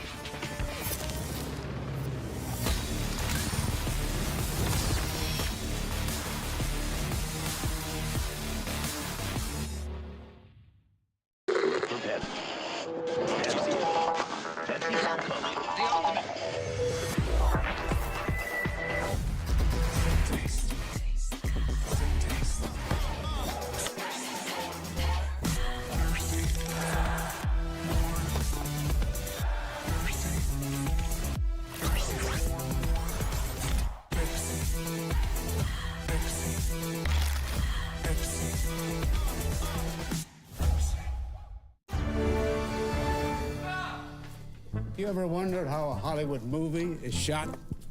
On a Sony. You review it on a Sony. And how do you make that sound epic? You record it on a Sony. Lunch break on a Sony. So why wouldn't you watch it on a Bravia by Sony?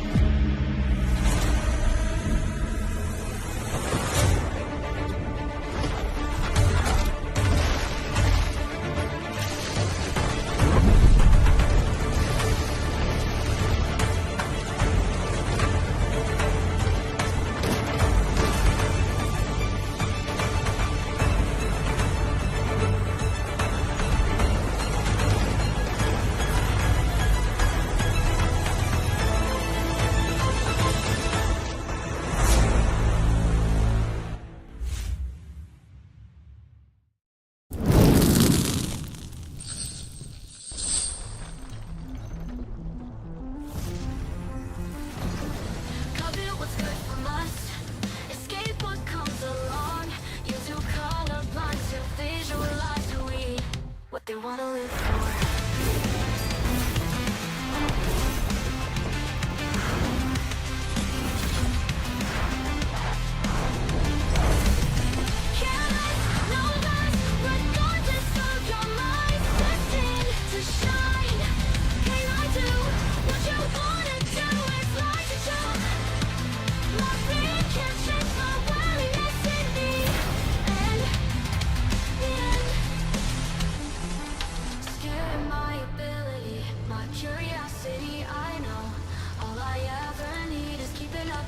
Why'd you prison me instead? Cut it, what's good from us? Escape what comes along. You two come upon to visualize who we are. Light, careless, no less, regardless of your mind. Destined to shine.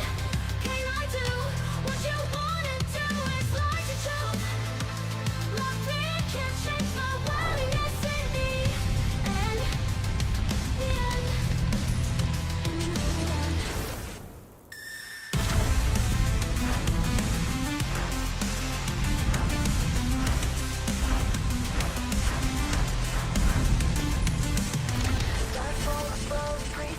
Wonder what they wish for, what they wanna live for.